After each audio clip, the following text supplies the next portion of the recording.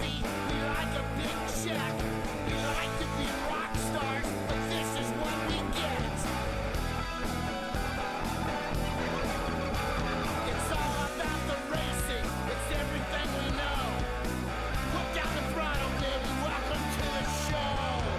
Race day rock. Drive it like a guitar. Race day rock. Fire in the hole. Race day rock. This is how we do it. This is how we rock. This is how we roll. Race day rock. Do it like a guitar. Race day rock. There's fire in the hole. Race day rock. This is how we do it. This is how we rock. This is how we roll. Race day rock.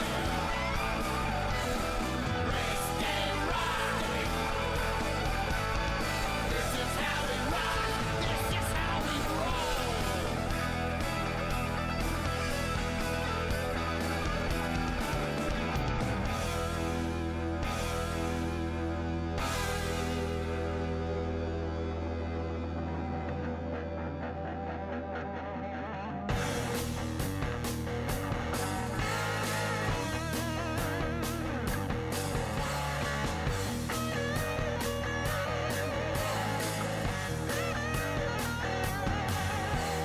Chevy on the left, panel Ford on the right.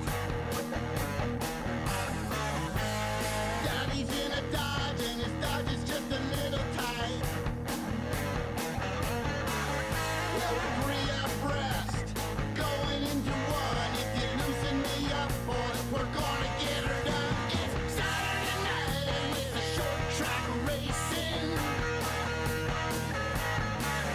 It's Saturday night and it's a short track racing. They turn up the lights when the sun goes down. Short track maniacs, gas pedals to the ground. Well, I'm on the hunt, coming out of Ford. Those are 700 horses, baby, knocking on your door. It's Saturday night and it's a short track racing. It's Saturday night and we're a short track racing.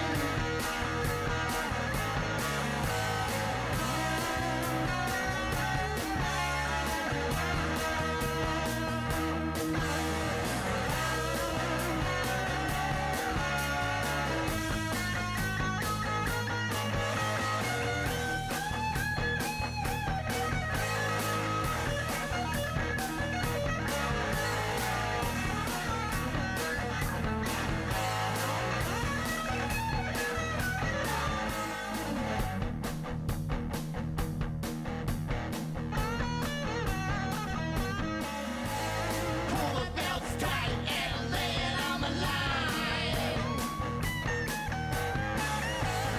Gotta love the fence kid, stars in their eyes. Put her in the show and bring her back alive. It's Saturday night and it's a short track racing. It's Saturday night and we're a short track racing. Dogs in the grandstand and cooking on the grill. Weekend speed warriors looking for the kill. Hard in the wall is what you're gonna be, 'cause you're playing with fire if you wanna play with me. It's Saturday night and it's a short track racing. It's Saturday night and we're a short track racing. It's Saturday night and we're a short track racing.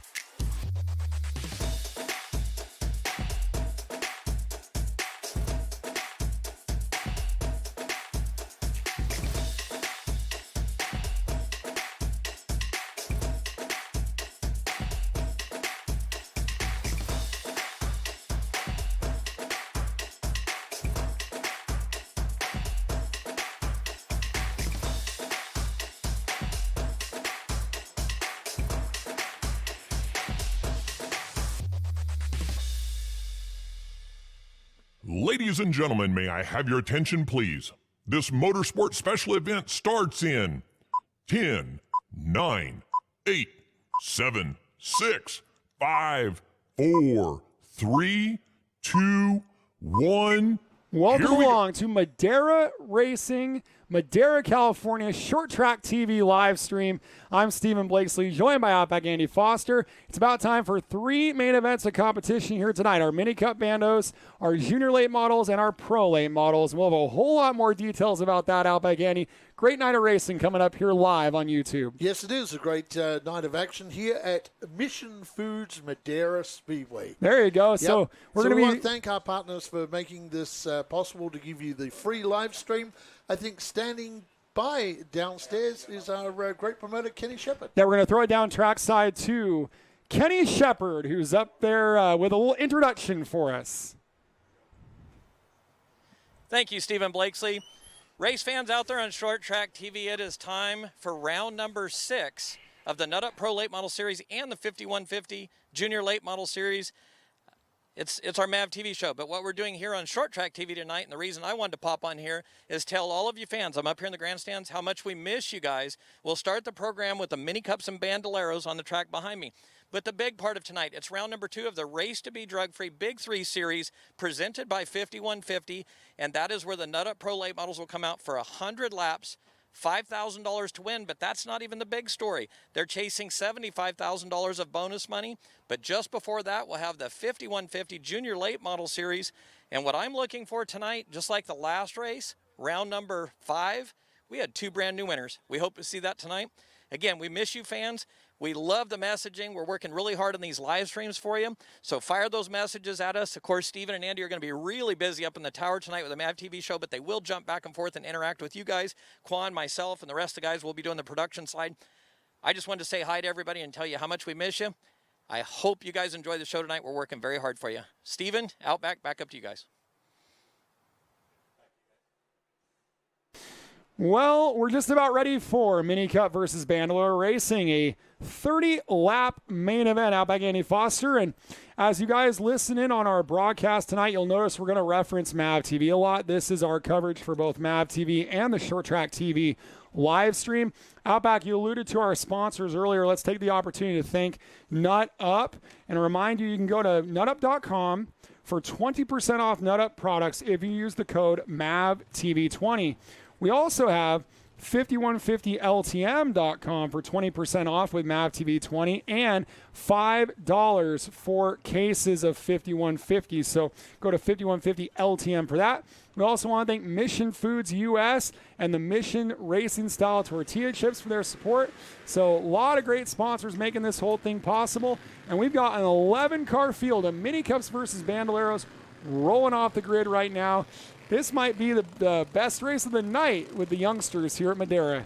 Yes, it might be. Starting on the front row tonight, the unbeaten Jeffrey Erickson. Alongside him, good to see him back here at Madera. That's Nathaniel Edwards. Well, fellow Bakersfield driver, starting third is going to be Caden Cordova. To his outside, Joey Keneally. Third on points, the rookie, out of spot number 4. Row number 3, the 42 is Stephen Basin. Alongside him, that is the 77 of Cam Caraway. And I'll give you the story about Cam Caraway here in a moment. Row 4, Harley Keneally out-qualified her points-leading Mini Cup contender, Rebecca Doobie, who will start 8th. So keep an eye on Harley and Rebecca from row number 4. Row number 5, it's a family affair. It's the Larry's Kits with Molly on the inside and Evan on the outside. And Bella Thompson going to round out the field. Now let's talk about Cam Caraway. So that 77 car, you'll notice, has all kinds of Kyle Fernandez stickers on it, a 77 on it.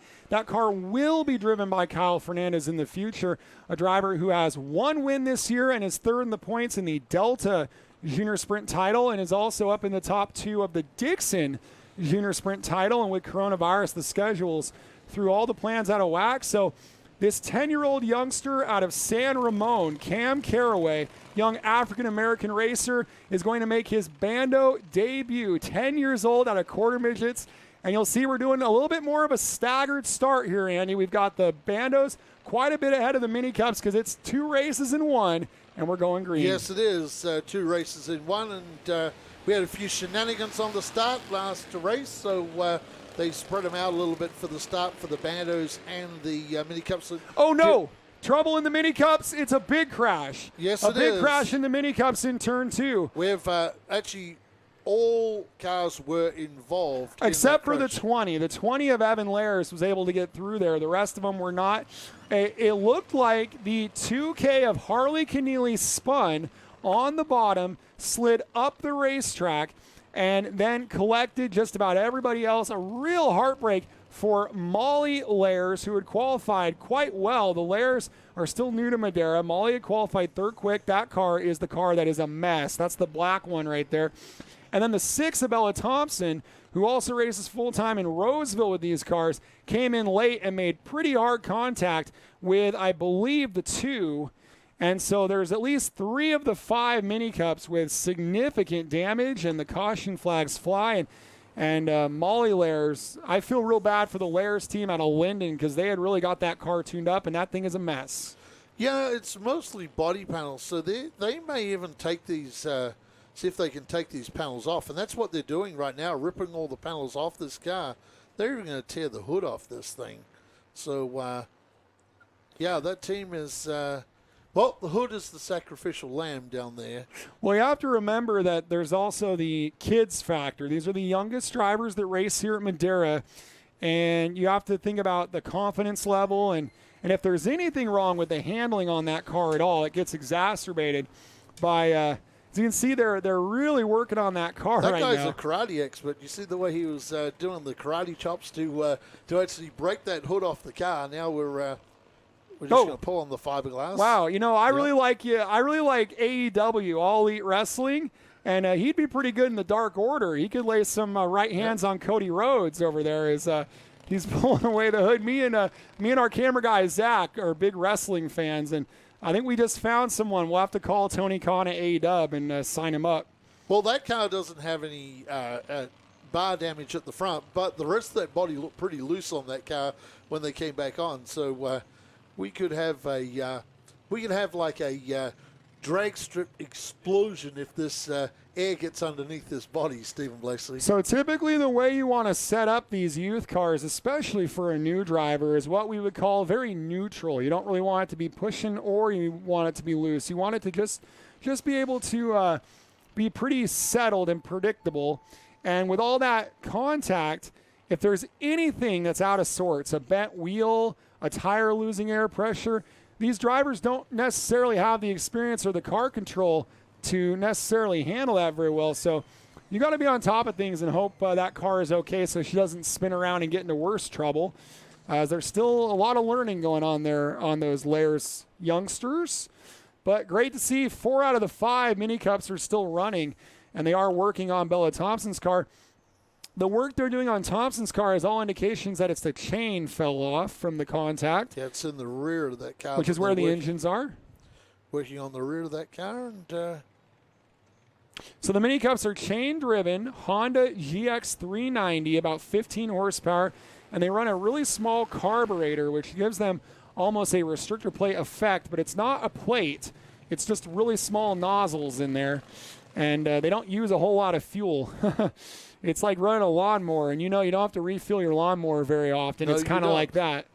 Although I hesitate to call these lawnmowers because I don't think your lawnmower goes 70. You used to race lawnmowers. Yes. It didn't go this fast. No, and they were those things were pretty fast, and they were pretty economical too. So, yep, a little less economical when we opened the jets up on them too. Well, we're getting ready for the restart here on MAV TV for our mini cups versus Bandoleros. No laps scored complete. They have not been able to complete repairs on the 6 of Bella Thompson yet. The lights are already off. Your points leader, Jeffrey Erickson, undefeated this year, alongside a driver we expected to have a good season. Bakersfield's Nathaniel Edwards brings him into the box. A perfect-looking restart, and we're back underway. Yes, that was a perfect start from our Bandoleros. Oh, no, we got to spin. We got to spin down there. That's the 42 car.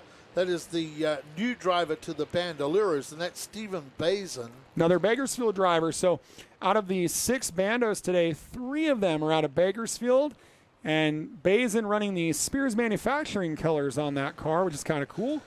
Yes, and he is. Looks like he lost it all by himself. Looked like We have a slight delay on our Short Track TV. It almost gives us a replay effect. Looked like he may have got the left side tires on the rumble strips. And these cars run so low to the ground, and also the Bandos do not run suspensions on the cars. No, they bounce around a little, although this track is pretty smooth since it was done some repaving on the turns last year. So this track is pretty smooth, so you don't get a too bad a run on these cars. Not like some of the tracks where you see these cars bouncing around a lot. So we are only going to lose one car out of this race right now. That looks like the number 6 of Bella Thompson is not going to make it back out. The crew looks like they give up on that car, Stephen. Yeah, tough break for them. They made a pretty long tow to be here from the Sacramento area to race. But kind of our drivers here come from all over. Of course, the 23 of Ericsson comes out of Phoenix, Arizona. And somebody's phone up in here is buzzing. I know that. We might want to deal with that before we start our TV show later on. As our Mini Cup Bando is getting crossed up for their restart with the lights off. See if we get a great start like we did last time, Stephen Blakeslee. They go in there. We want like just a little tiny little bit ahead. They're going to call that a good start by the looks of it. And Jeffrey Erickson, what a season this kid has had. Unbeaten so far for 2020. And this is a good battle down here. Cordova with the 7 of Edwards and the 3 of Keneally. That is a great battle. Yep, so we see all of our Bandos under a blanket from second on back. So 11-year-old Jeffrey Erickson, we finally get a lap in. We got one lap in the books, race fans. Caden Cordova in second, the rookie out of Bakersfield. The veteran out of Bakersfield, Nathaniel Edwards, in third, and he's looking up the inside of Cordova. Cordova shuts the door on him. You'll see these cars. Are we going to spin it down there in the turn? Let's hope everybody and it's the 77 car of Cam Caraway. The 42 is around as well. Well, Caraway, when he spun, didn't really hold the brakes down and was rolling straight up the racetrack, and the hole closed up on Bazin, and Bazin had to do a little sliding move to get around him, and the cautions come out. And a little slippery up there, too, on that the banking up the top. Not today, not from what we've heard, and we'll see that as it goes on with our late models. In fact, the top of 3 and 4 has been the better end. I think the 77, he just spun on the bottom, so the top didn't really have any bearing on it. But, you know, this is a tough environment to make your Bando debut in a car you don't own against tough competition on MAV TV. And so really cool to see Cam Caraway here. And just, like I said, really cool to have Caraway running with us today. Didn't get a chance to talk with them. Every time I went to their pit stall, Andy, they were working on the car. They were learning. They were trying to make the thing better. They were on the phone with presumably the Fernandez family and others, just trying to figure out a way to get that thing dialed in. So we sort of had to just let them do their business over there and get out of their way a little bit. With social distancing, we don't get as much time in the pits as we used to get down there. So we used to get a lot more time to do research. But with the social distance, and we are limited to time in the pit area. Lights are off. We're going back to green for our Bandos. Trying to get, oh, the yellow lights came back on. Yellow lights came back on. So we'll try this again. Yeah, we got trouble down here. The 42 car has stopped down in turn 1. So if you're tuned into our Short Track TV live stream and you're wondering what our game plan is today, so our program today is this event, which is scheduled for 30 laps. We always put that qualifier on it, and then 70 laps for our 5150 junior late models, and then our race to be drug free Big 3 round number 2 for the Nut Up Pro late models. 100 laps, 5,000 to win, and track records aplenty this weekend, and we'll talk more about that as we get further into the program. We're showing them 1 to go. They've wheeled Bazin's car to the infield, and it's going to continue to be Erickson and Cordova. We've still only completed 2 laps of this race. Yes, we have 2 laps completed for our Bandolero Mini Cups. So Erickson, the inside, Nathaniel's to his rear of him this time. So let's see what Nathaniel Edwards can do from the inside. And we're off and running. Another good-looking start. That's a very good start. And a good start for Cordova, too. Caden Cordova got a good start. but goes wide, and that allows Nathaniel Edwards and Keneally Pye. I thought maybe the 37 would have got a good run out of turn 2. That's normally where you get a bit of a slingshot out of that turn, Stephen. Yeah, it looked to me actually that he didn't get that great of a start, and I was thinking maybe that the 3K of Keneally was going to knife past him, and he does. So Keneally goes up to the 3rd spot, Edwards up to 2nd, drop Cordova back to 4th, and Cam Carraway is up there in the 5th spot. He's trying to stay in the mix for his rookie event. He's staying right there within arm's length of these drivers, but it's all Jeffrey Erickson battle for 3rd. Yeah, battle for 3rd between Keneally and Cordova. The 77 at Carraway, the best thing he can do is stay right with these cars, because he's going to learn more when you're kind of running rather than falling back. If you can run with these cars and follow them, you'll learn a lot quicker than you will seeing those cars from a distance down the straight. Well, he just turned 10 years old a week ago, so happy birthday to Cam Carraway, and we'll see how he goes. The driver out of San Ramon, California. And, right now it's a bit of a runaway at the front, but great battle for 3rd continuing. Keneally in the 3K is our Mini Cup champion from last year, but he is a Bando rookie. So you got a Mini Cup graduate and a Junior Mini Dwarf graduate battling here for 3rd in the Bandos. We've clicked off at the line 7 laps in the books in this one. Yeah, with the experience of these two guys in front of Carraway, I think Carraway is doing an outstanding job in this event. We see the picture now of Caden Cordova in that 37 DJ safety entry. The other thing about this class is in the Bandoleros, they have both the Bandits and the Outlaws normally, and the Bandits will run separate with restrictor plates. Here at Madera, we run them in the Outlaw configuration. So you got kids like Cordova that would qualify to be a Bandit and would be running with a restrictor plate, instead running open with the big boys, and that's tough to do. As there's a good look at the 77 of Cam Carraway, and like we said, it's got the Kyle Fernandez stickers all over it, and we'll see if Kyle Fernandez assumes control of that car. There's a couple of new Bandos coming through the ranks, and then we got to go back to our Mini Cup battle, because this has been the battle of the season across all of our divisions, Andy. And right now, Rebecca Doobie, who leads the points by 6 points entering the main event. It was a 7-point lead, but that 2K of Harley Keneally out-qualified her. And so it's a 6-point differential unofficially. And now Doobie ahead of her, so that would knock it back to an 8-point difference. They've gone back and forth all year, although Doobie has won 4 out of 5. Yeah, that's an amazing that Rebecca Doobie is not further ahead on the points than she is right now. So Harley Keneally doing a good job back there in that 2 car, trying to track down Rebecca Doobie. Yep, they are just about nose to tail in those identically prepared Honda-powered Mini Cups. Into turn number 1 they go, and Rebecca Doobie out of Tracy running the Dodge.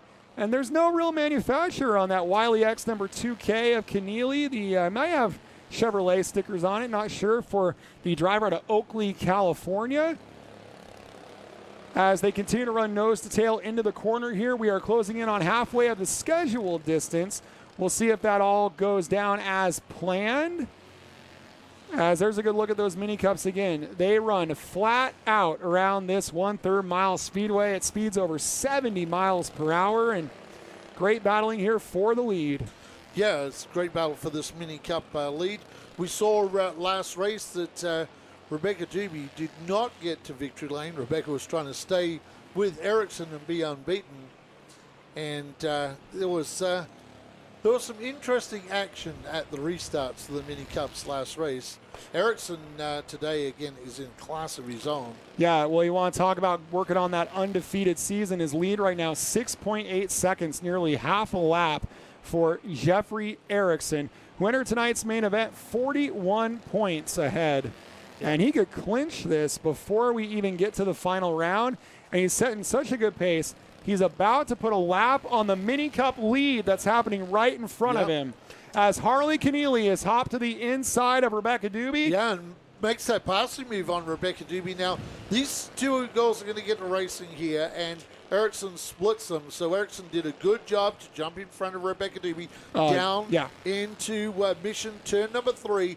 Erickson just powers that bandolier past those Mini Cups. So Erickson is He's getting really serious behind this car today. Well, remember, Harley Keneally spun to spark that opening lap melee. That hasn't seemed to deter that young lady, the 14-year-old out of Oakley, California, as she leads the way in the mini cups and is trying to find a way to narrow that points gap.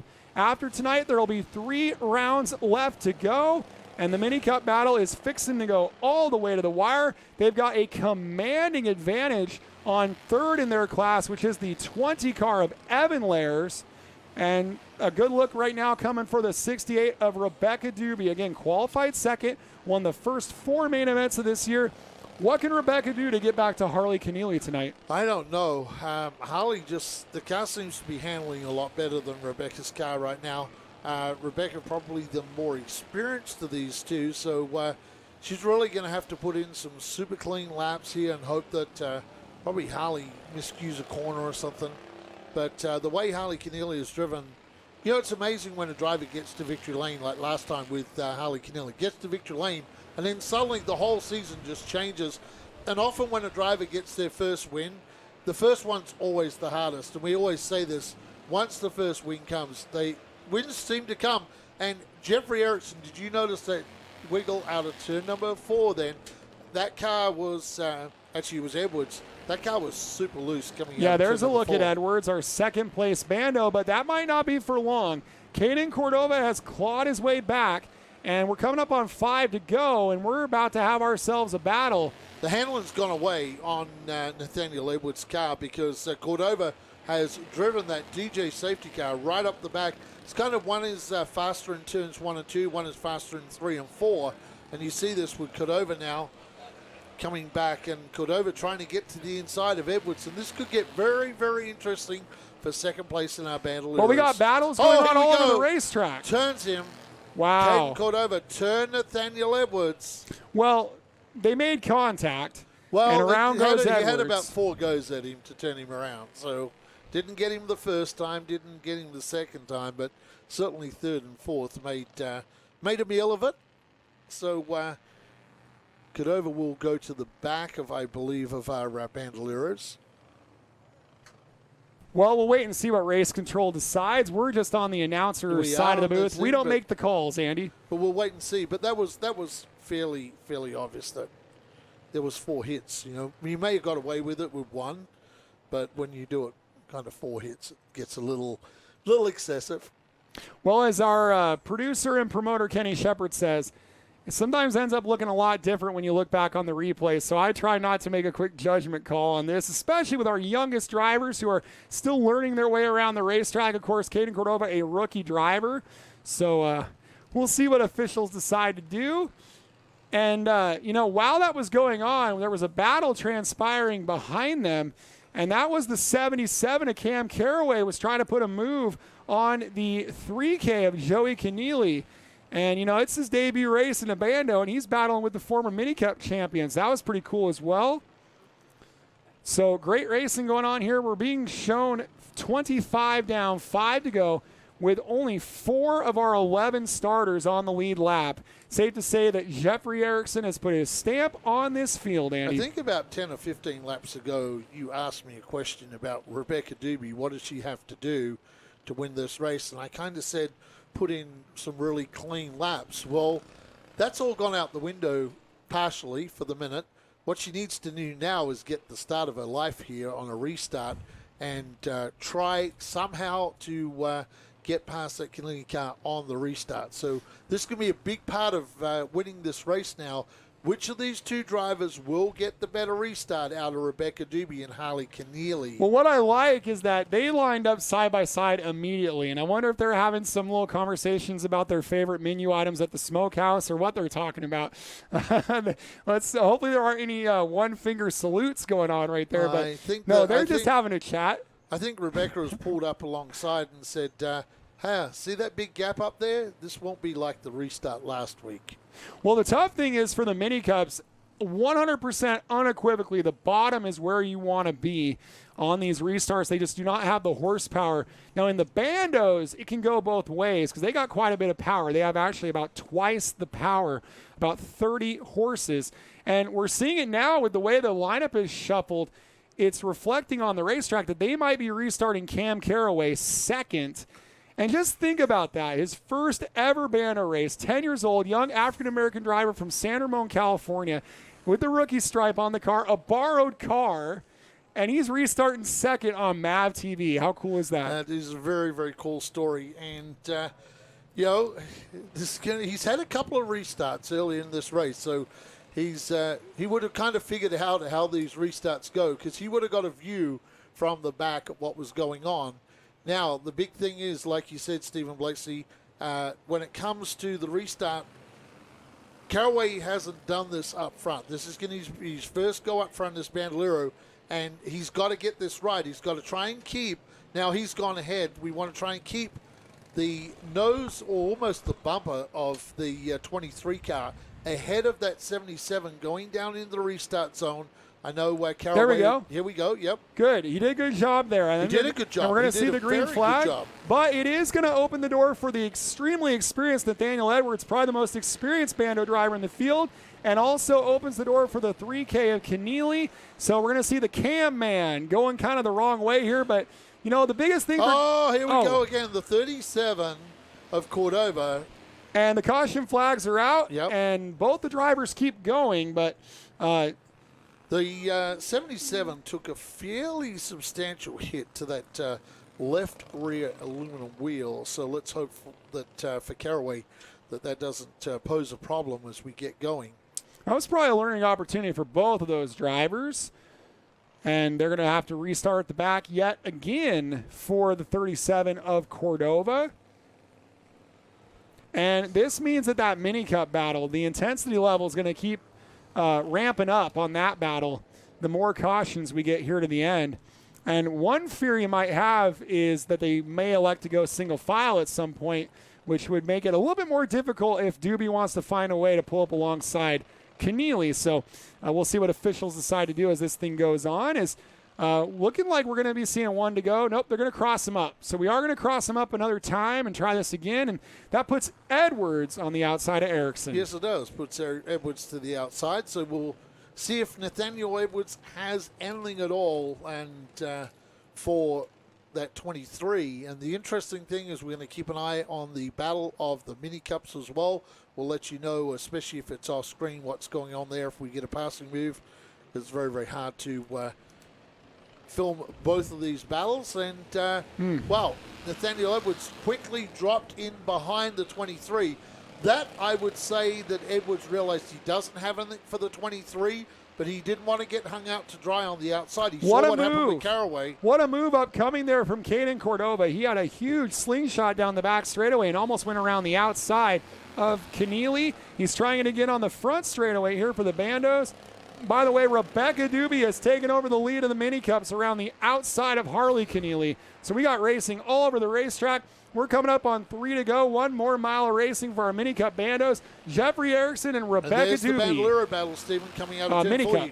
Mini cup, you can see Rebecca Doobie has about a 3 or 4 car length lead, and Cordova and Keneally are side by side. This time, Cordova's gone to the outside. Obviously. And Joey Keneally and Cordova, 77's and up what a towards the save. wall. Wow. The 77 of Carraway.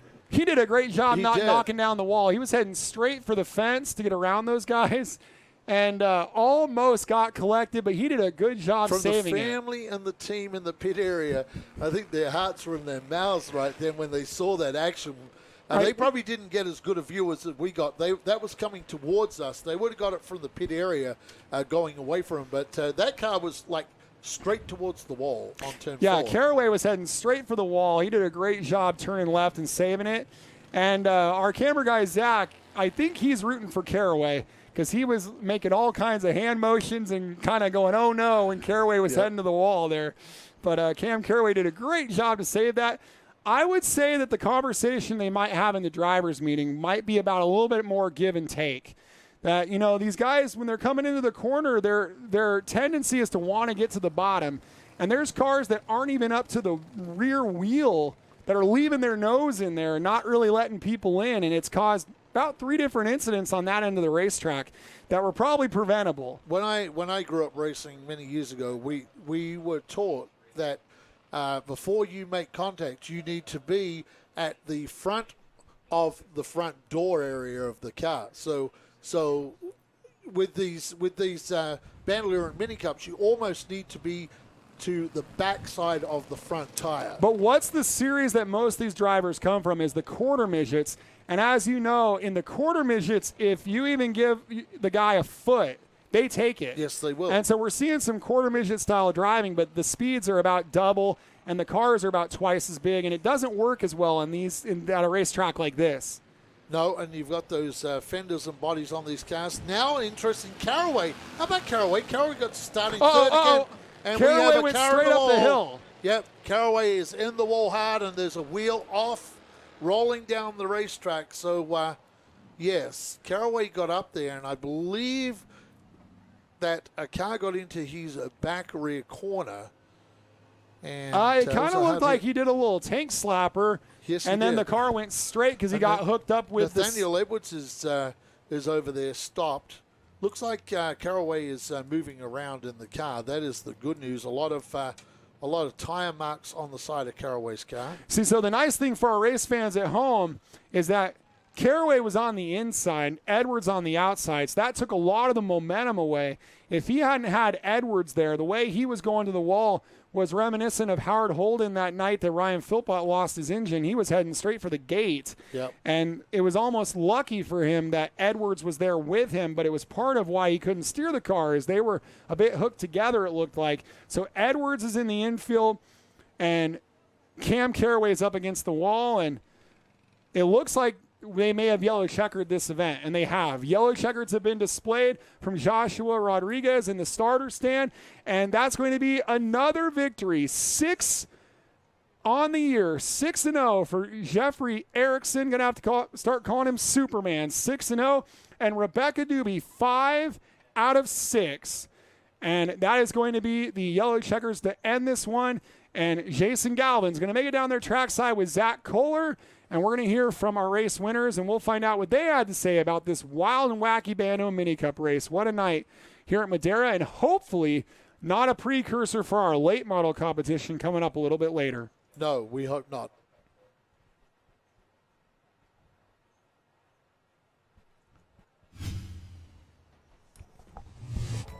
Since 1977, Mission Foods has been creating fresh and authentic Mexican food products.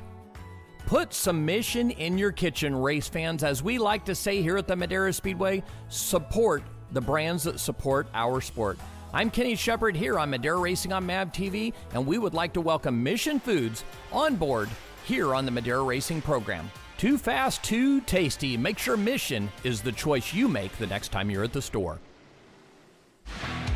Outback Andy, it's race time here at Madera. Yes, it is.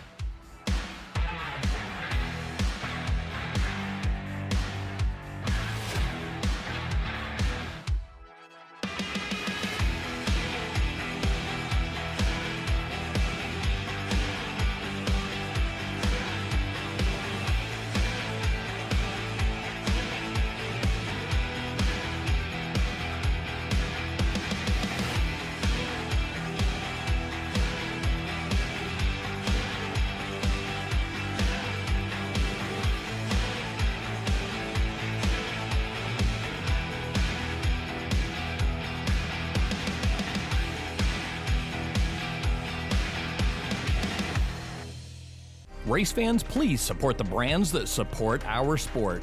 NutUp Industries and NutUp.com is the primary sponsor of these free live streams for our fans to enjoy. Please go to NutUp.com and enter the code MAVTV20 for a 20% discount on all of their great, healthy almond snacks. Please visit NutUp.com and support the brands that support our sport by entering MAVTV20 for a 20% discount to say thank you for this free live stream tonight. Through the Race to Be Drug-Free campaign, we raise awareness about the harmful effects of drugs.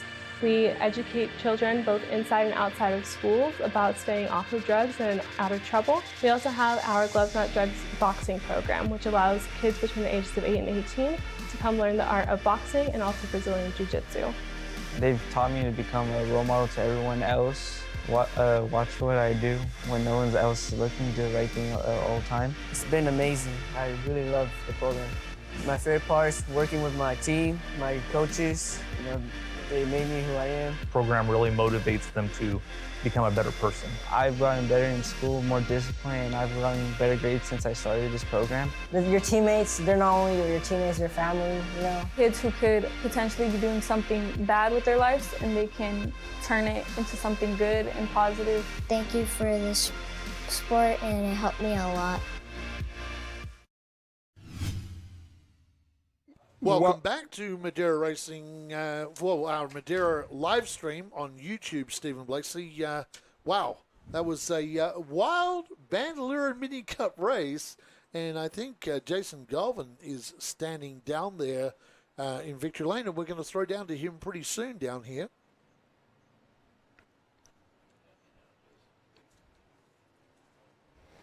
In the midst of a truly dominating season here at Madeira, Jeffrey Erickson picks up his 6th win in his many tries here in the 2020 season. Jeffrey, just another spectacular performance for this team and this car.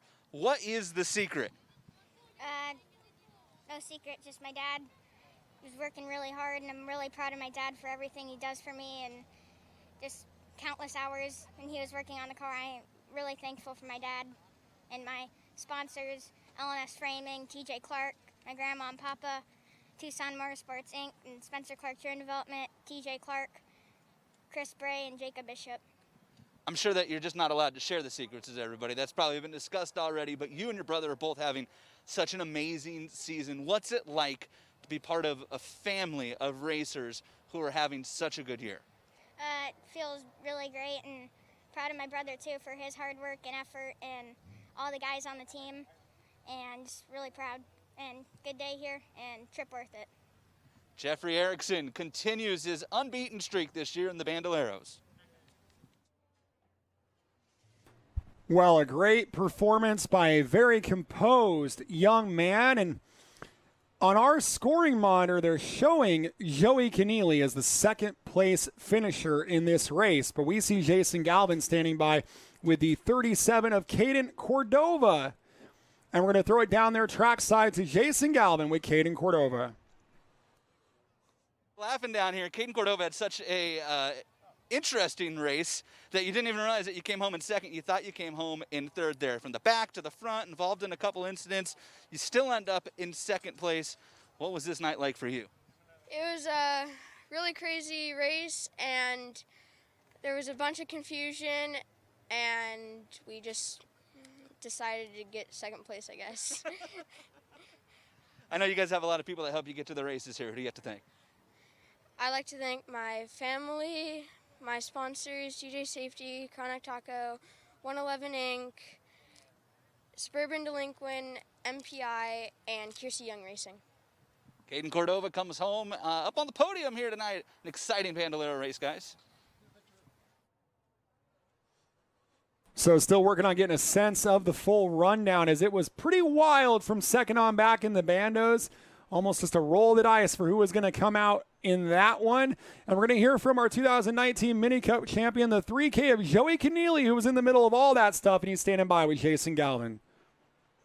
Joey Keneally, it looked like it was almost heartbreak for you there. The contact with Caden Cordova late. You guys spin, you go to the back, and then that wreck on the restart and find yourself right back up here on the podium. What was tonight like for you? This race was super crazy. I did not expect to get a top 3, but the incidents on the final lap were pretty harshful and put me in the 3rd spot. I want to thank Wiley X, Lion X, SD Plumbing, Kathy Marple's Real Estate, Oakley Chiropractic, and yeah, couldn't be here without them. Another strong night for the Keneally family as Joey comes home in 3rd in the bandos. Well, we've heard from our top finishers in the bandos, but the interview we're really looking forward to is our points leader in the mini cups. It always takes a lot of tenacity to come back from a loss to get a win, and that's exactly what Rebecca Doobie has done. Her 5th win in 6 races for the young lady out of Tracy, and she's got Mopar on the front of that car for the 68 of Rebecca Doobie, standing by with Jason Galvin. Rebecca Doobie's undefeated streak came to an end in the last round, and tonight, boy, what a tenacious battle between you and Harley Keneally. You led early, Harley got around you, and then you were able to overtake her there at the end. And on the final restart there, what was the difference between you and Harley and you being able to take the win? Well, we were very close, and it was an amazing race between us, and I just floored the car and ended up in front of her for the final, for the end and the win. It looked like we were noticing up there that when Harley had control of restarts, she was kind of laying back, and when you had control, you wanted to maybe be a little bit closer to the Bandoleros in front of you. Was there strategy involved in that? Not really. It was kind of an accident. I tried backing off from the Bandoleros, and then they'd slow down more, so I'd get closer to them. Another great run for you, though. Another win here now, 5 for 6 in this season. What can stop you? I mean, parts, delays, and nothing else really, but I'd like to thank my family, my brother, my dad, my mom, my grandparents, and even my sisters. And then I'd like to thank my sponsors. My sponsors, Hip Renovations, Main Street Music, and Paris Printing. Rebecca Doobie, another big victory here, and extends her points lead in the mini cups. Well, this points battle has all the makings to go all the way down to the wire. And the driver that is going to be in that battle with the 68 of Rebecca Doobie is the 2K of Harley Keneally, fresh off a victory 2 weeks ago. And she'll be standing by with Jason Galvin down trackside. Harley Keneally with a second place finish here. 1 round after picking up your first win of the season. And it looked like this race might be yours until late in the going there at those restarts. What was the difference that allowed Rebecca to get back around? My car, when you get on the gas at first, it takes a second to get right up in there, and I guess hers just goes a little faster, so we get very unlucky with all the restarts and stuff. You also mentioned you were having a little bit of brake issues there at the end of the race. Did that affect anything at all? Not really, just a couple of swervings through like wrecks in front of me and stuff. It's another strong run, though. You come home in second place. What can you learn from tonight to take into the next race? Just be a little more aggressive and stuff, get on there quicker, and just drive. Harley Keneally comes home in second place tonight in the mini cups, a close one. Well, there's a look at Harley Keneally after running second in the mini cups, and I think we're also going to get to go all the way to third in the mini cup interviews. Galvin's getting some work in on this 100-degree night. Evan Lairs, he's a short one down there. He's someone that Galvin's taller than, and we'll hear from him right now. Evan Lairs is just debriefing down here, talking to your sister. I saw Rebecca Doobie come over. Interesting night for you guys there. The incident early on that you had to kind of find your way around. You still end up in third place. What was the night like for you? It was fun. I just got a little scared there in turn 2 because all the cars got collected up. It was a fun night. You come home in third place here, and I know this is such a team and family-oriented sport for you with your sister out here racing too. You got a lot of people that help you. Who do you want to thank? I want to thank my dad, my mom, my sisters, and everybody who's helped me got fast. Evan Lairs comes home in the third position here tonight in the mini cups. Stephen and Outback, up to you. Work down there on the racetrack with all these interviews, and Outback right now we've got 468 people on our Short Track TV live stream. We'd like to see that nice and early. We'd like to see that climb to 700, right? We would. We're out there sharing it out. So tell your friends to join in. 2 late model races to go. 70 laps for our junior late models tonight. 100 laps for our pro late models tonight. So let's hope that everybody ate their mission foods this morning and got their energy in their body. And there's a long way to go in the hot race tonight. 100 laps for our pro late models. On a hot night here at Madeira. It's cooled down the previous race, and now tonight it's come back over the 100 mark. I think it's 105 here at present, something like that. So we're just north of Fresno. We're getting ready to roll 18 5150 junior late models for a 70-lap main event. And in just a moment, we're going to pay some bills, take a quick time out before we come back for some junior late model racing, the original junior late model series on planet Earth right here from Madera, California. Share this link with your friends, and we'll be back with 70 laps of late model racing. Since 1977, Mission Foods has been creating fresh and authentic Mexican food products. Put some Mission in your kitchen, race fans. As we like to say here at the Madera Speedway, support the brands that support our sport. I'm Kenny Shepard here on Madera Racing on MAV TV, and we would like to welcome Mission Foods on board here on the Madera Racing program. Too fast, too tasty. Make sure Mission is the choice you make the next time you're at the store. Race fans, please support the brands that support our sport. NutUp Industries and NutUp.com is the primary sponsor of these free live streams for our fans to enjoy. Please go to NutUp.com and enter the code MAVTV20 for a 20% discount on all of their great, healthy almond snacks. Please visit NutUp.com and support the brands that support our sport by entering MAVTV20 for a 20% discount to say thank you for this free live stream tonight. The Knockin' Doors Down autobiography by Carlos Vieira. It takes you deep into his destructive past and how racing saved his life and opened the door to give back to the community. And 100% of the sales go directly to the Carlos Vieira Foundation, an organization committed to raising awareness for addiction, mental health, and autism. And for inspiration and motivation, tune in weekly to the podcast every Thursday for real-life episodes from celebrities and local heroes. Get Knockin' Doors Down today at kddmediacompany.com or Amazon.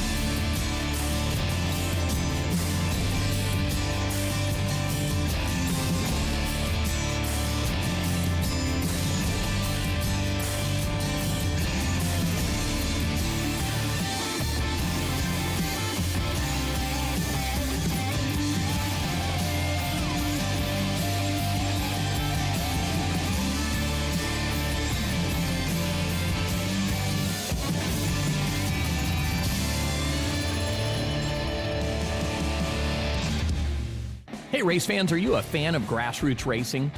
Would you like to see more content from behind the scenes at the Madera Speedway? If so, you need to check out our YouTube channel, ShortTrackTV. ShortTrackTV is where you will find the behind the scenes action with documentaries of the race car drivers, old race footage, and other exciting and fun content from the Madera Speedway. Go to ShortTrackTV and subscribe today and enjoy some more great content from the fastest 1/3 mile in the West, the Madera Speedway. Welcome back to the Madera Speedway live stream on the YouTube. Stephen Blakeslee brought to you by Mission Foods, 5150, and, of course, NutUp. Well, and we're looking at our comments, and we had someone that said, every time I see these good commercials, I want to go shopping. Well, Outback, they can go shopping. Why don't you tell them about all the deals we have today? You can go online to nutup.com. And if you go over there, MAV TV, M-A-V TV 20, that's all capitals. When you check out, you'll get 20% off all those NutUp products. I like the sea salt and caramel. Stephen Blakeslee and Kenny Shepard, they love the sweet heat. What about Quan, our director? What flavor does Quan like? Oh, he likes the garlic parmesan. That's right. Yes, he likes the Italian tasting nuts. So yeah, you can get those chopped nuts, or you can get some great almond butter as well, which we've had, which goes great with slices of apple or pretzels. So 20% off at nutup.com when you check out. And if you go to 5150ltm.com and you use the MAV TV 20, all in capitals once again, at checkout, you will get 20% off of all the merchandise, and also $5 cases of 5150. I want some of that purple one, that awesome passion fruit 5150, so I'm going to order some of that as soon as I'm done here tonight at Madera Speedway. So someone asked us online, is there a promo for the Mission Tortillas? Well, there's two things I want to say about that. Number one is Mission tortillas can be found in just about every store around the world. So, and I am literally saying around the world. They sell Mission products in India and Australia and everywhere you can find great flatbreads and tortillas and great foods like that. You can find a Mission product. So they're easy to find, whereas our Nut Up and 5150 products primarily on the West Coast. So that's part of why we're trying to drive people to their website. The other thing I want to say to that is the Mission products are also very reasonably priced. And if you're one of those people that always picks the store brand, you'll be surprised if you take a look at the Mission products and you'll realize, hey, I can support my racetrack and it doesn't really cost a whole lot more. We eat the whole wheat tortillas at home. We've gone all Mission all the time. Had some today here at the track. In fact, made some burritos here in the tower. So look for your Mission products at every grocery store around. And if they do not have it, request it. That's right. We got a lot of work up here to do tonight, so I will make a request quickly. Please keep the comments from the election comments off YouTube tonight. We will not be wanting I'll to delete. take care of it. I'll get on there and I'll give them the. Don't worry. It's a chance. You don't even need to read it. You're from Australia. Don't even worry about it. We don't want to deal with it. We got a lot to deal with. We got 70 laps of late model racing. You're going to have the best 10 to 16-year-olds on planet Earth. You're going to have 100 laps of late model racing with the best late model racers on the West Coast on a hooked-up racetrack tonight. So you'll see some great action here at Madeira Speedway. And we got a lot of comments in there that we have to siphon through. So I just ask people just be mindful what you're posting would be great. Thanks. Other than that, we're all good. We are all good. We are all good. And a lot of great loyal supporters. We're seeing the live stream numbers are shooting through the roof. We're up to 530. I want to see this go above 700 race fans. So please show us with your friends and family. And also, let us know where you're from, too. We want to know where you're from. Certainly want to know where you're from. So give us a shout-out where you're viewing this from. We had some fans from Idaho for Jody Moen. She'll be in this junior late model race. Had some folks that are tuned in from Talladega, Alabama. So I wonder if they saw that awesome finish at Darlington today with the Xfinity Series. That was pretty exciting. Brandon Jones getting his first win. Michael Owens from Modesto is tuned in. We got some folks tuned in. Stockton? Yep, rooting for their Stockton boys. Someone asked us if the track is slippery. Well, here's what I'll say about that, is that we broke the track record in both our Nut Up Pro Late models and our 5150 Junior Late models. So the track is fast. We got Las Vegas. We got Australia. Yeah. Who we got in Australia there? Mark McConnell. Jonathan Mawhinney, one of my favorite Legends drivers, is rooting for Bradley Erickson. We got Cheyenne, Wyoming. I had a family road trip all planned out to go to Wyoming, Montana, to go see Yellowstone, and then the good old coronavirus came, and I was out of luck. So that was in my plans, Andy. Let's see, Sacramento, California. That's my neck of the woods. We have someone here. We have someone here from we got Vegas, but we had someone from Norway or somewhere, did I see? Well, Nashville, Tennessee, Las Vegas, Ceres, California on here. Who's there from Ceres, my hometown? Trina Gambrell. Okay, we got a few Ceres people. We got someone from... We have someone from Norway/Maine. There you go. We got Niagara Falls, and you may recall when they did the tightrope walk around Niagara Falls. It's Norway, Maine. So not Norway. It's Norway, Maine, which, I mean, the upper corner of Maine is still pretty far from here. I was getting excited because the Norway, they're big motorsport fans in Norway. Jonathan Mawhinney is saying, well, I'm not also your favorite late model driver. Well, you are one of my favorite SRL drivers as well, my friend. Lots of Colorado folks. Someone from the UK, some are from Philadelphia, from Brotherly Love. They're from all over the world. And we got our friend from Bakersfield standing by, Jason Galvin, to introduce this broadcast tonight.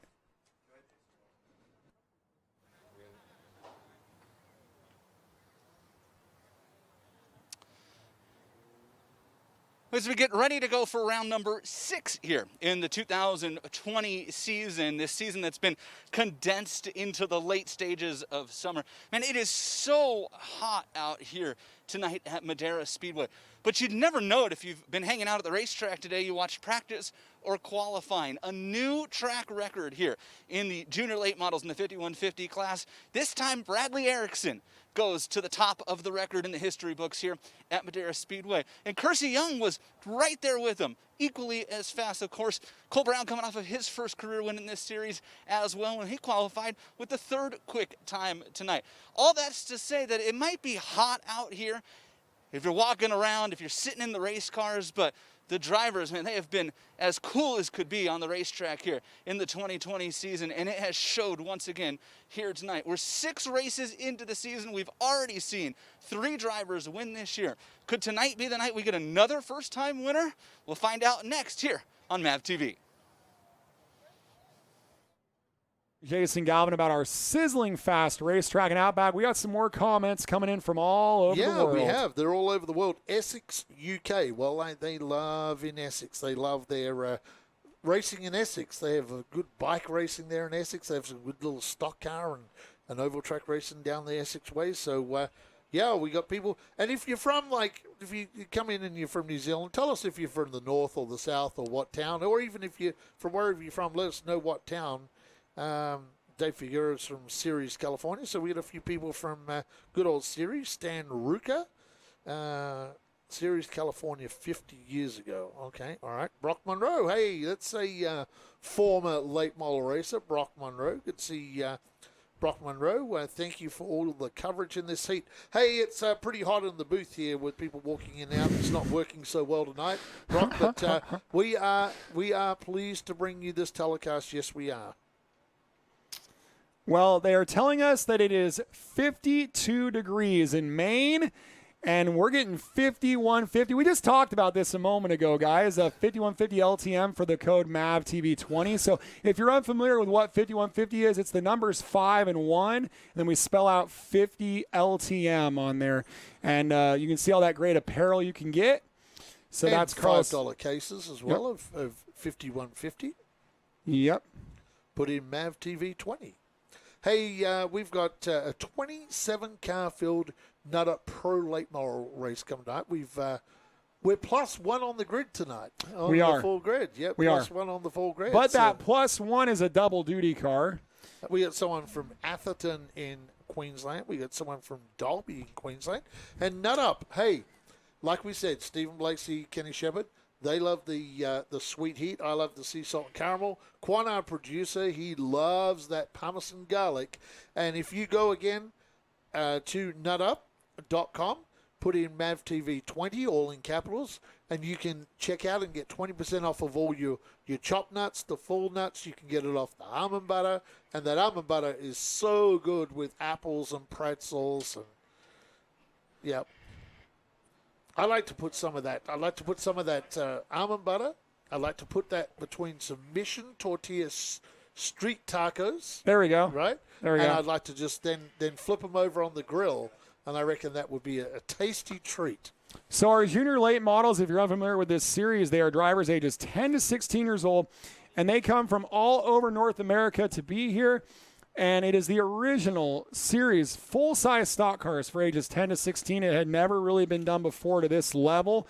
And 70 lap main events on MAV TV. And this is season number 5 of the series. And we have had some amazing champions before us. And we expect more amazing champions. Of course, the Diesel West out of Las Vegas, Nevada, won the season opening season over Austin Herzog. The second season, Jesse Love was on top. Season 3 was Jesse Love, and Season 4 was won by the Beast, Joey East. That's 3 consecutive titles for the team Nate Clower Motorsports.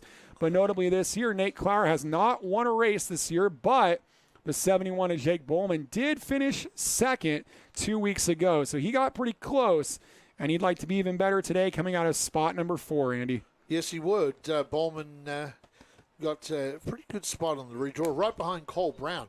Actually, he is sandwiched between Cole Brown and Bradley Erickson. That is a really, really strong outside row. And then you got Kelly, Ethan Nascimento, and Kirsty Young. Now, out of all of that, Ethan Nascimento is probably our least experienced driver in the top 6 for this race tonight. I don't believe he's run a TV show yet. They've had that car for a while. They've run some of the Pro Late Model stuff at Stockton, I believe. He had a really big crash at the end of that Legends car race 2 weeks ago, where he was kind of run into from behind by the 31 of Eddie Garoni, and they went slide into the wall. Garoni flipped. But Nascimento was showing off his talent. When you're running in the top 3 in a Legends car race, and he's a young driver, it was a pretty impressive performance all in all from Ethan Nascimento, and looking forward to seeing him in a late model tonight. Of course, the Nascimento Motorsports team, probably the most accomplished team at Madera with all their success in the short track shootout. Yes, they have. Eric Holmes has won. He's been a 3-time winner in our short track shootout, the 10,000 win. Hey, big shout out to Cade McClellan, starting 8th tonight, won a Madera late model race in his first event out of the juniors last week. So came for the non-TV show. For those that viewed it last week, what a great race too. And Cade McClellan just missed by 2 spots the redraw tonight, but he'll start on the outside of row number 4 and right behind Bradley Erickson. So for Cade McClellan, he will need to stay right in the tire tracks of that very fast 22 of Bradley Erickson. And I would tonight. expect they're a bit surprised to have qualified 8th after that performance 2 weeks ago. Is Jason Galvin standing by? We're waiting for the call from race control for 4 to go, and we'll get this thing underway to get our program underway. You're going to hear us reference MAV TV often. This is a broadcast that will also appear on MAV TV Monday nights at 6 p.m. Pacific, and our new episode for our Pro Late Models will air on Monday the 14th, coming up in a week and a half. So wait for that here in just a little bit, and we'll be seeing that. But every Monday we have reruns, 5 p.m. and 6 p.m. Pacific, and then every other week is a new episode at 6 p.m. Pacific, and it'll be our Pro Late Models coming up on September 14th.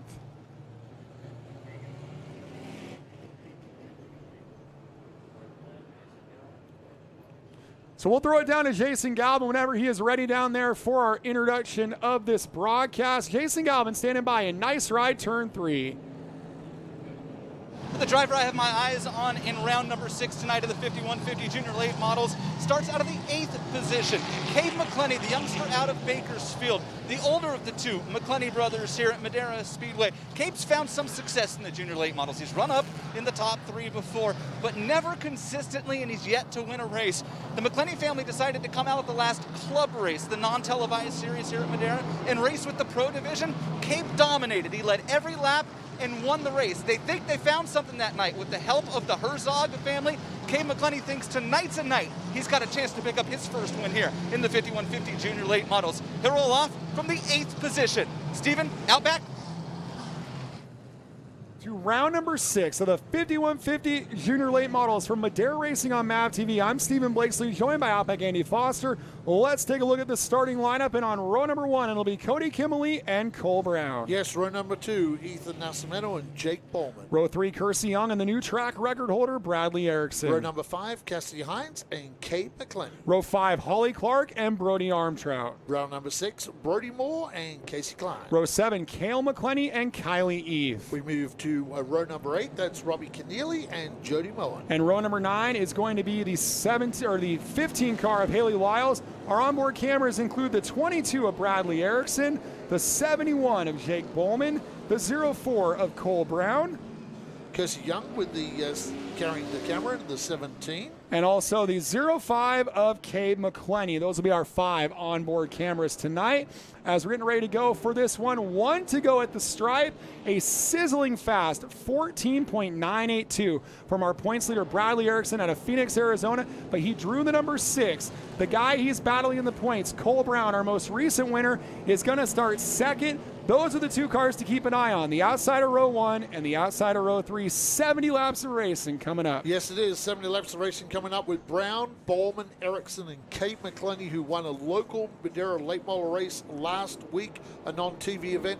That is a fast four on the outside, and we come to the green, and that's a great start from our junior late models. A great looking start if you're the 04 of Cole Brown, and as he starts to make a big slingshot out of turn 2 on the 48 of Cody Kimley. That car looks like his old colors, but it's a former race car factory car of Buddy Shepard, the car he ran last year with that big lightning bolt scheme. But lightning is not struck twice as Cole Brown leads lap number 1. Yes, Cole Brown leads lap 1 from Kimley. I tell you what, Bowman was muscling the back of one of those cars on the last lap, but he kind of got out on the outside and slipped. The outside wasn't the place for him. This time you see Bowman now trying to find a way around that Burgeson's number 48 of Kimley. Well, he's been the most improved driver as of late. Jake Bowman, 4th in the standings, had his crew best 2nd place 2 weeks ago, and he's over the back bumper of Kimley. And I figured this was going to be a battle throughout the event, but it's already starting to get a little hot and heavy contact into mission turn 3. Yeah, Bowman's had the front bumper underneath that 48 many, many times, and we're only 4 laps into this race, Stephen, and he's probably used that bumper about a dozen times on that 48 car. And here we go, trying to go down the inside, but the 48 chops him off down there, and Erickson right behind Bowman. Now, Bowman went up the racetrack, and Erickson got a killer run out of turn number 4. Yeah, that's Bradley Erickson, our points leader, with 4 wins out of 5 races this year, trying to go up Jake Bowman for 3rd. There's a 40-lap opening segment, and then the 30-lap run that really counts, but there are bonus points at the break, 5, 4, 3, 2, 1, and that's where Erickson has really stretched out his points lead this year, is those halfway bonuses. He's run 1st or 2nd virtually every race. Right now he's battling for 3rd.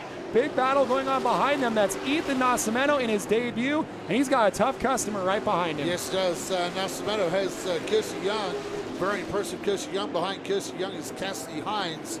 So Cassidy Hines and Kirsty Young mixing up. Now Kirsty Young is starting to muscle the back of that Nascimento car, and of course Kirsty trying to pick up all the points she can to stay in this chase to the championship. Well, she's done a great job getting herself back in the championship. A DNF, a dead last finish in the season opener.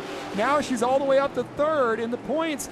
But another quickly improving female is this driver, Cassie Hines, the 17-year-old out of Colorado, our oldest driver, and also our most experienced, runs pro trucks and Legends cars at Colorado. Got a big Legends car win at Colorado in a 30-car field a few weeks ago. And contact. Kirsty Young got into the back of Nascimento. Not good. Around, not good. That's we'll see how this plays out as Nascimento tries to turn that 21 car around. Been a rough couple of weeks with that crash in the Legend cars, and now a spin here at Madeira. We'll take a commercial break. Come join us back for the restart for this hot action from Madeira Speedway. So we turn around that 21 car, Ethan Nascimento, and wow. And we'll see what they end up doing with the 17 of Kirsty Young. And with a field this strong, 17 cars taking the green flag, giving up the track position would be crucial for Kirsty Young. That was the battle for 5th, and she could go all the way back to the back of this 17-car field, and in fact would be in the vicinity of a lot of tough female drivers with Kylie Eath, Jody Moen, and Haley Lyles. And it could be females a crowd back there here in a moment. We'll see what race control decides to do. We didn't have the best view of that battle or that spin before it all happened here on our MAV TV cameras. There may have been something that happened, like the Nascimento car got sideways in front of her. Like I say, it was not totally on camera for us, the shot, but we'll see up front. Cole Brown doing a great job, Steve Bracey. It's been a couple of good weeks so far for Cole Brown, leading this race, coming off a win. And we often see what happens with race car drivers when they take a win. Suddenly they become like Superman and rattle off a bunch of wins. So these drivers reaching speeds upwards of 85 miles per hour, maybe even as high as 90 here on the 1/3 mile. We're just north of Fresno, California for our 5150 Junior Late Models on MAV TV. Cole Brown's going to pick the inside. I'll bring him back for our MAV TV coverage here at the stripe. Looks like they're going to keep the 17 where she was. Welcome back to round number 6 of our 5150 Interjunior Junior Late Models. Welcome back to our 5150 Junior Late Models here, round number 6 of 2020. The 04 of Cole Brown on the inside, the 48 of Cody Kimley outside. Our points leader looms large from spot number 3. That's the 22 of Bradley Erickson. 10 down, 30 to go to the break. Yes, and that car sitting in 4th. Bowman will need to get a good start here, or he could get hung out down in turns 1 and 2. We'll see how this plays out because Kirsty Young is there.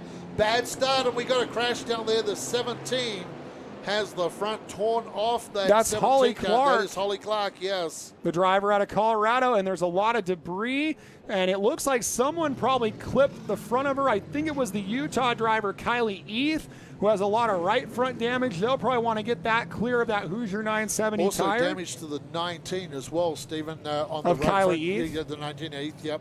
So Kylie Eath with damage on the right front. The 17 of Holly Clark just left a big chunk of the car on the inside of turn 3 on Frank's Radio turn 3. And we've got a lot of work to clean this one up here with still 30 to go to our Mission Racing Style Tortilla Chips break here for the 5150 Junior Late Models on MAV TV. Well, Holly Clark's car is probably going to look like a modified after the crew go to work. It's picking out some water there as well, so that car's pretty hot. Early in the race, too, to be hot like that. Well, and for Holly Clark, they didn't even start the race 2 weeks ago. Had a mechanical problem that prevented them from starting the race.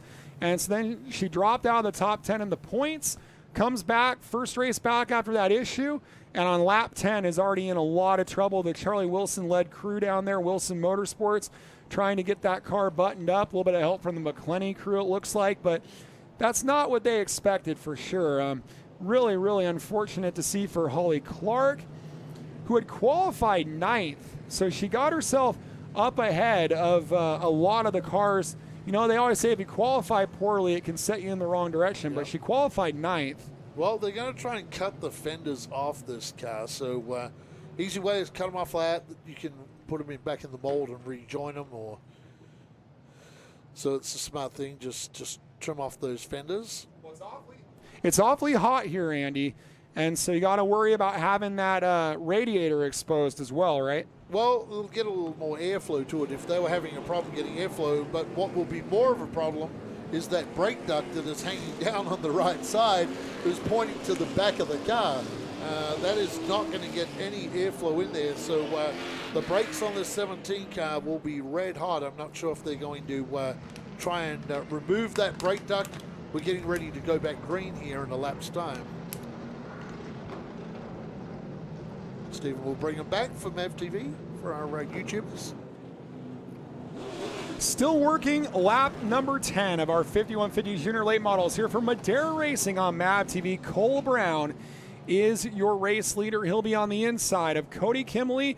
Holly Clark is going to rejoin the field just in the nick of time, minus a whole bunch of body panels on that car, but she'll resume, and we'll get this thing back underway. 30 laps to go to the break. Let's see if we can get some clean green racing here at Madera. Yes, we'll see how we go. Pretty good start for Cole Brown once again. He had Erickson right up underneath the rear bumper bar. Now, a better start that time for Kelly, and look at Bowman. Keep an eye on Bowman. Bowman is going to get hung out to dry here because Kirsty Young is coming, and right behind Kirsty Young, another fellow Peckersville driver, Cade McClenny. This is side-by-side from third on back. Third place, 17 Young. Fourth is Kimley. So Kimley's kind of going the wrong way right now, but he does have the 71 of Bowman trying to move him along from behind as we complete lap number 11 in the books. Yeah, there's a lot of contact going on back there, Stephen Blakes, with that 48, the 05, the 88, and the 71 off camera. So keep an eye on this battle now as the director has come up and shown us that battle. McClenny blast past the 48 and the 71. See, the 48 is holding up the 71 of Bowman. I said that was a risk to Bowman on the outside. Oh, and Bowman gets in the back of him, and around he goes. Bowman just squared up on the 48 of Kimley. And Kimley had nowhere to go, gets spun around right under the race face sign there in 3 and 4. And on lap 14, very unforgiving from those drivers there, and the caution flag is going to fly. And when you're in the heat of a points battle, it's really critical to finish races. The main thing that set Kersey Young back in the points earlier this year was failing to finish races, and that was a close one there for the 71 and the 48. Cautions fly here from Madera Racing on MAV TV. You know, we talked about this before the start of the race, that Kate McClenney was outside the redraw, and I know that's not where they wanted to be after winning that local late model race at Madera last week, but how about this, Stephen Blakesley? 6 positions. He has driven through the field from 10th all the way up to 4th. Kate McClenney, probably not where he wants to start on the outside of this restart, but for Bowman, I think that was a product that he had Keneally in front of him, and he was just, I think that was out of frustration more than anything. Well, but we're only on lap 14, and the track position he would have given up is going to be exaggerated, as they would have ended up somewhere in the neighborhood of Casey Klein and Cale McClenney around, the back half of the top 10. Now they find themselves all the way at the back behind Holly Clark. They're going to restart something like 16th and 17th with all 17 cars running. I tell you what, this has been a great race for the McClenneys. Cale started out at position number 13, and if I'm going to look at this right now, 7th place to Cale, 4th place for Cape. This has been a great start of a race for 14 laps for the McClenney family out of Bakersfield. Welcome back to Madera Racing on MAV TV. It's a hot night here at Madera Speedway, and I tell you what, there's some hot tempers out there with our young drivers, the best 10 to 16-year-olds on planet Earth, the original late model series on planet Earth. And I tell you what, Stephen Blakesley, Cole Brown, he is the hot mover in our late models the last 2 races. Well, this is the battle you wanted to see, right? The top 3 in the points or the top 3 on the racetrack.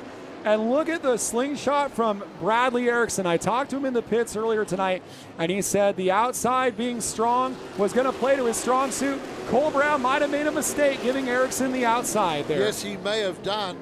And I tell you what, the 04 has dropped off the back of that 22 after Erickson got through. Kersey Young now. Kersey Young right up on the back of that Farmers 04. And how about the guy in 4th place, Kate McClenney, won the local late model race at Madera. And we've seen history say that when those drivers have dropped down and run some local Madera shows that are not TV shows, when they come back to the juniors, they have been a different driver, and they've been super fast, and we're seeing it in Kate McClenney tonight. Yeah, Kate McClenney off to a good start. He's up to 4th. A great start for Cassidy Hines in 5th. And the crew best performance from the 1K of Casey Klein, driver out of Washington, out of Quincy, Washington. He's up to 6th. And then 7th is the 07 of Cale McClenney. So a lot of new faces in the top 10. And some of these drivers like Casey Klein and Cale McClenney, they're fighting to even make the top 10 in the points.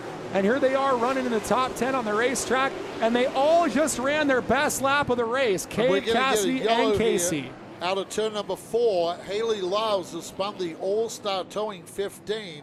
And trouble, too, for the 19 down there, Stephen Blakesley. Yeah, that's the 19K of Kylie Eath, and I wonder if Eath and Lyles weren't related incidents. Remember, Eath was in the wreck earlier with Holly Clark as well, so some trouble for a couple of our drivers on different ends of the racetrack. We'll go to a break here on MAV TV on lap number 19. Wow.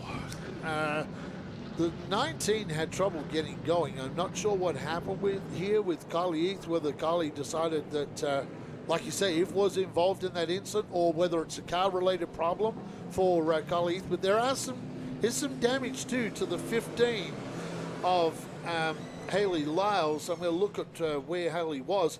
Haley was behind the 19. So I'm wondering if somehow Haley has got into the 19, because look at the damage to the front of this car. But it looks like they clicked off that 19th lap on our scoring, and that Lyles just didn't make it back to the end of that lap. So really hard to read where she was in relation to Eath. Eath was in 10th at the caution. So now Eath has fallen a lot further back than 10th. She's fallen herself back to about 12th. Or 13th. So Lyles has certainly been underneath one of these cars, Haley Lyles, because that hood is all pushed back and the nose is pushed down. So I think you're getting to see a little bit of the You got a lot of drivers making their return to the series, a lot of teams in the second half of the field that are still trying to get their footing, and we kind of expected there would be a few bumps in the road for the back half of the grid in this one. But the question is the impact that'll have on the leaders, a real test for our leaders. This season has had a lot of green flag racing. This is some unfamiliar territory for these drivers at the front to have to go through all these restarts.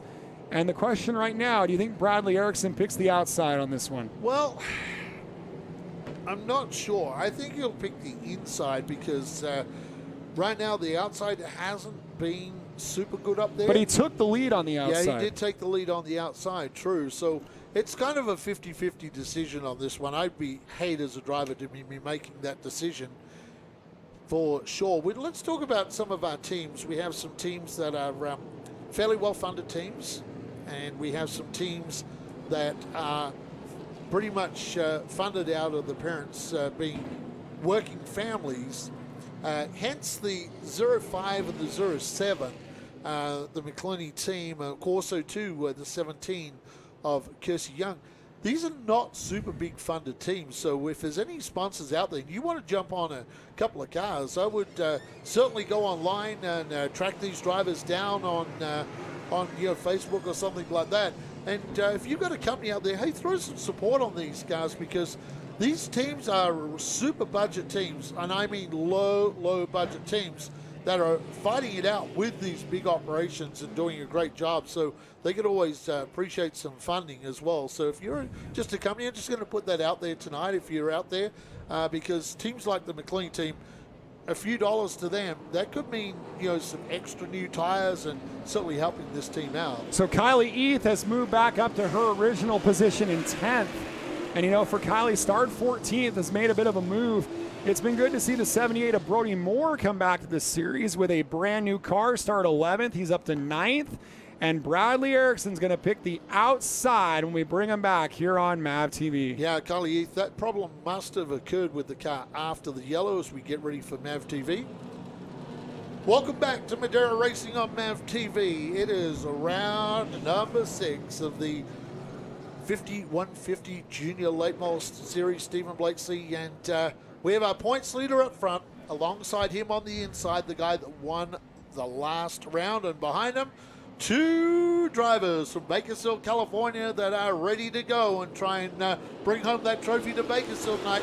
And a good jump on the outside. Problems for Cole Brown. Yeah, Cole Brown. And Brown had a problem with the car. Something broke on the car. Kersey Young is off track as well. Brown had backfires and sparking out of that car. He had an engine failure or something like that. There was nowhere for Kersey Young to go. I think Kersey's going to get away cosmetic, as will Haley Lyles. But Brown, there were all kinds of sparks. Don't know if he missed a shift or if something broke, because that car stopped and was backfiring dramatically. Yeah, quite a bit of damage to the front right-hand side of the 17 of Kersey Young. We see Cole Brown continue on, and when we see a car miss a shift, we don't normally see it slow like that. We don't normally see it backfire like that either. That had all the signs of being an expired engine or something severe. He's soldiering on. I'm a little bit perplexed by that, Andy. Yes, and a lot of damage to the left side of that car. Let's hope that they haven't got a tire problem. You'll see on screen now, Kersey Young carrying cousin Gary on the car. And I'll tell you what, they're having to put some race tape on the front of that car. Is no fault of Kersey. She just had nowhere to go, and she was being piled into the back of as well why that incident happened. So not really sure what happened for the 04 of Cole Brown, but what we do know is he's got a lot of damage on the left rear, and we do know that Kersey Young's got a lot of damage on the front end. And of course they got a pink car, they have pink pit crew shirts, and they have pink tape. Yeah, pink and race tape. We need something pink for Jason Galvin, who's standing by down there. Jason Galvin standing by. Down here looking at Kersey Young's team. That's her father, Brad, and mother, Heather, both over there trying to put tape on the hood of this race car. I saw some of the crew guys down there. Gary Spangler's under the looking, trying to see if there was any damage. Austin Edwards, the driver down here, helping as well. Didn't look like there was any significant damage on the right front of that race car. But right now, they're going to let Kersey Young go. We're going to come over here and see if we can't talk to the family and Kersey's father and see if they saw anything there. Brad, did you guys notice anything on the car? Did Kersey say anything about how the race car feels? We got the fender pulled out. She couldn't tell we did. We only went half a lap after, so we'll see right now how it feels. It's been a strong run for Kersey Young tonight, guys. That's disappointing for this team.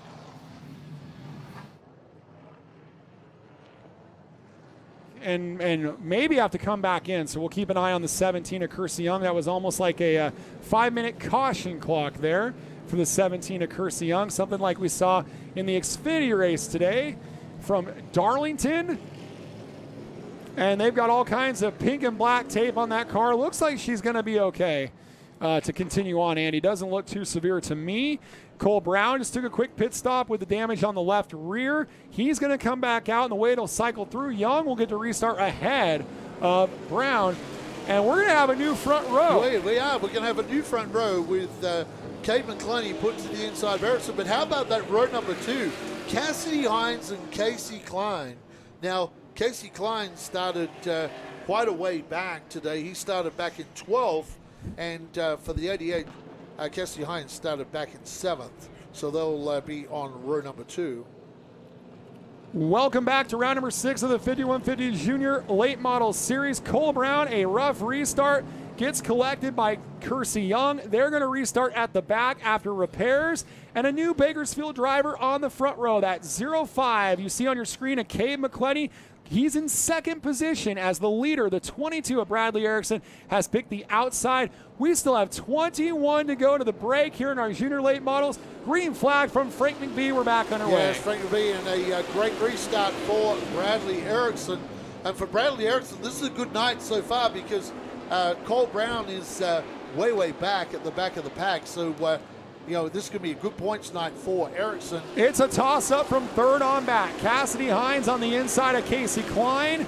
And Casey Klein out of Quincy, Washington. He started out with us last year as our youngest driver. He's still one of our youngest 12-year-old driver on the outside of our oldest and most experienced driver, 17-year-old Cassidy Hines.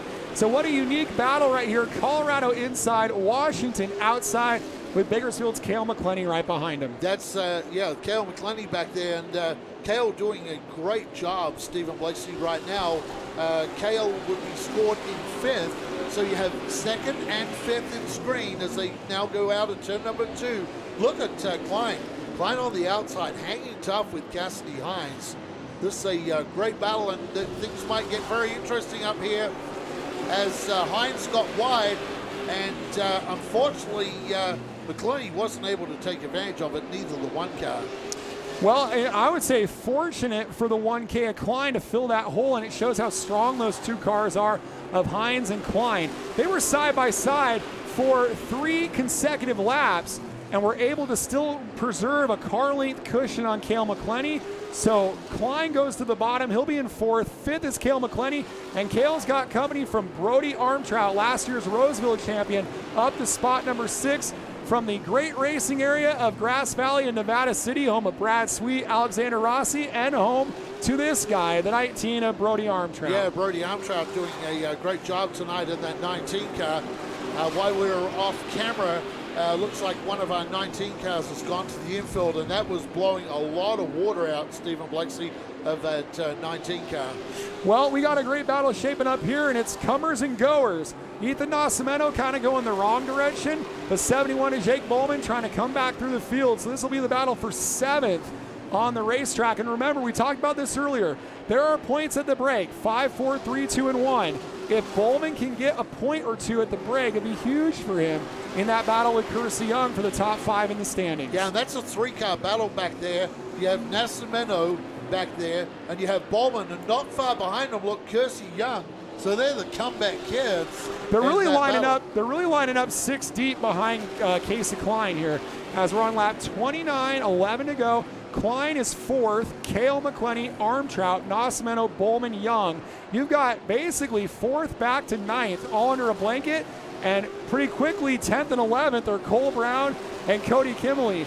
You can see the quality and the depth of this series play out right before your eyes, and you see how good this field is in this battle right here. Yeah, we're going to have 5 cars come thundering through, trying to make their way back. And it's a great battle, too, between those 5 cars. And those 5 cars are almost together on the racetrack. So the 05 shown on screen there, and that is Cade McClenny. Second place. He has held on to second throughout this entire restart. They restart on lap 19 with McClenny on the outside, and he has maintained second all the way here to lap 32. That is a strong car tonight, Andy. Yeah, and a strong performance too tonight is that driver that started out at position 7 tonight, Cassidy Hines. Cassidy's up to 3rd on the racetrack. So a good night for Cassidy Hines and that Nate Clower Motorsports. This is probably the best run we've seen from Cassidy Hines. It is the best run we've seen from her, and we've documented that the Nate Clower team, 3 consecutive championships, no wins this year going into round 6. An unfamiliar place for them, and things were hotting up for both of the McClenny battles. Cale McClenny looking to the inside of Casey Klein. Cade McClenny trying to fight off Cassidy Hines. 5 to go to our Mission Racing Style Tortilla Chips break here in our junior late models. Yes, the action is super hot here tonight. Hot conditions at Madera tonight. Some hot tempers from some of those drivers inside the race car tonight, and the racing action has been hot. So, wow, as Cade McClenny trying to fight off the advances of Cassidy Hines. I think you're seeing the veteran nature of these 2 drivers, because I feel like you're seeing a lot of patience from these 2. And when you look at the rest of the field, we got some young, hard-charging drivers like Bowman and such, and like this 1K of Casey Klein. But Cade and Cassidy got a lot of experience, and they're showing that. This has been the breaking out party for Cale McClenny, our former Mini Cup champion from 2018. And it's taken him a year and a half to find his footing in this series. I'm glad to see it. Yeah, he's doing a great job in that car this year. Just finding his way, and it was a big step up from the Mini Cups to these junior late models, and year number 2 for Cale McClenny is so far being a good one as our race leader heads down and puts another lap on Jody Moore. Well, as he makes his way onto turn number 4 this time, he's going to see the checkered flags from Fearless Frank, and Bradley Erickson is going to get a maximum 5 points into the break, as he is the leader into our Mission Racing Style Tortilla Chips lap number 40 break here for our junior late models. Erickson the lead, Cade McClenny, Cassidy Hines, Casey Klein fought off Cale McClenny. So a lot of our drivers in the top 5 will be locked out of the bonus points, and we're going to get some new faces for our MAV TV interviews. Jason Galvin's going to be trackside with these drivers after this here on Madera Racing on MAV TV.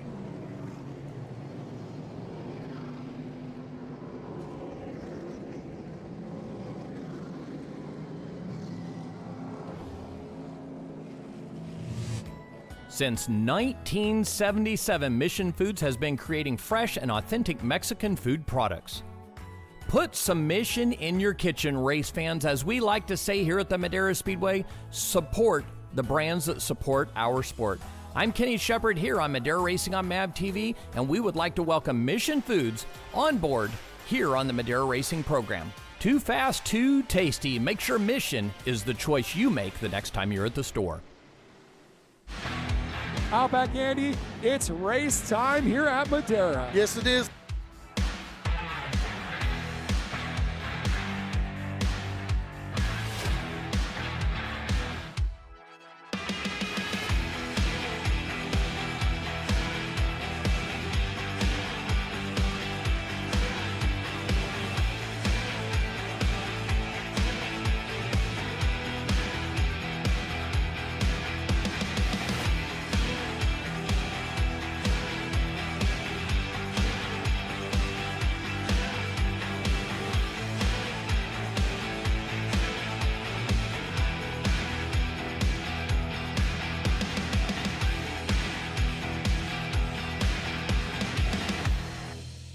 Race fans, please support the brands that support our sport. NutUp Industries and NutUp.com is the primary sponsor of these free live streams for our fans to enjoy. Please go to NutUp.com and enter the code MAVTV20 for a 20% discount on all of their great, healthy almond snacks. Please visit NutUp.com and support the brands that support our sport by entering MAVTV20 for a 20% discount to say thank you for this free live stream tonight. Through the Race to Be Drug-Free campaign, we raise awareness about the harmful effects of drugs. We educate children both inside and outside of schools about staying off of drugs and out of trouble. We also have our Gloves Not Drugs boxing program, which allows kids between the ages of 8 and 18 to come learn the art of boxing and also Brazilian Jiu-Jitsu. They've taught me to become a role model to everyone else. Watch what I do when no one else is looking, do the right thing all the time. It's been amazing. I really love the program. My favorite part is working with my team, my coaches. They made me who I am. The program really motivates them to become a better person. I've gotten better in school, more disciplined, and I've gotten better grades since I started this program. Your teammates, they're not only your teammates, they're family, you know. Kids who could potentially be doing something bad with their lives and they can turn it into something good and positive. Thank you for this sport and it helped me a lot. Welcome back to Madera Racing on MAV TV. Our 5150 Junior Late Models at the Mission Racing Style Tortilla Chips halfway break here on lap number 40. Jason Galvin is standing by with our points leader and race leader Bradley Erickson in turn number 1. Bradley Erickson used the high line to take the lead there on that restart on lap number 14. How surprised were you that Cole gave you the top side on the restart? I wasn't very surprised at all. I mean, every time that the top side has been working really well for us. Everyone's just gone to the bottom, and we just took advantage of that restart, got around them. Just a little bit of contact come out of 4 on the left rear, but no damage at all. So far, we're running pretty good, and we'll see how it goes last 30 laps of the race. You've been out in front. There's been chaos behind you. I know you're probably not looking in the mirror very much, but when you have a night like tonight where you know there's so much happening behind you, how important is it to save a little bit in case we get a late restart? It's very important. I don't want to burn the tires up at all, especially when I have that big of a lead on someone. So that was just the plan towards the end of the half. Last 30 laps, we'll see how it goes, and hopefully we'll win this thing. Bradley Erickson, your leader here at the break. Bradley says, hopefully we win this thing. And the way this night is going, he is in the proper race place to do so. The driver that would like to play spoiler and go 2 in a row. He won a club late model race last week. Now he wants to win a televised junior late model race. It's Bakersfield's Cabe McClenny, who's standing by with their own Jason Galvin down there on the front straightaway. We talked about Cabe McClenny before this race started, and you guys came out here in between rounds 5 and 6. Practiced, so to speak, on a club race. You dominated. You picked up your first win in a late model in that race. How much did that win give you confidence to come out here tonight, help you be able to slice and dice your way up to the front? It gave us a ton. It's been, I don't know what we changed. We really didn't change anything. We just started digging now, going to the front. Tesla's been running good, so we're going to keep pushing. Hopefully we can stay in top 3. You've had the 88 kind of knocking on your bumper there the last couple laps of that. You watched Bradley pull away a little bit there. What do you need to do to be able to go up there and compete with that 22 car? It's been so good this year. Oh, it's tight in the center. We're just fighting tight. I mean, I'm more worried about Kel catching me right now. I'm just kind of coasting and just hoping that we can stick it out. Cabe McClenny, a strong first 40 laps in second place. Well, that's the first time that we've heard 2 of those things that he said. First of all, he's called his car a Tesla, and we have seen the stickers on the car to indicate that it is a Tesla. Second of all, he was asked, can you go after Bradley Erickson? He said, no, I'm more worried about my brother Cale getting to me. So we're looking for a McClenny family feud, but this young lady, the 17-year-old out of Colorado, would like to play a spoiler, and that is Cassidy Hines, who's standing by with Jason Galvin. A great first 40 laps here for Cassidy Hines in this 88 car. Got up to 3rd. You're all over McClenny for 2nd place there.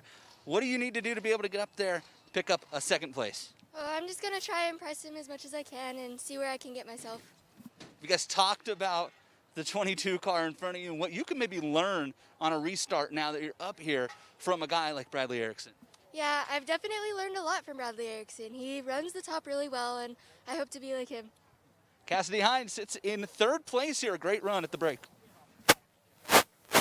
Well, that's a pretty good compliment to Bradley Erickson, the 14-year-old, that the 88 of Cassie Hines, our 17-year-old, said, I hope to one day be like Bradley Erickson. So you can see a lot of sportsmanship and camaraderie among these drivers, but they also have a lot to prove here on MAV TV. And a driver we are so pleased to have at the halfway break in the top 5. This is going to be a cool interview for Quincy, Washington's Casey Cash, who's standing by with Jason Galvin. They call him Cash. Casey, you've been money so far in this race, up to the 4th position here at the break. The best first half of a race for you this season. What's been the key for the strong run so far? Well, we had a good car the last time we were here, and we made some changes in practice, and the car was just tight, and so we put it back to how we had it last time we were here and switched the fuel to the E85 like everyone else is running, and we really got this car working right now. What, for you, towards the end of the break there, you had the 07 right behind you. What's going to be the key for you the last 30 laps of this race? I think just keeping my head on straight and running my line, and I should be able to defend my spot. Casey Klein, a great run so far, sits in 4th place with 30 to go. I love hearing that from our 12-year-old Casey Klein. He just wants to keep his head on straight and defend that 4th place. Running the E85 fuel this week, thinks that might be a big difference maker for him, and it has proven to be so for a lot of our teams with the 602 crate motor. This has been the coming out party for our 2019 Mini Cup champion, Cale McClenny. Another Bakersfield car in the top 5. He's standing by with Jason Galvin. It has been a great night for the McClennys so far. Cabe up there in the 2nd spot. Cale, you sit in the 5th spot, and it sure looks like this car has a little more life in it as well. You were coming on strong there the last couple laps before the break. How good is the 07 car right now? It's amazing. Hopefully we can get a little bit more drive off of it. Maybe pick up one more spot to the 4th position and just see where we can go from there. You got to see your brother come out here. We've talked about it a little bit tonight, in between rounds, and win a club race. I know you were out here helping him on that night. How much did you learn just from watching your brother behind the wheel of that race and what he did that's helped you guys here this weekend? A lot, man. Just seeing what he did in that club race really improved my driving at a whole nother level. So honestly, a big thanks to him for doing that. So. Okay, McClenny sits in the... Well, that's pretty cool when he says that watching the way Cabe drove the car last week in the club race really improved their program for Cale McClenny in the 07. A field full of wild cards in the top 5. An exciting final 30 laps to come, and it's all coming up next here on MAV TV.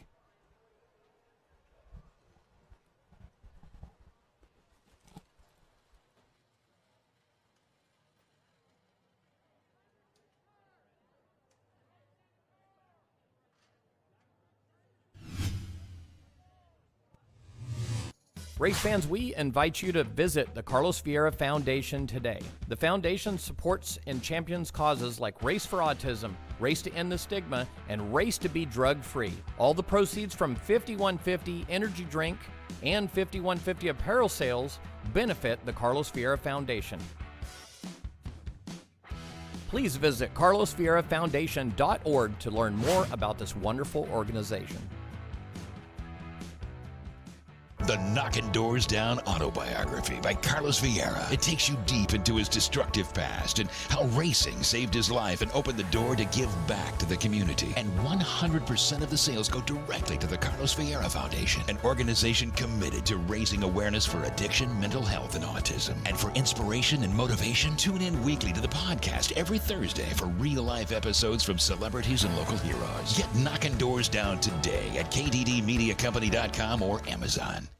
Race teams and race fans, are you ready for the Race to Be Drug-Free Big 3 series at the Madera Speedway, featuring $75,000 of bonus money over and above the giant purses in play on July 25th, September 5th, and October 3rd. That's a $10,000 finale October 3rd. September 5th is $5,000 to win, and July 25th is $5,000 to win also. Race to Be Drug-Free Big 3 series coming to the Madera Speedway. Be there.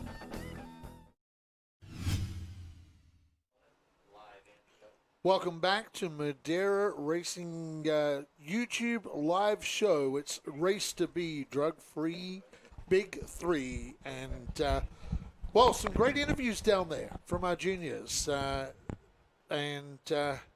We've got some drivers tonight that made the top 5 that got interviews that we possibly haven't heard from before in the top 5. So that's the good part of it. We've had some great racing out this team. We've got a lot of drivers that are trying to race their way back. And let's take a look and people online there and see what we got going on.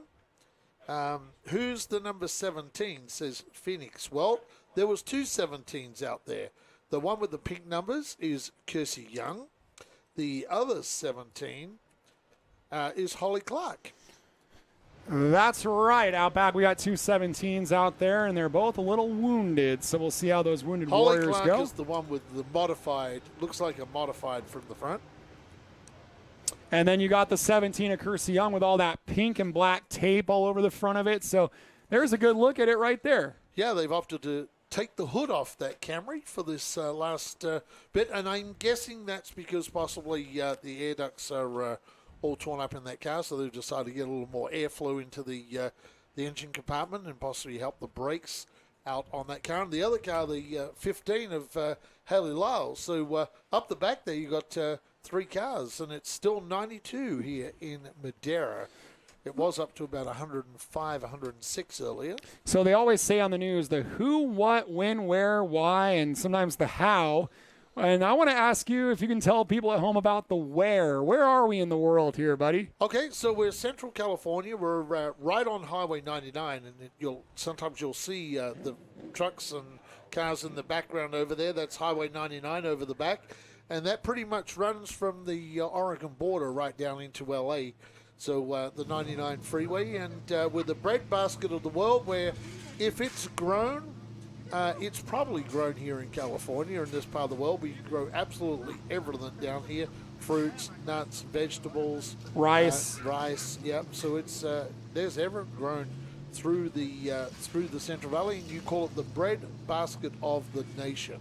Yeah, I love this part of the world. Everything good: the almonds, the sweet potatoes, the rice. Citrus products, watermelons, pumpkins, it's great all here. Apricots, and of course, California was famous for many, many years for the California apricots sold all over the world. And look at that great shot we got there of junior late models, and we got some pretty happy people down there, and I got some people that are not so happy, but they have to have a lot of work to do in this second half of this race, Stephen. But the key is we're going to restart all 17 cars that started this race, as it looks like Brody Moore, who had pitted with all kinds of water and steam coming out of the hood during that last green flag run, he's going to return. The 19 of Kylie Eath out of Utah is going to return. We saw Kylie talking in the pits for a while with some of our other female drivers, reminiscing, talking with the 84 of Jody Moen for a while. So kind of cool to see our young lady drivers and the camaraderie. 17 strong tonight. And I tell you what, Tim Lacey, throw 10 more cars on the racetrack after this broadcast of this junior late models race hands online. We're going to bring you 27 cars strong tonight, 100 laps for our late models tonight. 5,000 to win. It's our final 5,000 to win, and then we go into the 10,000 to win in October. Well, and it's round number 2 of the Race to Be Drug-Free Big 3. So lots of money on the line tonight. Lots of money on the line tonight, but first we got to settle this junior late model battle. There were some bonus points there at the break, so Bradley Erickson, our points leader, gets a 5-point bonus. Our broadcast tonight here for ShortTrackTV on our live stream will also be available on MAV TV. Every Monday we are on MAV TV. New episodes every other Monday, but we air every Monday. Our new episode, our next new one is going to be our Pro Lates on September 14th at 6 p.m. Pacific. Check your local listings at Get MAV TV and check it out. You know, here's big breaking news in the MAV TV world, race fans. You can get MAV TV on YouTube TV in the sports add-on pack. It's brand new, so if you're going to buy the NFL Red Zone, you can add MAV TV to that pack with the Red Zone, with the golf, and all the other channels. And I really Can't wait because I'm planning to do that. I'm going to get myself MAV TV cool. finally on YouTube TV. So looking forward to that. Also available on DirecTV at 214, right? Yep, and 11:05 on AT&T Universe, 4:20 on Charter Through the Valley. Hey, I tell you what, want to thank our broadcast partners, 5150, Nut Up Industries. We also want to thank Mission Foods. And I tell you what, Travis the Chimp, he's fixing to have a TV show about food. He says, the Mission Burrito. You get a can of crushed tomatoes, mozzarella cheese, sharp cheddar cheese, dehydrated onions, placed on a pizza tray in the oven at 350 degrees for 5 to 7 minutes. The best thin crust pizza you'll ever have. There you go. So thank you, Travis the Chimp. As avid cookers, Stephen Blakesy and myself, we're always looking for things to cook. So thanks to Give It a Go and, of course, Mission Foods. Get them everywhere. Welcome back to Madeira Racing on MAV TV. We have 30 fast and furious laps, 40 down. Stephen Blakesy, the front row will be the 05 is in second, and that is Kate McClellan. On the outside, Bradley Erickson, our current points leader, has chosen the outside, and that does not surprise me. It's a red-hot night. Couple of drivers from red-hot parts of the world. Phoenix, Arizona versus Bakersfield, California. Another sterling outside restart from Bradley Erickson. We got 30 laps to determine the winner here in round 6. The slingshot out of turn 2. Battle is for third. Yes, the battle is on for third. Cassidy Hines. Casey Klein will have to be careful here. He doesn't get hung out on the outside because they are 2 by 2 right behind him. Someone got in the wall. I think it's Brody Armstrong. Got a piece of the wall. Yes, it is. Brody Armstrong, who's on the outside of Cale McClellan, got a piece of the wall coming down the main straight on that pass lap. Well, Brody Armstrong's a hard-charging driver with a name like that. And speaking of hard-charging moves, Casey Klein, he said that car was a little tight yesterday. They took it back to where it was, loosened it up, and he is sailing past Cassidy Hines. How about it for Casey Cash? He's money on the top. He's going to go up to third. We got a. He made a mistake on the front straightaway, and Hines hit the inside wall ever so slightly. She'll probably be okay to continue. That could have been a lot worse. Yellow is out. Quick yellow. We got a crash in turn 4. And it looks like Jody Moen came to a stop, spun across the track, and collected ETH and the 78 of Brody Moore. So just in this incident, you got Idaho, Utah, and Colorado. And that was a reactionary wreck to what happened in front of them. Big trouble. I feel awful for Brody Moore with a brand new car, his first race back. And we got a lot of mess to clean up here on lap number 43 for Madeira Racing on MAV TV. Not sure what happened there. I got to think Moen just lost control as a result of the incident in front of them. And look at the damage the on Kylie Eve. Slowed up. Kylie Eve slowed up, and then Moore just piled in there. We've gone red. Gone red on the racetrack here. Wow. So we've gone red. Oh, that is gushing water out of the 19K. That's a mess. Unfortunately, you don't like to see that. That Wilcox Automotive, number 19. And Brody Moore is right underneath that car. So you see that East car is actually sitting on the air cleaner of the number 78 of Brody Moore. So this will take us some time to clean up down here. So we'll let's go and talk to some of our fans online. We got Alyssa Sweet from Boise, Idaho. Florida, that's Dick's Anonymous from Florida. Arcadia, Davey 51 from Arcadia, California. Man, what a mess. Our DJ safety crew is working to get those cars separated and get ETH picked up and separated. And, you know, going back to the initial incident, not sure what happened there. Klein had a tremendous run going around the outside and just kind of lost it coming out of 4. And really, Cassidy Hines got lucky. I wonder if we can get a MAV TV camera on the 88 of Cassidy Hines in the middle of the back straightaway, because for our fans at home, they may not realize that she's going to come out of this okay. That car did not get it hardly any damage at all, Andy. Just a little graze with the rear on the tires at the end of the K-rail. But in all honesty, that car is going to be okay.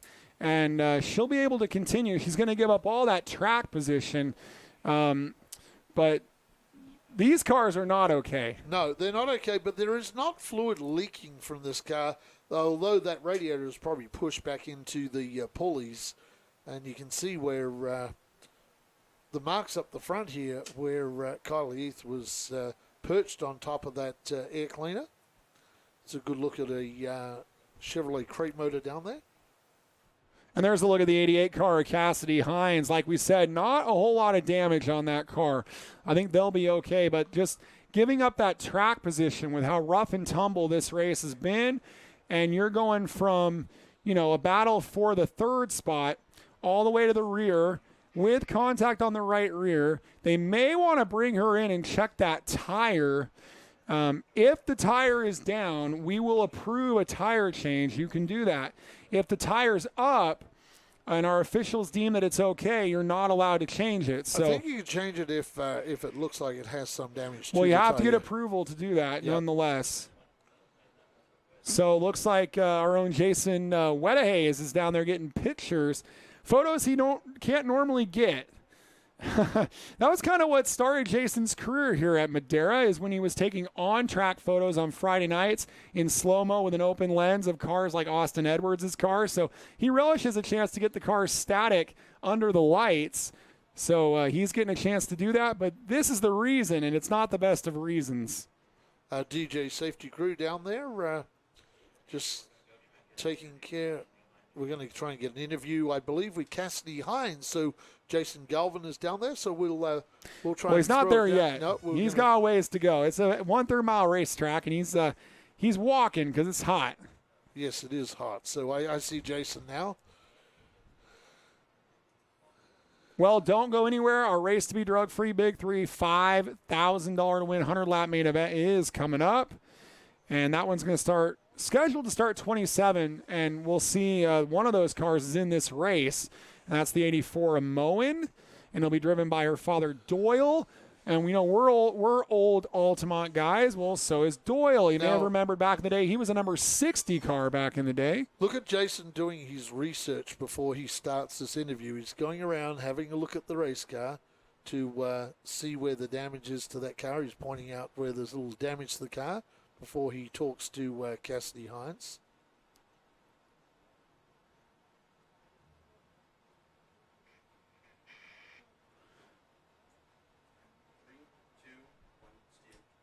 Guys, I want to show you the back of the 88 car. We're here on the back straightaway, and this is the damage Cassidy Hines received. And if you look at it, the car looks like it's actually in pretty good shape. Just that right rear fender damage there. The tires didn't get anything. It was awfully close on the slide. It happened right in front of me to catching the wall. And we'll come over and ask Cassidy here. Cassidy, what happened from your perspective? From my perspective, I don't really know what happened. I think I might have gone up, or the number one might have come down on me. I honestly have no idea. Did it feel, when you got to drive around under caution there, like anything felt different on the race car? Cosmetically, it looks okay. Yeah, nothing feels broken or anything, so that's a plus.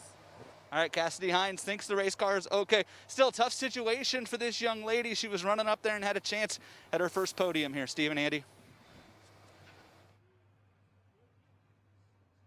Not a big surprise, because when they were coming through 3 and 4, those two cars weren't all that close together. Klein was pretty high up the racetrack. Our promoter, Kenny Shepard, had told us that the line on the outside in 3 and 4 was very high tonight, and Klein was way up there. So if you're Hines, you're just running your line on the bottom, and all of a sudden, boom. Yeah. There's no, I mean, especially with these containment seats, and you're looking forward. And there's a look at the 19K. And there's Kylie climbing out, probably a bit frustrated. You know, that is a bit of a budget team. They haven't made every race this year, and they've been posting on the internet, you know, hey, if we want to make it back, we do need some help. And they're going to need a lot of help now. Yeah. For the Utah drivers. Yeah, it's been a tough night for Kylie. And you can tell there's a lot of frustration and disappointment there as she gets some hugs from the crew and looks to be pretty beside herself at the moment. So I feel for Kylie Heath there. Driver who had been on the move earlier in this race and then fell back a little bit. And actually had to pit for repairs from earlier. And according to our scoring, this is where it really rubs the salt in the wound. According to our scoring, she had come back out 29 laps down. and you know you're kind of on a budget, you come out 29 laps down and get in a big wreck. Like that. And then for the same, 19 laps down, school's back in session. I better work on my math here. 19 down for ETH, and then Brody Moore was 17 down. And this is a good opportunity to steer yourself to nutup.com, Andy. Yes, it is, and you can get 20% off MAV TV, all in capitals, 20. And you can get it off of the chopped nuts. You can get it off the full nuts. You can get off the almond butter products they have. So go on. I know I'm going to order some more of that awesome almond butter we had last year with the apples and the pretzels. And like I said, a dessert dish. Put the Mission tortillas. Put a little bit of the almond butter and fry that up a little bit. That'll be a great little dessert using some Mission Foods products as well. Yeah, that would be, and it'll be interesting to see when we restart if anybody can make some moves going forward, going backward. If anyone wants to try their chance at living the madness tonight with the 5150LTM.com. Yeah, I got myself one of those hats. They're really super cool, those 5150 hats. I got the black one with the silver on it. So go along, MAVTV20, all capitals again, and 20% discount at any of the items on the store, and $5 cases of 5150. And there's a look at that right now, those cases. And there's my favorite one too, one of the organics there. Well, I love all the organic flavors. I have to be honest that I really liked the banana and strawberry flavor, but that close, one is good. The organic 5150 is a phenomenal product.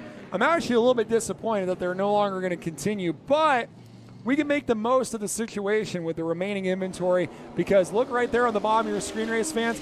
All the proceeds go to the Carlos Vieira Foundation, which includes the Knocking Down Doors podcast, the Race to Be Drug Free program, the boxing program they have to fight against drug addiction in the inner cities. They've got all kinds of great programs for autism awareness. It's just incredible the number of things that Carlos Vieira does for the community here. Yes, he does. He does a lot for the community, and that boxing program is expanding all the time. That's the Gloves Not Drugs. That's it. Gloves Not Drugs. This is the Race to Be Drug-Free Big 3. And we have trouble down there, Stephen Blakeslee. Kirsty Young's car will not start. So, Kirsty... this has been well, now it starts, so it's obviously the battery was dead or something was hung up in the starter on that thing, because Kirsty needed some assistance to get back going. And the question is where they're going to put her. Well, it was a red flag. I'm not sure. We'll see where she ends up. And, of course, Mission Foods, we know we've got people all over the world watching. And that chunky salsa, the medium, I bought that the other day. And there's some of my favorite chips, the organic. I love organic chips. And I'm a big fan of any kind of strips. And I was telling you earlier that I eat the whole wheat flour tortillas. My wife Autumn is tuned in right now, and she hooked us up with a couple of bags of the Mission whole wheat tortillas. Hello to my wife. You know, she's watching on the YouTube app on Roku, so I call that the Roku crew. You can have this on your big screen for free tonight. Hey, those Mission street tacos, I have Taco Tuesdays at my house, and you always use Mission products, and I love those street tacos. My wife was on the 30-day burrito challenge, she called it. She had a burrito a day for 30 days just to try something new for health. Mix it up with all new ingredients? Oh, yeah, all the time. So that's my Roku crew out there. Well, we've been mixing it up, and we're going to double it up here, Stephen Blakeslee, and we're going to get this race back underway. And wow, we have the top 5 has shuffled around once again. And the front row will be the 05 of Kate McClellan, who is in second in the race, because our race leader, Bradley Erickson, has picked the outside. Bradley Erickson going to be on the outside again for another restart here for our 5150 Junior Late Models Round 6 from Madera, California, here on Madera Racing on MAV TV. That black and red 22, that is the leader. That yellow 05 of Cade McClenny is her second place car.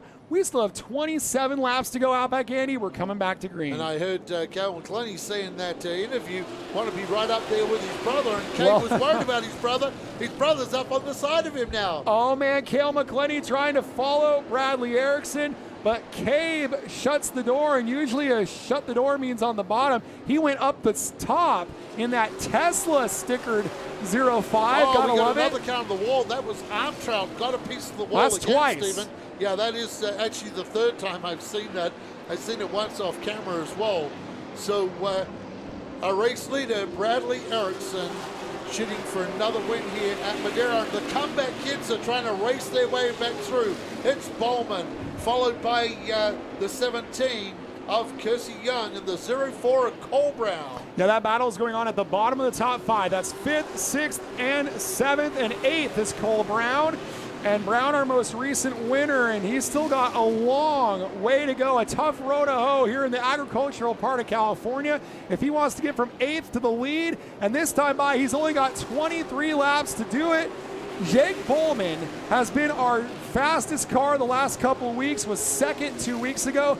He's starting to turn up the wick on Casey Klein. This is for 4th. Yes, it is. Casey Cash down there on the outside. Bowman now. Bowman leads that charge of the comeback kids, we're going to call them. And those 3 kids were in a line there as Armtrout has got bundled out of this thing, Stephen. He was on the outside and just got passed by a bunch of cars, and he is backtracking the wrong way at this time of the race. I get the feeling that Kersey Young is a little bit boxed in right now, showing a bit of patience with Buddy Shepard on her radio most of the time here this year.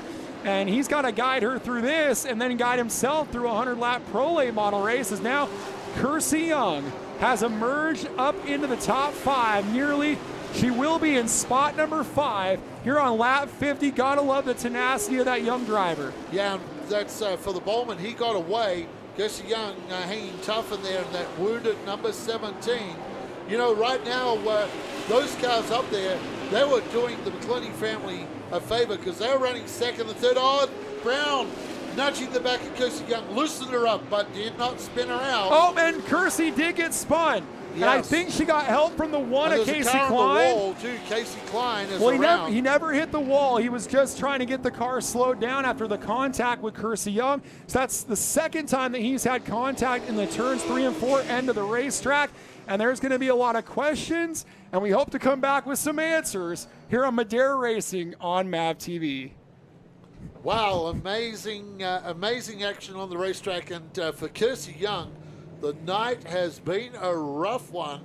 And that poor 17 car, I know Buddy Shepard helps them out. And, you know,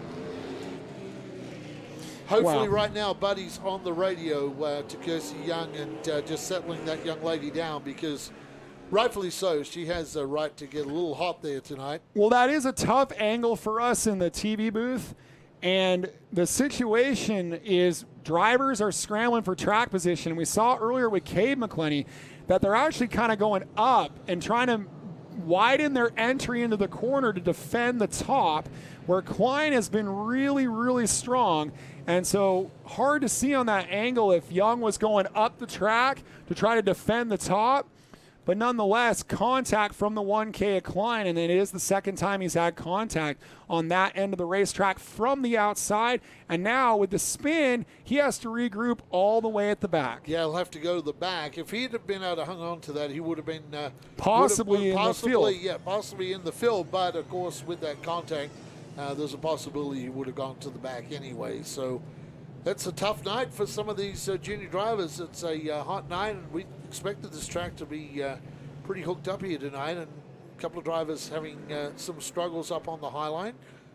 The one at Casey Cash, that car did not start. Well, it was interesting after the contact with Young. You thought he was in the wall because the car looked really out of control, but he was going really fast through 3 and 4 and then kind of like spun the car around, almost like he was trying to figure out a way to slow it down, almost like something was stuck wide open the way that car spun, and was traveling at such a high rate of speed after the contact. And they still haven't refired that car, so we'll see if they do. Time. Has to be careful too, running over those rumble strips. It's a good way to take the oil pan out. So it looks like it may have actually done a little damage on the valence when he did that. But he'll be okay. This is not a very aerodynamic sensitive track, Andy. No, it's not. But you don't want to go. We've seen cars before get down on those rumble strips and puncture oil pans. Well, comeback kids, Bowman in 4th, Brown 5th. The 48 is in 6th, I believe. That's Cody Kimmerly. And right now, Kimberly is on the track in 7th. Yep, and Kimberly has the 21 of Nascimento right behind, and then Cassidy Hines back further. So when this thing goes back green, we're going to have some hungry young drivers that are still on a mission to get back to the front. So the drivers had a pretty quiet season as the 1K of Robbie Keneally. We talked to them earlier, and they told us, his mom told us, look, we got faster, but so did everybody else. He's had a really quiet season, qualified in 15th at Robbie Keneally, and Robbie Keneally is going to find himself in the mix. He's going to restart 9th alongside the 88 of Cassidy Hines when we get this thing back underway. Welcome back to Madeira Racing on MAV TV on a hot summer night, and the action tonight has been hot on the racetrack. Stephen Blakeslee, we have the 05 of Kate McClellan. Same thing again on the inside. He is in 2nd as Ericsson has picked the high line in the 22 for the restart. Bowman, the comeback kid, he is the first of those cars that's been to the back tonight, and he is in 4th on row number 2, and that's a pretty good restart. It's a great restart, and you just mentioned Jake Bowman. He wants to follow Ericsson. Ericsson completes the slingshot as expected. Here comes Jake Bowman.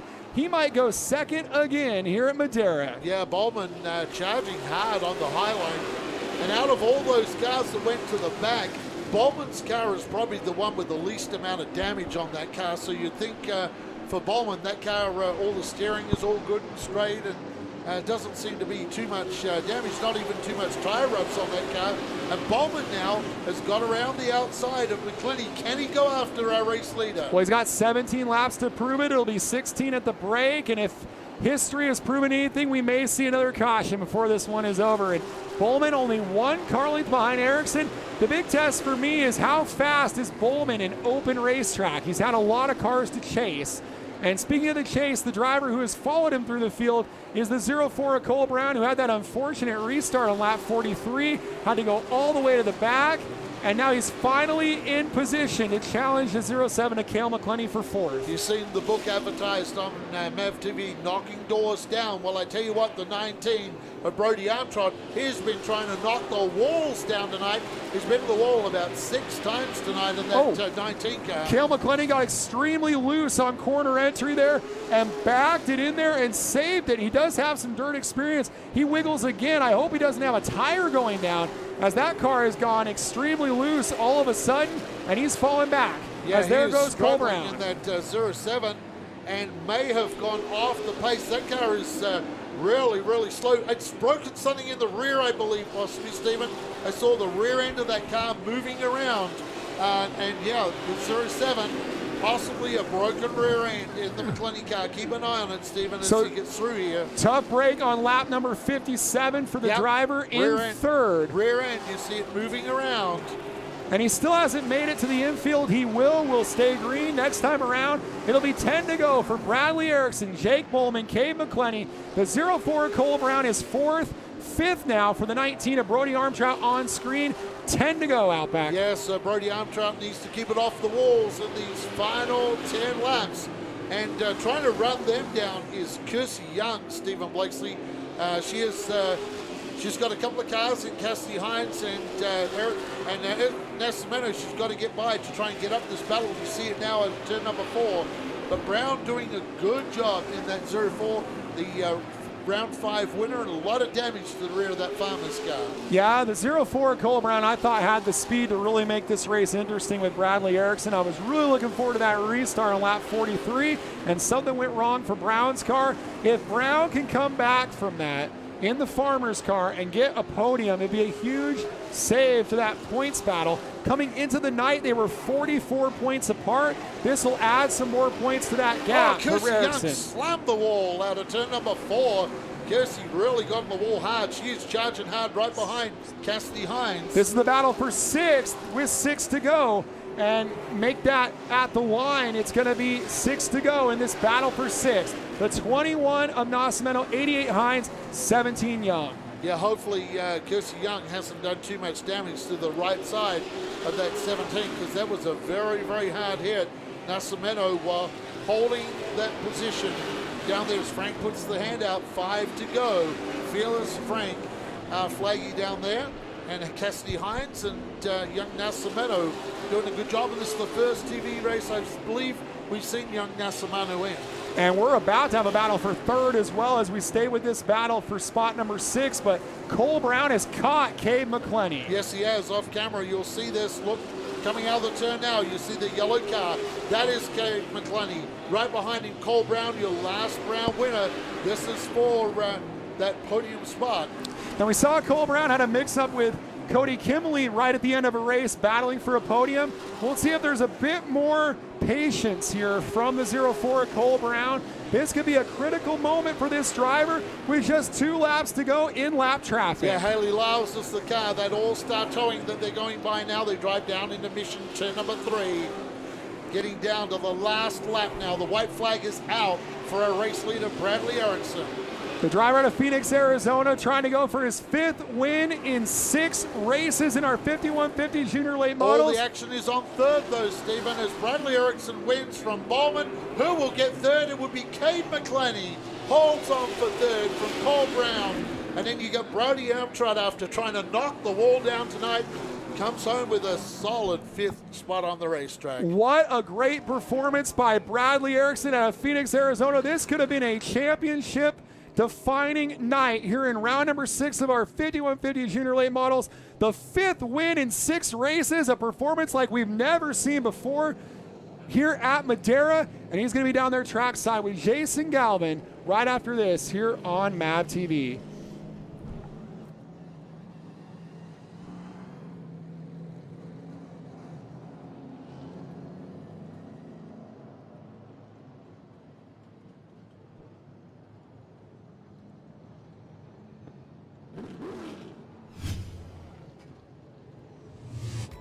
Since 1977, Mission Foods has been creating fresh and authentic Mexican food products.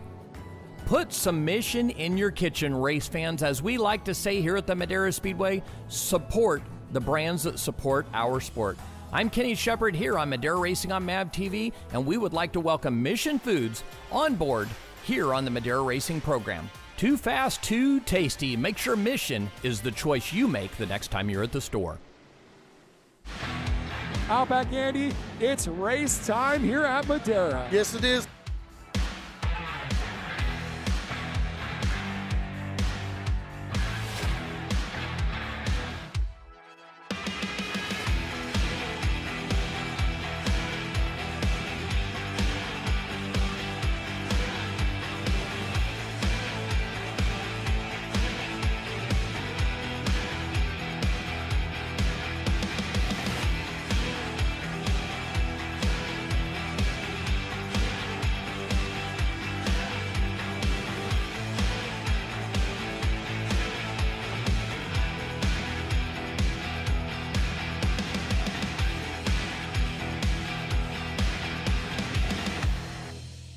Race fans, please support the brands that support our sport. NutUp Industries and NutUp.com is the primary sponsor of these free live streams for our fans to enjoy. Please go to NutUp.com and enter the code MAVTV20 for a 20% discount on all of their great, healthy almond snacks. Please visit NutUp.com and support the brands that support our sport by entering MAVTV20 for a 20% discount to say thank you for this free live stream tonight. Through the Race to Be Drug-Free campaign, we raise awareness about the harmful effects of drugs. We educate children both inside and outside of schools about staying off of drugs and out of trouble. We also have our Gloves Not Drugs boxing program, which allows kids between the ages of 8 and 18 to come learn the art of boxing and also Brazilian Jiu-Jitsu. They've taught me to become a role model to everyone else. Watch what I do when no one else is looking, do the right thing all the time. It's been amazing. I really love the program. My favorite part is working with my team, my coaches. You know, They made me who I am. The program really motivates them to become a better person. I've gotten better in school, more discipline, and I've gotten better grades since I started this program. Your teammates, they're not only your teammates, your family, you know. Kids who could potentially be doing something bad with their lives and they can turn it into something good and positive. Thank you for this sport, and it helped me a lot.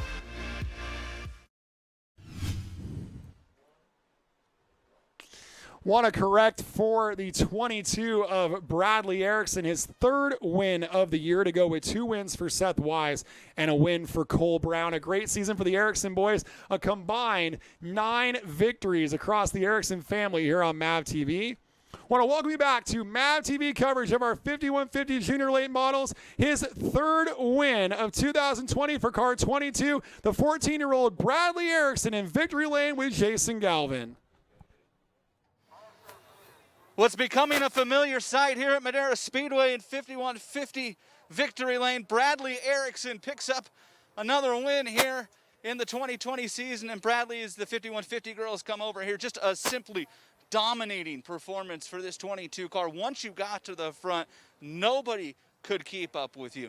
When you guys looked at this season after all the delays and you started thinking about what could be this year, did you ever believe it would be this good 6 races into the season? To be honest, no, I didn't. I knew we would get like maybe 1 or 2 wins, but I never imagined of getting 3 wins this season. Got to hand it off to my guys, TJ Clark, Chris Bray, Jacob Bishop, my sponsors, LNS Framing, Fastlane Motorsports, Tucson Motorsports Inc., and Kenny Shepard in the Mid-Air Speedway for all they do for us and making us race. So got to hand it off to them. Your car was so good tonight, nobody could keep up with you on restarts. You'd get out in front and just cruise. When you're a race car driver with a car as good as yours was tonight and you get out to a big lead like that, what's the biggest challenge you face as a driver in a situation like that? The challenge is to just really just stay cool under pressure. I mean, we didn't really have that much pressure tonight, but overall, like, a couple times we did have some pressure, like on those restarts in the first half, so pretty happy that we got the win, though, and just really glad. And some issues for the 04 tonight, and extend your points lead now, with just 3 races to go. At what point do you start looking at the standings? To be honest, I did it like a couple races ago. I mean, just points are really crucial. Like this point in the season, it's just I just never imagined of having like, you know, this opportunity to to just win 3 races. That's incredible, and just it's awesome. 3 wins and a big points lead for Bradley Erickson after round number 6. So a great performance from Bradley Erickson, picking up the victory, his 3rd win of the season, as Erickson's going to lead Jake Bullman, Cade McClenny, Cole Brown, and Brody Armstrong, your top 5, ahead of Ethan Nascimento, Cassidy Hines, Kersey Young, Casey Klein, and Cody Kimley, your top 10. Yes, Stephen Lexi outside the top 10 tonight was Robbie Keneally, Holly Clark, Haley Lyles, Jody Moen, Cal McClenny in a heartbreak break on that car, Brody Moore, and Carly Eath. Another podium performance for the Nate Clower team and Jake Bullman, who's standing by with Jason Galvin. A wild night for Jake Bowman, to say the least. Had to go to the back early in the race, involved in a couple different incidents there. But this team never gave up at the halfway break, able to fight your way from outside of the top 5 up here to the 2nd place finish. What was the key for your team tonight in coming home in 2nd? I think the most of the race was at the halfway break. They really wrenched on the car, and I came back. I got into it with the 48. I mean, I take full responsibility for that, but came back and got 2nd, so for the points, and it's great. When you think about a night like this and you have to overcome the early contact you mentioned with the 48 car, there were so many other incidents that happened, it seemed like, right around you throughout the race that you had to dodge. What do you take away as a driver when you have a night like this that doesn't go to plan, but you're still able to come home with a great finish in 2nd? I think it's great. I mean, it's really good practice going to the back and passing cars. Great experience to learn from. Jake Bowman and the Nate Clower team come home in 2nd place here at Madera. So Jake Bowman taking full responsibility for that earlier incident, and sounds like he's got his eyes squarely on that battle for second in the points that is fixing to go all the way to the wire in 2020. This will be a cool interview as we're going to have Cabe and Cale McClenny joining down there with Jason Galvin, a Bakersfield-style interview. The streets of Bakersfield, we're here in Madera, California, and they're going to be down there trackside with Jason Galvin in just a few moments here on MAV TV.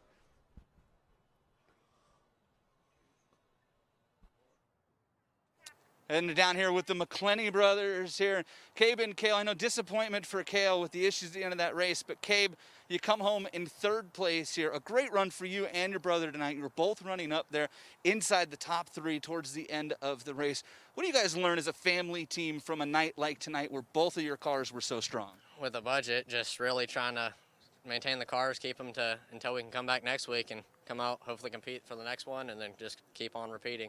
On that last restart there, how important was the outside line to the 71 car getting around? That was important, especially when Bradley picked the top. It just rolled for him, and if we needed a little bit more help, it would have been perfect.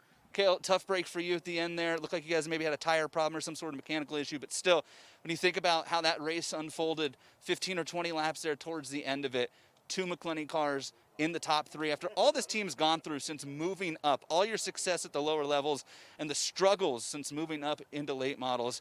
Even though you didn't come home with the finish you wanted to tonight, what can you learn from this experience of racing with your brother up at the front of the field? I can learn a lot off of that. It was really fun riding behind him. Maybe could have been a little bit faster, maybe could have caught him, but it's that issue on that tire, man, it just went down. And it was just balancing really bad down the straightaway. Couldn't really do much about it. You guys have a tight family team here. How much of the sibling rivalry comes into play with the sponsors and all that? I wasn't even worried about anybody out behind us. I was more worried about him catching me and moving me herself. And Herzog was on the radio telling him to get up to me, move me. But, Dubas Construction and Herzog family, all of them have just been big help this year. Thank you to Zach Cook for coming out for finally, and it's got to be back in top 3. Tesla ran good tonight. His car ran pretty good, so we're just going to keep on going. A strong run for both Cabe and Cale McClenny here tonight. Cabe coming home with the 3rd place. Cale didn't get the finish that he wanted necessarily, but believe. Well, we found out back what propelled Cale to the front. It was having Brian Herzog on the radio encouraging him to get to Cabe. Cabe said the only car he was worried about was his brother Cale at the end there. Great stuff, an exciting night of junior late model racing, and we're seeing new faces at the front of the field night in, night out, and I expect that trend to continue for the final 3 rounds here on MAV TV. Yes, it's going to be a great end of season with 3 races remaining, as Stephen Blakeslee said. New faces and a lot of passing tonight. We saw a lot of comers and goers tonight in a action-packed junior late model race. For everybody here at Madera Racing, our camera crew, Jason Galvin, Kenny Shepard, and Stephen Blakeslee, I'm Outback Andy. We'll see you soon on MAV TV. And for our race fans tuning in on our Short Track TV live stream, it's time for the Race to Be Drug-Free Big 3 100. $5,000 to win 27 Nut Up Pro Late models. That one is going to be coming up next here on YouTube and on MAV TV. Don't go away. We've got almost 700 people tuned in all around the world. Can't wait for it. Looking forward to this one. Yes, 100 laps, Stephen Blakeslee. Normally we do 80 laps tonight. It's 100 laps, and, of course, we're tuning up for that 150 laps later in the year for the 10,000 to win. What a great sight tonight. Bradley Erickson back in victory lane. Jake Bowman continues his surge in the last couple of races with a fine podium tonight. And the McClenny brothers put up a great fight for that budget team. Heartbreak for Cabe braking, but you can see they're getting help from a lot of people now, like you said, getting help from Brian Herzog. And Brian Herzog, he used to be in the radio all the time for Austin Herzog when Austin was in juniors, and having someone like Brian Herzog to the McLean kids are pretty quiet sort of kids, so having someone a little more vocal like Brian Herzog, I'm sure that's helping these young kids out. Well, we'll take a short commercial break, pay some bills so we can continue to bring you these Madeira Speedway live streams for free. We'll be back the next couple of weeks as well for it. So we'll pay some bills and want to spoil them up for you. We'll take a quick break. Back with 100 laps of late model racing coming our way. Since 1977, Mission Foods has been creating fresh and authentic Mexican food products. Put some Mission in your kitchen, race fans. As we like to say here at the Madeira Speedway, support the brands that support our sport. I'm Kenny Shepard here on Madeira Racing on MAV TV, and we would like to welcome Mission Foods on board here on the Madeira Racing program. Too fast, too tasty. Make sure Mission is the choice you make the next time you're at the store. Outback Andy, it's race time here at Madeira. Yes, it is.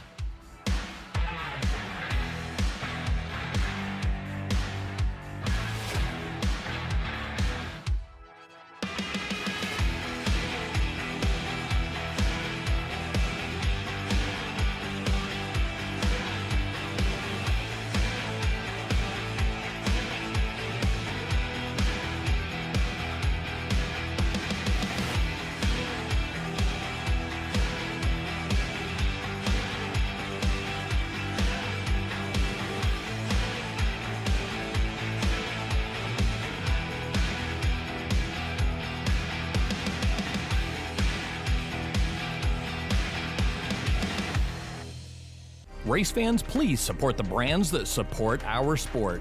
NutUp Industries and NutUp.com is the primary sponsor of these free live streams for our fans to enjoy. Please go to NutUp.com and enter the code MAVTV20 for a 20% discount on all of their great, healthy almond snacks. Please visit NutUp.com and support the brands that support our sport by entering MAVTV20 for a 20% discount to say thank you for this free live stream tonight.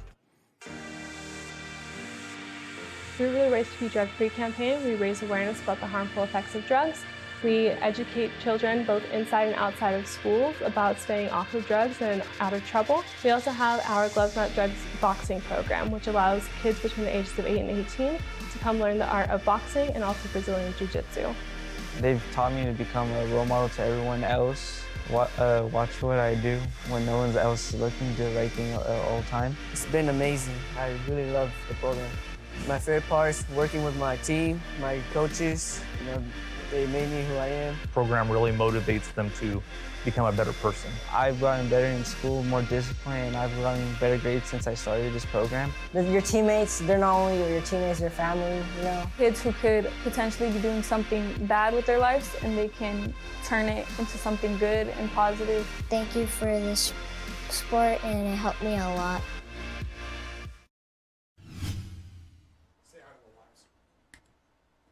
Welcome back to all of our live stream viewers on the YouTube with this Madeira Racing production, brought to you by ShortTrackTV. And we'll be doing this again next Saturday night for another one of our club races, and then we return in 2 weeks with round number 7 of the 5150 Junior Late Models and the NutUp Pro Late Models, as we're getting set now for 27 cars strong tonight, and it is 100 laps. And you just saw a commercial for the Carlos Vieira Foundation. It's a non-profit organization that covers 21 counties in Central California and implements 3 different campaigns: Race for Autism, Race to Be Drug-Free, and Race to End Stigma. The Carlos Vieira Foundation was founded by race car driver Carlos Vieira in the number 51 to give back to his local community. Through their campaigns, the Carlos Vieira Foundation's mission is to assist in strengthening communities by providing key resources, awarding direct help, grants, fundraising, and working with other organizations. The Race to Be Drug-Free campaign was started by Carlos Vieira in 2012 to raise awareness and to educate in the community about harmful effects of drug use. The Carlos Vieira Foundation works to integrate the Race to Be Drug-Free campaign both inside and outside of schools by participating in drug-free programs, bringing motivational speakers into schools, and through their free Gloves Not Drugs after-school boxing program. Carlos Vieira's Foundation Gloves Not Drugs boxing program is completely free for children to have a safe place to learn discipline, strength, respect, and camaraderie while staying off the drugs and out of trouble. And I tell you what, Stephen Blasey, I have seen that Gloves Not Drugs program personally, and that is a great program that Carlos Vieira has put back, and always giving back to the community in some sort of form, Carlos Vieira. Well, and as a result of this great Race to Be Drug-Free program tonight, our drivers are going to race for some very special bonuses, and the bonus that stands out to me is the $10,000 bonus if a driver can sweep all 3 races. Well, there's only one driver eligible for that, and that's the driver that won the opener, and that's the 75 of Jeremy Doss. That would be a nice big check at the end of the year, $10,000. Also, $5,000 if a driver can sweep all 3 fast times. Well, guess what? Doss has won 2 out of 3 both times a new track record, so he may very well do that. Yeah, the 10,000 to win race, now Doss has to set fast time, so the pressure is going to be on Jeremy Doss. There's also a $5,000 bonus if you finish in the top 3 in all 3 races. Well, so for all of our top 3 from round number 1, which would be Jeremy Doss, Buddy Shepard, and Trevor Huddleston, I would say they all have a good shot to do that. Although we have 24 others here tonight, we would like to keep them out of the top 3. And there's also a $5,000 bonus if you lead the most laps in each of the 3 races. So we'll track that. And Doss led 87 out of the 100 in round number 1 of the series.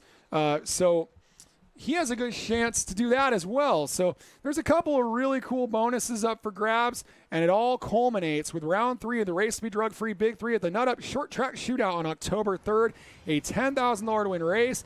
And if someone sweeps all 3 and wins some of those bonuses, you could see a driver such as Jeremy Doss leaving with like $50,000 in total cash for the year in a 3-race series. Pretty remarkable. Yes, it is. That would be a big help to the Doss family. I tell you what, look at these late models tonight out on the racetrack. I see Johnny Williams out there getting ready now to set the in-car cameras to go here. And leading them to the green tonight, Ryan Philpott. How about the 2006 Altamont Raceway Park late model champion? 2007. 2006 was the Birdman Dave Bird. I'll never forget that. So 2007, we called those races, you and I, at Altamont back in the day, 100-lap late model races every race back then, and we used to have some big fields of late models. So you like to talk about tire cycling all the time. Yep. Well, got a text from Rob Kimley.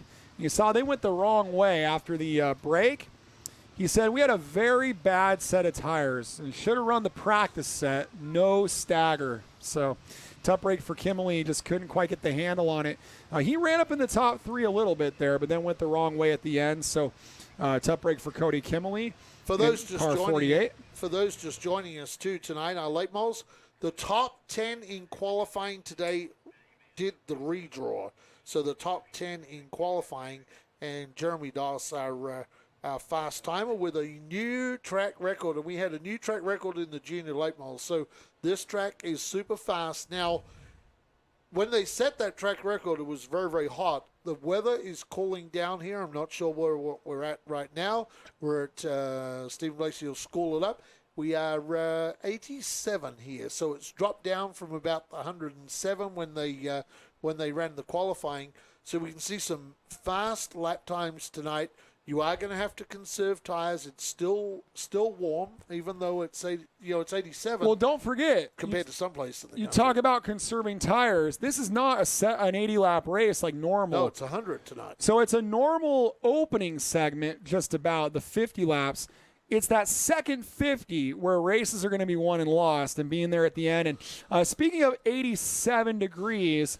87 is a big number tonight because that's the 87 of Seth Wise, returning to Madera after that sizzling start in the junior lane models with 2 wins to start the year. He's back in the pros, made the redraw, and there are lots of people on our live stream that are tuned in to keep an eye on Seth Wise out of Bakersfield. Yes, Seth Wise tonight. Let's see. He missed the redraw by one position. Redraw by one position. So in front of Seth Wise, making the redraw today was Joey East. So a couple of our junior stars, Joey East and Dylan Zampa as well. Yep, Dylan Zampa as well. So we have drivers that are inside the top 10 tonight that are there from our juniors. And then we have Eric Nascimento, who ran some junior stuff as well. Yep, Austin Herzog. They'll share row number 7, Stephen Blakesley. Yeah, and we talked about the success of our guys who have won the non-televised club races like Cade McClenny, such as Kyle Keller. We call him the wild child. Well, he has to start 15th tonight in a not Jefferson. They split. It's a Jerry Pitts prepared number 7 for Kyle Keller. And, I was getting some text messages during qualifying where there were a few of our other pro teams that were really impressed with the handling of Keller's car in qualifying. They're like, did you see the way that car turned? And that's the car that was 15th. So if that doesn't tell you how good our field is, that's a 15.170, and he's 15th. There's a really cool car in this field today, the 61 of Robbie Hornsby. And Hornsby is new to late models. He's a former mini stock champion at Irwindale, also races side-by-sides. He was the pole sitter in the first ever pro late model race at Irwindale back in February, the All-Star Showdown for $10,000 to win. And so it's great to see him here today. He's shown a lot of ability in this pro package, which was brand new to that area. The driver that almost won that race was Jeremy Doss, who was spun on the final lap and failed to win the race. But in any case, for Robbie Hornsby, great to see him here. He's going to go to work from 17th. Yeah, and right behind Robbie Hornsby, Sheldon Cooper. Sheldon in the 89 car. Sheldon won a local race here the other week and was 5th in the last round, Stephen Blakesley, and they've been making big gains on that car. He will start for 19th tonight. We often see Sheldon Cooper race real well, so we expect him to move up some positions tonight from that position number 19. Well, and then the driver starting 26th is a driver we know very well. Prime time. Yes, prime time, Dominic Lopez. Good to see him back. It's been, I think he said, 3 years since he ran here at Madera. Yeah, it's been a while, and he was pretty excited to be brought back into the fold, and was excited that we were talking all about him 2 weeks ago, about Rompasana's music and prime time, and so he thought, I need to come back and bring some prime time. But, he's running these smaller stock brakes. He's running stock lower control arms. They have to run a stock steering box. They don't get to run a rack and pinion. So he's got a lot of stock components running the Stockton package and on such a tough field. So he's going to go to work coming from behind a little bit from 26th. And I was explaining to him, a lot of our drivers this year seems like they can qualify well but can't necessarily race all that well. Dominic said, I'm a racer. I love having cars around me and people to chase. So maybe Dominic will step up in race trim. There's a lot for him to chase, too. There's a lot of cars in front of him, so he's got a lot of chasing to do tonight. Going to give a big shout-out, to the Beeler family. Mike Beeler starts out 23rd, but how about this, Stephen Blakesley? His son, Hans Beeler. Hans Beeler is going to start 16th tonight. Quite some positions in front of Mike Beeler. Now, I talked to Mike at the last show. Basically, Hans Beeler really hasn't had much racing. They did some indoor go-karting together, and that's pretty much where he got his start in racing, but had not really raced anything, Stephen Blakesley, until he jumped in these late models this year. And you got to be amazed at the job for his level of experience that he is doing this year. So we'll see if Jason Galvin can make his way to the front of the grid and we can get our introduction going for this broadcast, as our promoter Kenny Shepard just did his introduction. And Jason Galvin going to be joined by Zachary down there, and we're going to get them all ready to go. And you're going to hear a lot of references to MAV TV tonight. This is our MAV TV broadcast that will air on a future episode on Mondays at 6 p.m. Our next Pro Late Model new episode will be Monday on September the 14th. And Jason Galvin looks like he's in position down there just about.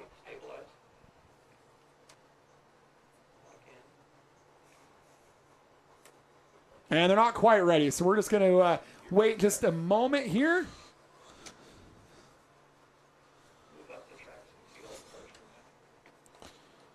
So I want to thank each and every one of you for tuning in. Plenty of time to share this with your friends and family. We'll have our introduction from Jason Galvin, then we'll be firing the engines here on MAV TV. All the drivers are still out of the cars with their Race to Be Drug-Free Big 3 flags.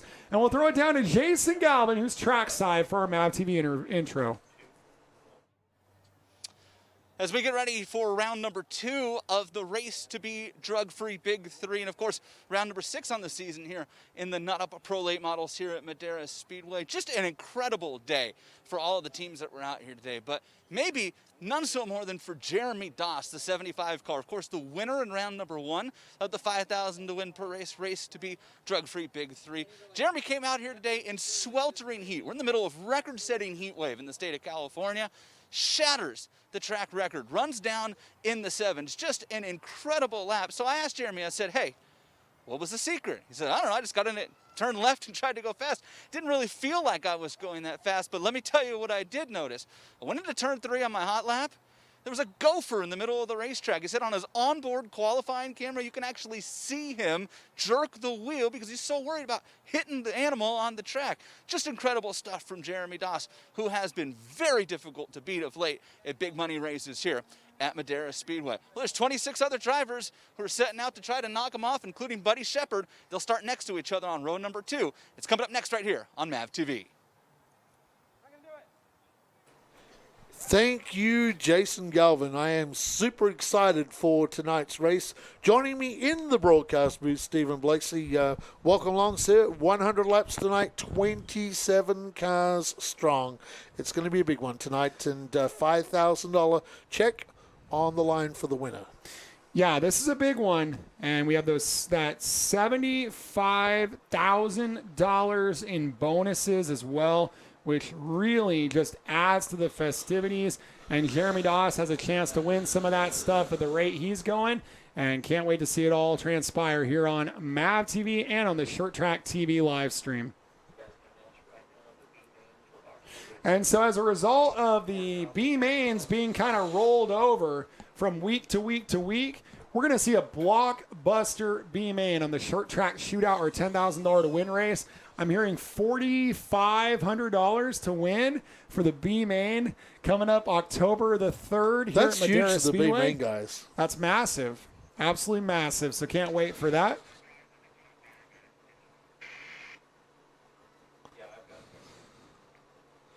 It's a great shot down there, Stephen Blakeslee, of all of our late model drivers out of the cars. Getting a good look at Kyle Keller there. Hans Bieler.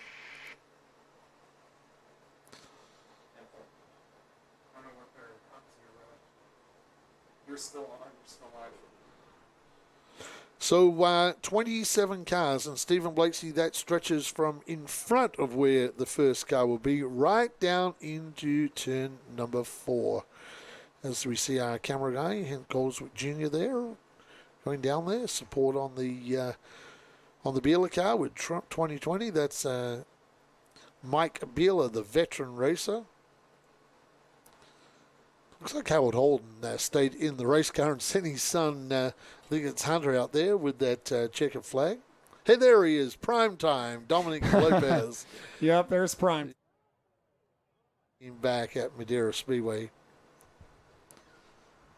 And I heard our promoter, Kenny Shepard, invite these drivers to get in their cars. And now we see them start to do that. And so we may end up taking a quick break to pay some bills before we get these guys strapped in and set to go. We are T-minus about 3 minutes from this thing getting underway here. Drivers are being strapped in. It's our ShortTrackTV live stream here on YouTube from round 2 of the Race to Be Drug-Free Big 3 from Madera Speedway in Madera, California.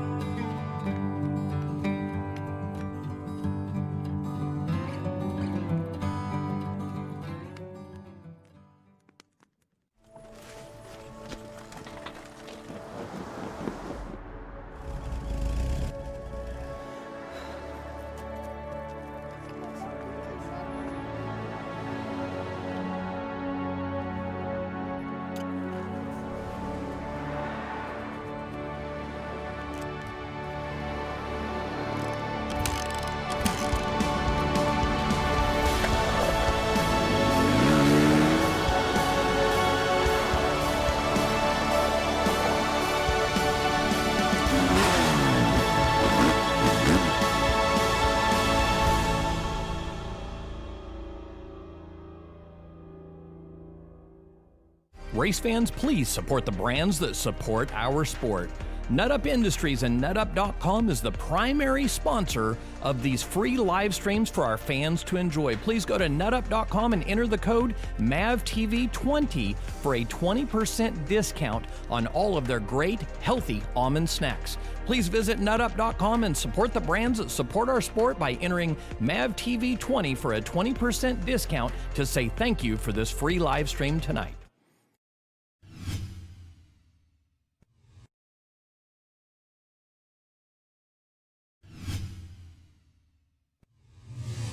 Race fans, we invite you to visit the Carlos Vieira Foundation today. The foundation supports and champions causes like Race for Autism, Race to End the Stigma, and Race to Be Drug-Free. All the proceeds from 5150 energy drink and 5150 apparel sales benefit the Carlos Vieira Foundation. Please visit carlosvierafoundation.org to learn more about this wonderful organization. The Knocking Doors Down autobiography by Carlos Vieira. It takes you deep into his destructive past and how racing saved his life and opened the door to give back to the community. And 100% of the sales go directly to the Carlos Vieira Foundation, an organization committed to raising awareness for addiction, mental health, and autism. And for inspiration and motivation, tune in weekly to the podcast every Thursday for real-life episodes from celebrities and local heroes. Get Knocking Doors Down today at kddmediacompany.com or Amazon.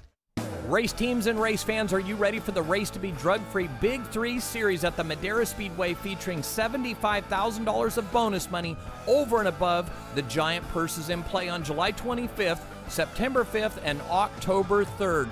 That's a $10,000 finale October 3rd. September 5th is $5,000 to win, and July 25th is $5,000 to win also. Race to Be Drug-Free Big 3 series coming to the Madera Speedway. Be there.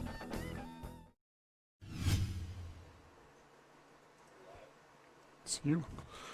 Welcome back to our live stream coverage from Madera Speedway, Madera, California. For those who are just joining us, hey, thanks for coming along on a Saturday night here in California. It's Sunday down under and other places of the world. So welcome to your Sunday. Hope it's going well for you. For some places in the world, probably a little cool right now. Out here, I can tell you it's been a very, very hot day. It got up to about 106, 107 here. From my good friend Havachat, my former crew chief and the guy that used to race my car a little bit. It is Father's Day. Yes, so people in parts of the world, happy Father's Day to any of the Father's Days people out there. The fathers, and happy Father's Day for tomorrow. Yes, it's Father's Day in Australia right now. Wow, I didn't know that. Yeah, so there we go. Thank you very much for that, Havachat. We are getting ready to go. Anticipation is building. 27 cars strong. 100 laps of this 1/3 mile tri-banked racetrack. And a good mixture of cars out there. We got a good mixture of young stars. We got a good mixture of veterans out there. Well, what does tri-bank mean? Explain that for the fans so at tri-bank home. there's 3 levels of banking on the racetrack.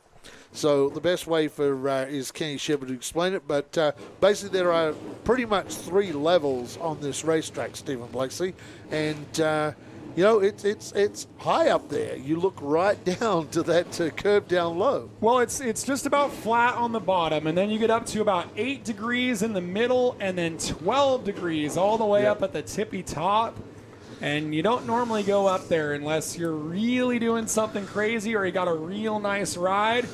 Well, that might be the case tonight. We'll find out. We'll see how high they can go. Some of the juniors tried it, and it didn't work out so well, but those are the juniors. These are the big boys and the pros, and we'll see if they can make the top work just a little bit better than the juniors did, which is normally the case. Field is rolling off the grid. We'll be hearing again from Jason Galvin, and then we'll be giving you the lineup. And Galvin has to remember we've got 27 cars to introduce.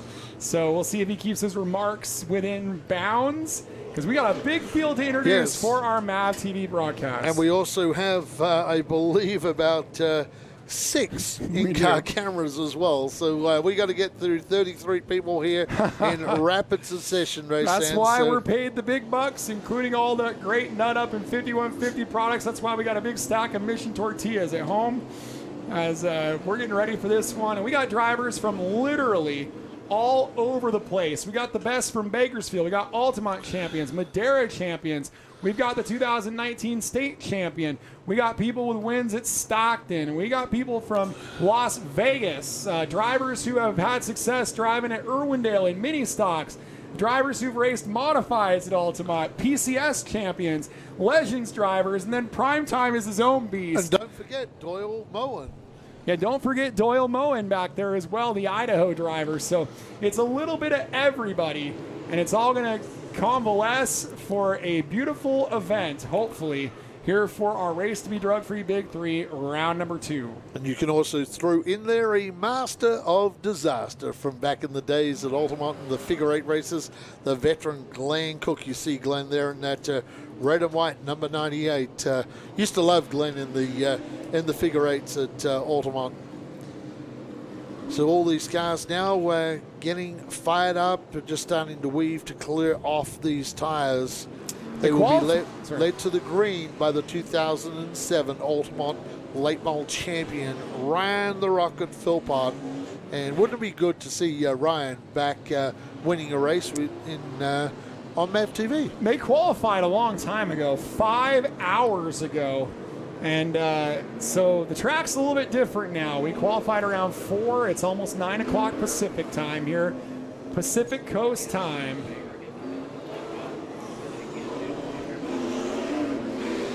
Yeah. Hey, feel free to go on. Our page, and feel free to go on our page and give a big like on our YouTube page. We'd love for you to go out there and give it a big. Yep. Go out there and like the page. We'd love you to do that. Share it with your friends as well. Tell them every Saturday night for the next few weeks you'll be able to tune in to Short Track TV. We've got another program coming up next week, one of our local Madera shows. We're back with another TV show like tonight in 2 weeks' time, and it just keeps rolling through right up till the end of October. We'll be going live. All right, so we're going to throw it down trackside to Jason Galvin, who's standing by in Mission Tortillas, turn number 4, with our opening remarks here for MAV TV. The driver I have my eyes on tonight in round number 6 of the Nut Up Pro Late Models is one of the most successful drivers in Madera history. Matt Erickson in the 42 car, multi-time champion. He's won numerous races here on MAV TV, but it has been a terrible year by Matt's own admission for the Erickson Racing team. He's yet to finish in the top 5. In fact, they skipped a couple of races because they couldn't figure out what was wrong with the car. Well, problem solved. They put a new rear end in that number 42 car, and it came out today on fire. Matt qualified 3rd, his best qualifying run of the season, just behind Jeremy Doss and Buddy Shepard. The invert wasn't great to him. He drew himself onto the 4th row, but Matt Erickson thinks they found something, and he'll be a player tonight in round number 2 of the Race to be Drug-Free Big 3. Andy, Steven? For a big night, our Race to be Drug-Free Big 3, $5,000 to win. I'm Stephen Blakesley, joined by Outback Andy Foster. Here's a look at our starting lineup. On the front row is Ryan Philpott and Dean Thompson. Row number 2, Buddy Shepard and Jeremy Doss. Row 3, Trevor Huddleston and Carlos Vieira. Row number 4, Matt Erickson and Ross Stramiska. Row 5, Dylan Zampa and Joey East. Row number 6, Seth Wise and Blaine Rocha. Row 7, Eric Nascimento and Austin Herzog. Row number 8, Kyle Keller and Hans Abila. Row 9, Robbie Hornsby and Colby Potts. Row number 10, Sheldon Cooper with Glenn Cook. Row 11, Rick Thompson and Hank Galswick Jr. A couple of veterans, Mike Bieler and Howard Holden, share row 12. Row 13, Pete Soto and primetime Dominic Lopez. Doyle Moen with the final car on row number 14. And we have 6 in-car cameras tonight with Blaine Rocha and Joey East. Dylan Zampa and Trevor Huddleston.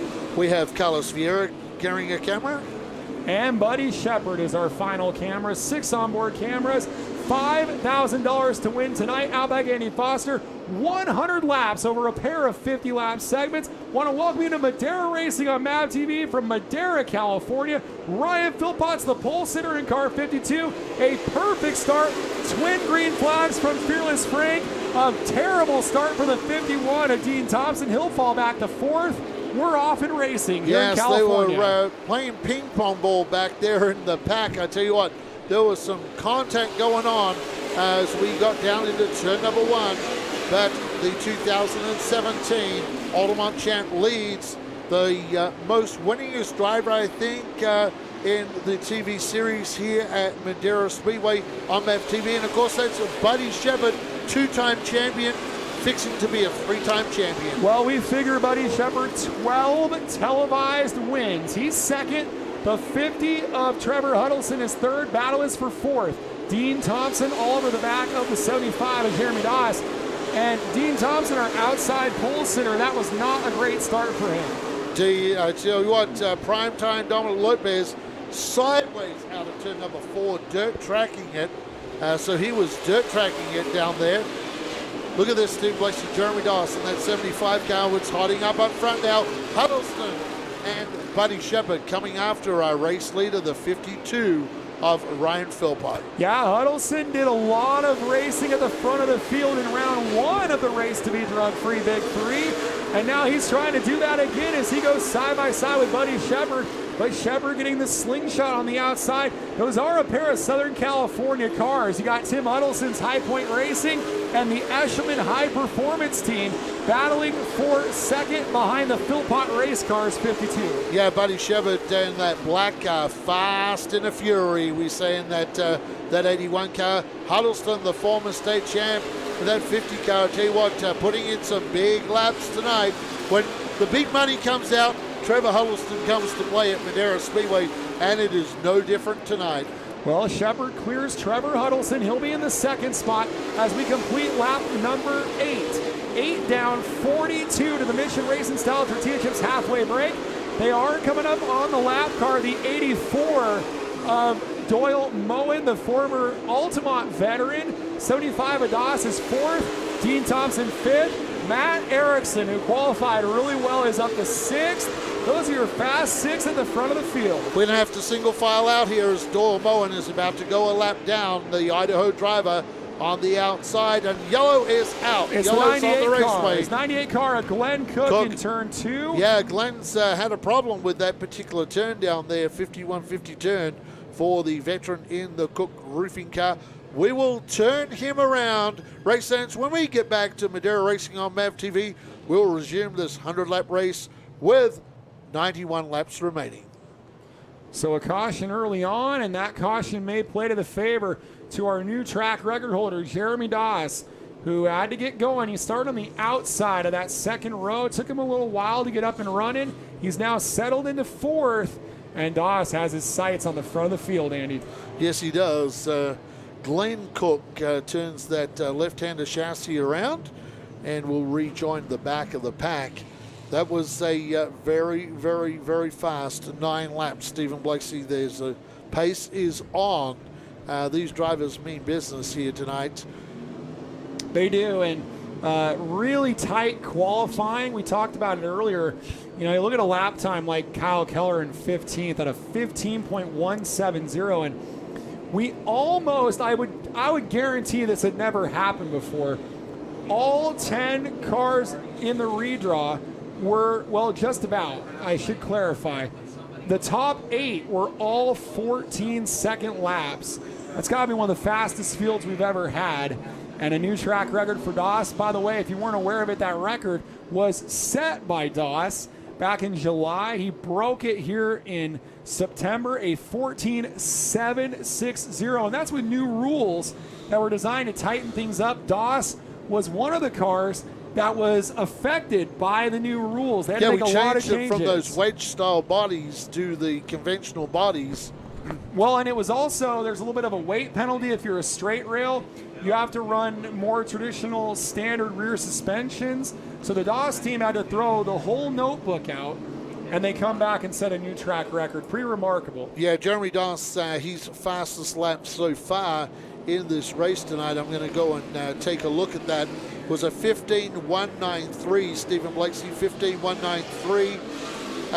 Trevor Huddleston laid down a 15.114. I believe he's the fastest guy on the racetrack. Most of everybody is in the 2s. Most of everybody is in the 2s. So running 2s. We've still got some pace laps to go with Glenn Cook pacing the field at the moment. The Hacienda Pauls Philpott Race Cars entry. The driver from Livermore, Ryan Philpott, has Buddy Shepherd. Well, I tell you what, Ryan Philpott started on the pole. He's held him out for 9 laps. He's got to do it for 91 more laps. Our promoter, Kenny Shepard, in our ear is thinking there could be a big restart coming up for the 81 of Buddy Shepherd, and we'll bring him back to green here for MAV TV. Well, we're working our way through this race to be drug-free Big 3 100 here for the Nut Up Pro late models. Only 9 laps, still 91 to go. That black and orange 52 Ryan Philpott is your leader. He's elected to go inside of our 12-time winner, Buddy Shepherd, who will go outside. A very key restart for Ryan Philpott. We are green. And it's a good one for Ryan Philpott. A good restart from all of our late model drivers. Fast and a Fury on the outside. What a launch out of turn number 2 for Buddy Shepherd. And something happened to the 52. That car slowed down in turns 1 and 2. He had help from the 50 of Trevor Huddleston, and I think that impacted Philpott a lot. And now he's in a big scrum of cars from 3rd on back. That's Huddleston in the 50, the 2019 California State Champion. Inside, Ryan Philpott outside. Couple of state champs battling for the 3rd spot. Yes, they are. You got the 51 of Thompson. And how about that battle down there with the 51 of Thompson and the 42 of Matt Erickson? Matt Erickson has found some speed this weekend. That car has failed to have speed most of the year, but Matt's really found some speed in this car between last night and today. I don't think Ryan Philpott expected to be back to 4th, but that's where he is. Dean Thompson gives him a bit of a shot. And how about the 42? Silence. 42 of Matt Erickson up the 5th. And look who's coming with him, the 92. Yes, the 92, and you got 2 51s down there. We'll see what happens here. 42 of Matt Erickson trying to track down Ryan Philpott. But back there, those 2 51s, the black 51 is Vieira. The blue 51, that is Dean Thompson. And the 92 of Dylan Zampa, our most recent winner in the series, on a night where he led the whole 80 laps, just passed both of them coming out of turn number 2. And Dylan Zampa up to 6th. He started 9th. Keep an eye on that youngster. And another youngster, the 88 of Joey East, trying to follow him up through the field.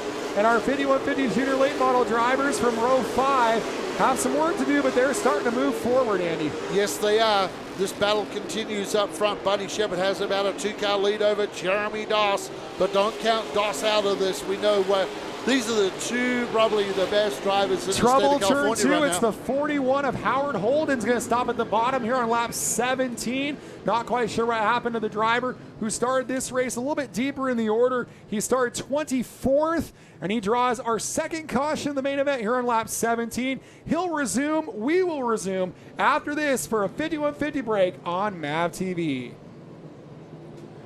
The fantasy decals, number 41, the veteran Howard Holden will go to the back for the start. Howard's first drive in the TV shows this year, so back behind the wheel of that 41 car. No apparent contact, maybe a little bit on the left rear on that car. On the fantasy decals, have just a little scuff on the rear maybe, and he'll rejoin at the back. And they're going to say that we ran through lap number 8. Nope, they are back to 17. 17 down. He was in about 23rd position, Stephen Blakeslee, before that happened, running around with Mike Beeler and Glenn Cook. Probably some drivers who are surprised to be where they are. Yep. Mike Beeler 22nd. Glenn Cook will restart 23rd. That's a little bit deeper in the order than they would expect. There's a look at our supporters tonight, Andy. Yes, Carlos Vieira Foundation with the Race for Autism, the Race to be Drug-Free, and the Gloves Not Drugs. Great programs, and of course the Race to End Stigma. Supported all by the Carlos Vieira Foundation. We want to thank you to Carlos Vieira for his support of Madera Speedway and late models. Carlos is scored back in 8th on the racetrack right now, and he started, let's see where Carlos started. Carlos started in 6th. He's gone back a couple of spots, but I'm sure he'll try and race his way back. Had a couple questions on the live stream about the run now. We'll run through the top 10. Buddy Shepard's the leader on... Buddy Shepard is the leader on Jeremy Doss, Trevor Huddleston, the 52 of Ryan Philpott, and the 42 of Matt Erickson, your top 5. Yep, just outside the top 5. Dylan Zamber in 16, Thompson, Carlos Vieira 8th, Joey East in 9th, and Blaine Rocha rounds out your top 10. And he is in a nut-up car. Right behind him, Steve Lacey, Ross Tremiska in the other nut-up car in 11th. Then you go down to Seth Wise, Hans Bieler, Austin Herzog, Kyle Keller. That is your top 15 right now. Well, and you got drivers like Eric Nascimento, Sheldon Cooper, Robbie Hornsby, Colby Potts, Mike Beeler, your top 20. And then down the order, Rick Thompson, Hank Galswick, Glenn Cook, Dominic Lopez, Pete Soto, Doyle Moen, and Howard Holden. We are on lap 17. And there they, I think they had an issue with the scoreboard for a moment there. We're on lap 17. And I think this thing's far from settled, but it's the same top 3 that we had back in July in round number 1. Remember, we talked about this earlier. Jeremy Doss is chasing after the $10,000 bonus if he can sweep all 3 of the races. Right now, he runs second. Buddy Shepard is going to pick the top. We get this thing back underway. Getting this thing back underway for Madera Racing on MAV TV, our Nut-Up Pro Late Models. Round 2 of the Race to Be Drug-Free Big 3. Buddy Shepard took the lead on the top. He will pick the top on Jeremy Doss, the winner of round 1 of the Race to Be Drug-Free Big 3. Third place in round 1 is third place on the racetrack, the 50 car of Trevor Huddleston. A lot of familiar customers and a familiar sight, a green flag from Fearless Frank. We're back underway. Yes, we are, and Buddy Shepard from the outside. Can he hold Doss off? That big run from that Fury, that was a very, very fast run out of turn number 2. Here comes Ryan Philpott into this too, hanging tough with these guys. That was not a good restart for Trevor Huddleston. Huddleston drops back to 5th. Up to 4th is the 92 of Zampa. So we got a battle for the lead and a battle for 3rd. What a race here at Madera so far. Doss trying to make a look on Shepard. And the 92 of Zampa is bringing Carlos Vieira with him as well. Vieira now to the inside of Zampa. You see the 92 of Zampa, the 51. That is the L8 packaging, number 51, knocking doors down. Well, he is just knocking those positions down as he drives his way back up to the front of this field. Well, it's been impressive. Dylan Zampa started 9th, and he's fighting for 4th right now. And we're not even through to lap number 20 yet. As lap count has not updated on our scoring pylon. They're side by side here. The 75 of Doss taking a peek on the inside of the 81 for the lead, side by side on screen. Yeah, if you go to the fast mover of the race, inside the top 10 starting position, Dylan Zampa would be the fast mover right now. Well, he would, but he just gave up a spot. I think Vieira might be the hot car. Vieira gets around Zampa, and now Vieira is on the charge. He wants to take 3rd from the 52 of Ryan Philpott. And you know, where did Vieira's career start? At Altamont in 2008. So he's run a few laps with Ryan Philpott, but he just drove right by Philpott, waved at him and said, "See you later," as he goes up to 3rd. That was impressive. Yeah, that was pretty impressive from the Super Late Model race. The yellow was out from Flaggy Frank. It's the 77 of Rick Thompson. Rick Thompson, a former winner here on MAV TV in the 95.7, the Fox. Wow. Rick Thompson, has been a tough couple of years for Rick, and he is pointing the wrong way. This race has gone the wrong way, and some damage to the front of that car, so I'm not sure if he got into someone there. We'll take a quick commercial break. Race fans, stay with us. We still have a bunch of laps to go. In fact, we have 29 laps till the break at the 50 lap mark. We'll see you back here on MAV TV real soon. So for our fans following at home on the live stream, the lap count has oscillated up and down. We were calling that we were up to lap 23, and unofficially in our heads, that's where we were. They rolled us back to lap 21, so they're trying to keep up on the lap count. And 21 laps score complete. And look at where that puts Vieira. And there's no way that Vieira is behind Philpott and Zampa. So they have got to get that back to lap 23, because Vieira had definitely made the move. And Rick Thompson motioning to our DJ safety crew that he needs a push start here. It's not going to happen with the Ranger, so we're waiting on a push truck to come and get Rick Thompson turned around in that RCM Thompson trailer sales as the pickup truck comes now to push start the 77. Not sure what Rick is asking here of our officials.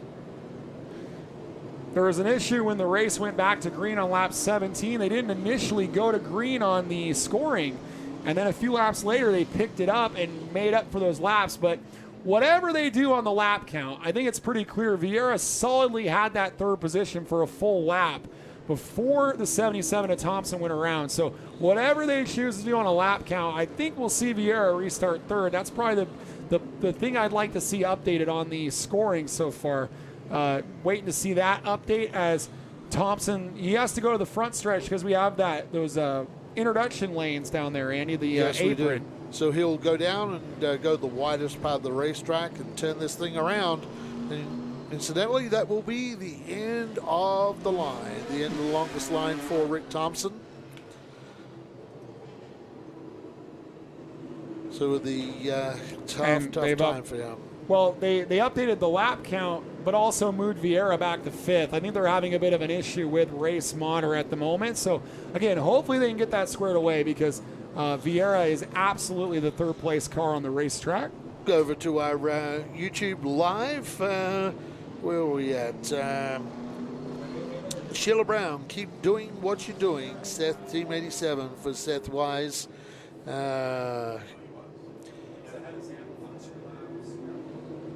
Someone's asking, did Dean Thompson race yet? He's on the racetrack right now. Extremely competitive field, very respectable driving, great racing. Sherm Taylor, yes it is. Fast and furious. It's very, very hot here tonight. And the drivers are doing a great job out on the racetrack. All right, got the update. Looks like we will be on lap 24, and it will be Vieira in the third position. So unofficially right now, it's going to be Buddy Shepard, Jeremy Doss, Carlos Vieira, Ryan Philpott, Dylan Zampa, your top five. And I think the big surprise was the 50 of Huddleston really found it tough. You know, normally at most short tracks, if you get hung out to dry on a restart, Andy, it's from the top. He was on the bottom and got hung out. Yep. So that's a little different. Yeah, bad restart for Trevor Huddleston. Not what he was looking for tonight. Cars got to get lined up here, and we're still a couple of laps away from getting back underway on MAV TV. The finish master, number 81, Buddy Shepard, fast and a fury, we say. And wow. Jeremy Doss, two of the best late model racers on the West Coast, Stephen Blakeslee. Yeah, you can't have better drivers than these two, I think, in all of California. You know, the only driver you could probably add in there would be Derek Thorne, is about the guy we're missing. Yep. And you're going to bring him back to green. Welcome back to Madeira Racing on MAV TV. Jeremy Doss on the inside will start in second. Buddy Shepard has picked the outside for this restart as they drive down into Mission Foods. Turn down here in the restart zone. We are getting ready to go. Let's see who gets a good restart here. Pretty much heads up for our two late model stars. In fact, Buddy Shepard got a good jump up on the high bank, drives it down, and in front of Dawson. Here comes Ryan Philpott with a power move on the outside. There was a bit of an issue at the back of the field, and it was caused by that start. It looked like Doss had to roll out of it in the middle of the box. We saw some cars in the middle of the field, like the 42 at Ericsson had to dart out of line like if you're coming up on highway traffic. And right behind them, we see several cars with trouble. The 5S of Soto, the 12 here you're going to see on screen of Colby Potts, and the 84 of Doyle Moen. And we're forced to go right back to caution here on lap 24. And it looked like Doss had just slightly edged ahead of Shepard and had to roll out of it in the middle of the box, and the whole bottom line started darting out of line as a result. Yep, that's sort of pretty much happened down there. Good way to describe that, Stephen Blakeslee. We'll get these guys lined back up for this restart. Doss will need to keep pace with Buddy Shepherd. He needs to be about a nose cone behind Buddy Shepherd when they get down. You see down there where the Mission Food sign is, down in turn 4, you see a line across the track up on the high line. The inside part of it's worn out. That's the zone. And then you see that other yellow line. They got to be in that box. You got to enter the box. A nose going ahead as the leader when you enter that box. And once you're in there, it's up to you to go. If you haven't gone by the time you get out of that box, it's on for everybody. So we still have 26 laps just to get to the halfway. And so the spotters and the officials are probably reminding these drivers to show some patience here, as we got a bit of a debate about positioning. You would imagine, we didn't get a lap ins, you would imagine the scoring would be the same as it was the previous lap, but they're still debating it nonetheless. There is between Robbie Hornsby and Kyle Keller. Yep, a couple of drivers disputing that position, and very, very soon on the spotter stand they're going to say, hey, if your driver doesn't get in line here real soon, he will be sent to the back. You often see that. Take a rundown outside that top 5. Huddleston, Erickson, Rocha, Thompson, and East. Well, and Seth Wise in 11th. Then you start to look at Ross Tremiska. Ross Tremiska's been super competitive lately, but tonight Ross has really, really struggled to make any forward gain here. Well, there hasn't been a whole lot of green flag running in such a close, tough field. This is going to be a night that's going to favor drivers that have some green flag laps, because it's going to take long runs to get these drivers going here. It's going to take some long green flag runs for some passing maneuvers to take place. That's why it was so impressive what Vieira did, because he's the one driver that really made some moves there. Yes, he did. The other thing tonight, the penalty for going to the back is super big tonight. The penalty going to the back with all these super competitive cars, you do not want to end up back there and try and race your way back through tonight, because it is going to be very, very tough to do that with the quality of the cars out on the racetrack. We're only one car out of this, I believe, and that is Howard Holden. No, Howard's back out. We do have one car on the racetrack. Getting ready to restart things here for our Nut Up Pro Late Models for the race to be drug-free Big 3. 26 laps to go till the halfway break. We've already seen a race full of action, and that continues at the front. The 81 with that white circle on black car is your race leader, Buddy Shepherd. The red numeraled 75, Jeremy Doss, in second on the inside. A good-looking restart. We're back underway. Yeah, that was a better restart for Jeremy Doss that time. Drive down into 51-50 turn. They straighten up, and the slingshot again from Buddy Shepherd. Doss running the low line. And here comes Vieira now. Vieira's side by side with Ryan Philpott. Vieira's great action. Vieira's been the car, I think, that's been really good on the bottom. Seems like everybody else has been really good on the top. And he's trying to use that bottom positioning to get back to third. He had taken third from Philpott back on lap number 23, which feels like a long time ago, but it was only 3 laps ago. And so they're still battling. Meanwhile, Doss is putting up the fight to Buddy Shepherd. Yes, he is. Buddy up the racetrack and Doss down low. Now Ryan Philpott got a little wide out of turn number 4. That'll allow the 51 now to clear the 52. So Vieira clears Philpott, and right behind him, Trevor Huddleston now.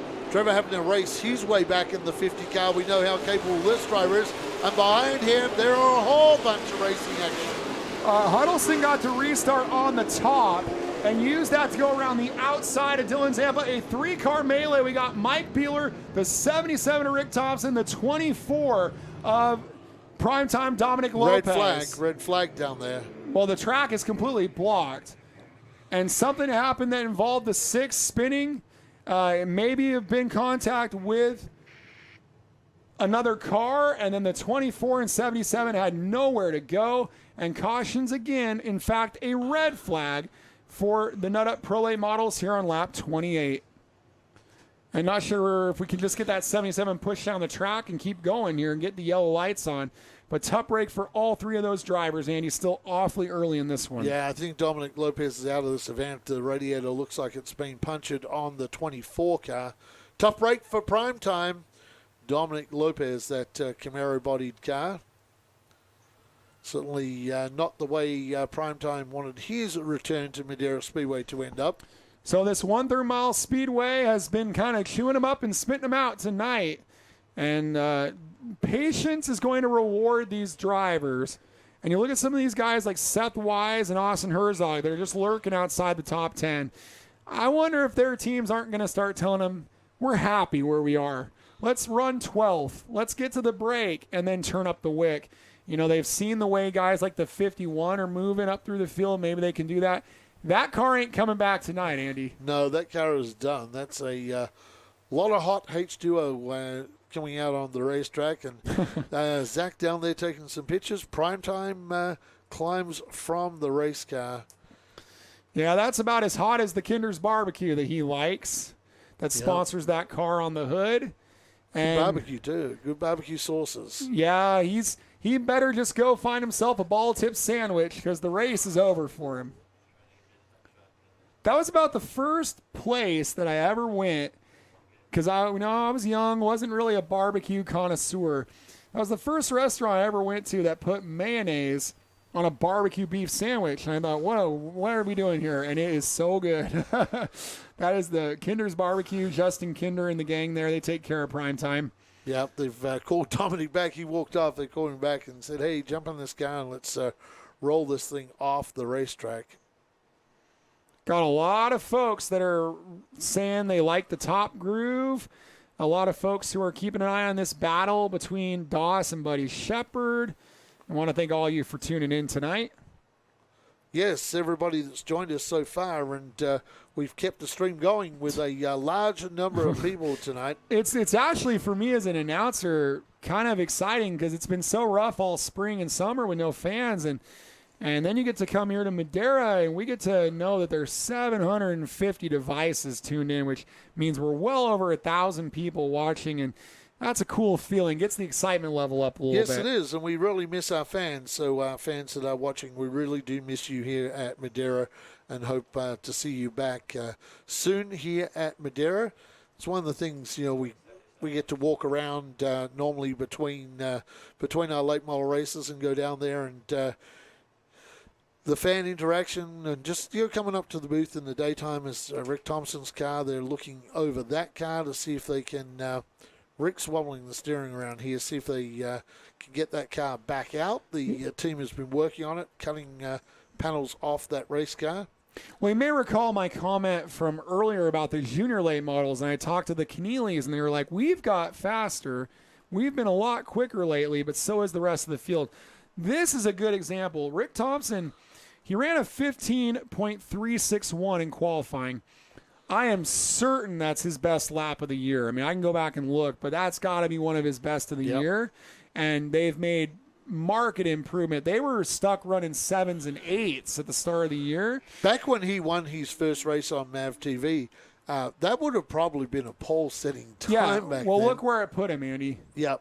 21st. And you would have, back when we started this thing nearly 6 years ago, time would have put you right on the first two rows of the grid for sure. Patricia, you are saying what we think. She says, I love that camera dude. He wastes no time getting the best shots of the race. Yeah, Zach, he'll just run right. Sometimes he runs right onto the track, and we have to remind him this is a racetrack. Be careful. Yeah, well, last race for Zach, he turned up here earlier before. He drove from L.A. to here. He'd been flying 757 jets. He's an airline pilot. He'd been flying in the jets. He came here. He's doing the camera work. He waved the flag down on the flag stand. He was out there with the broom, sweep, and I don't think this job he didn't do that night. So I think he was hoping to get paid per job, Andy. That was the joke going around. Hey, I got to give a big shout out. This driver made history. He got top 5s in all 3 races at Kokomo in his debut in the USAC National Sprints last week. He gets his first USAC National midget win out of Pengrove. Michael Buddy Kofoid, and 18-year-old driver. There are a lot of similarities to what he's doing right now to what Kyle Larson has done. And Keith Kuhn's equipment as a rookie at 18 years old, I mean, that's just one stat after another.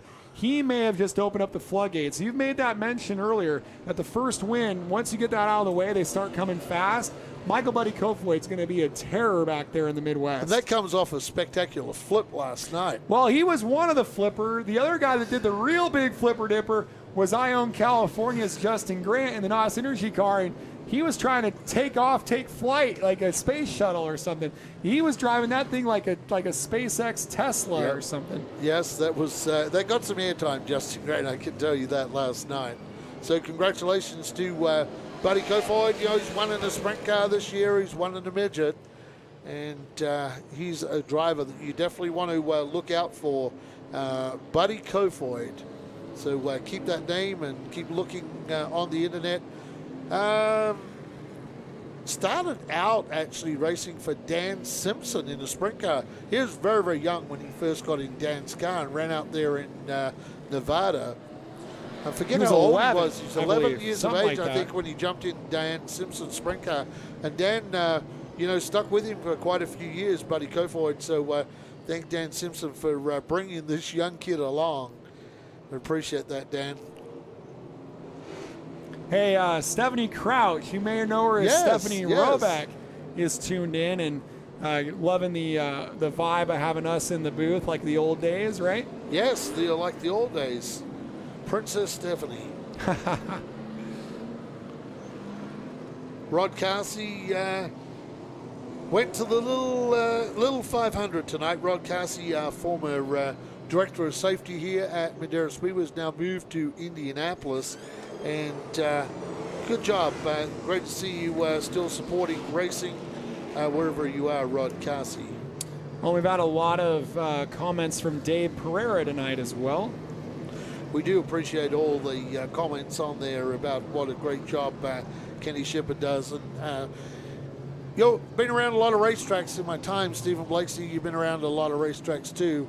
But the way Kenny Shepard runs a racetrack is very, very different, and he gets the job done, and is very, very well respected. And this is the proof of it. The best late model racing maybe in the country, and that's just because of Kenny Shepard. I remember 6 and a bit years ago now, we'll be getting on 6 years ago, when Kenny asked me, hey, I've got this project I'm looking at, and we went down there and recorded the 10,000 to win with a corded microphone, and he put together the deal, and we came back in 2015. We had 8 30-minute shows that were on MAV TV. Year number 2, we went out of the box with 16 one-hour shows, and now I think we're out to 20-odd shows a year. So Kenny Shepard, one of the best promoters in the business, and great guy to work with. Hey, Rico Abreu. Yeah, Rico picked up a win tonight in the All-Stars, I believe. Yep. It's always California, people. It's always really fun on Saturday nights getting to just go through Twitter and social media and just seeing and all if Kyle Larson wins in the Outlaws, that'll be another California driver. Well, the one that I was going to look up is the Little 500, because we know that Kingsburg, California's Cody Swanson was in the lead when we turned that one off. Bobby Santos picked up the win there, a driver we've had here. Yes, we have. We had Bobby Santos here in a wing sprint car.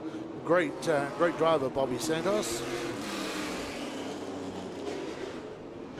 Welcome back to Madera Racing on MAV TV. It's Buddy Shepard on the outside of Jeremy Dawes for this restart Row 2. Same thing on Row 2. Ryan Philpott on the outside, Carlos Vieira on the inside. We're getting down into Mission Foods restart zone down here.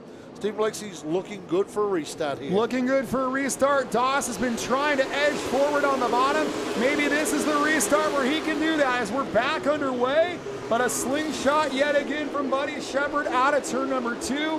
Doss stays in there, doesn't go upstairs. He had room He stays on the bottom, almost contact there. We may have seen Blaine Rocha bounce the wall on our speed shot. And lap 29 is led by Buddy Shepard. Yeah, I think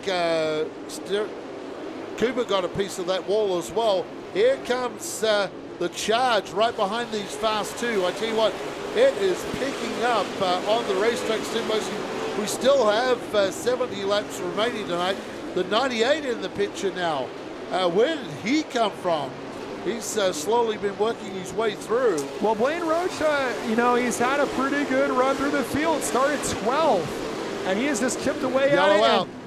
And that's going to be the third caution involving the 77 of Rick Thompson as he's around over there in turns 3 and 4. Man, he's had a rough go at it. He had an incident in turn 2. He was a part of the incident in turn 4 and now in turn 3. So that's 3 incidents involving the 77 with still 69 to go here for Race to be Drug-Free round number 2 here on MAV TV.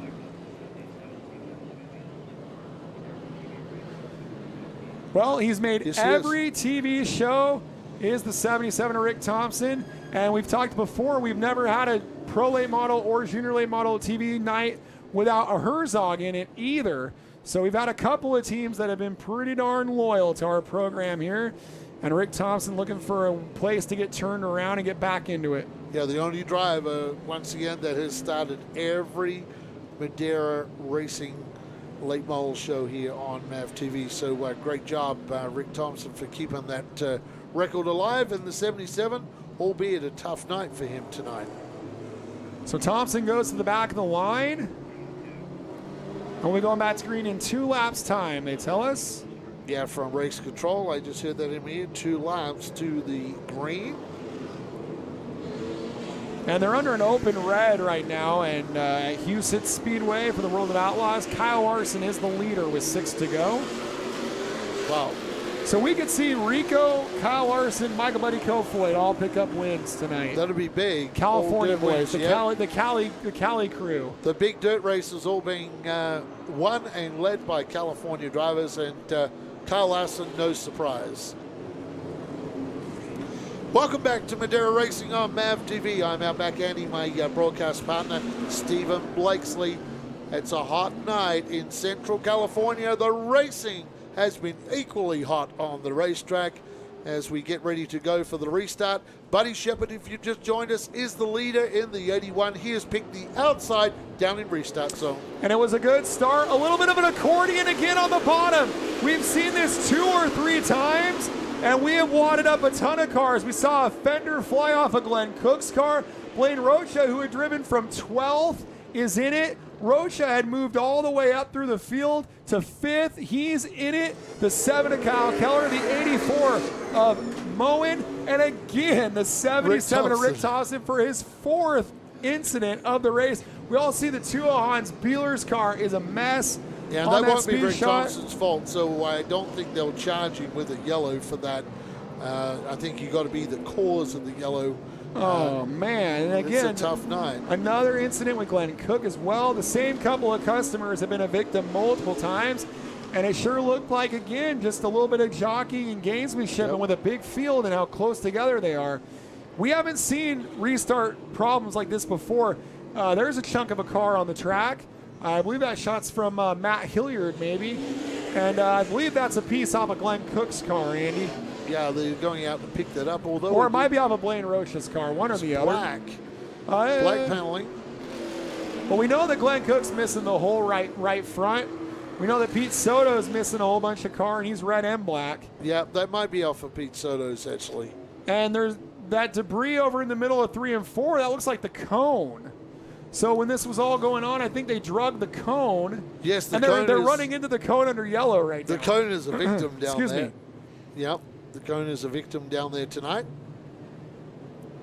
So our track crew, the DJ safety crew, will go out and retrieve our cone down there. Cone abuse. That one will be on Twitter.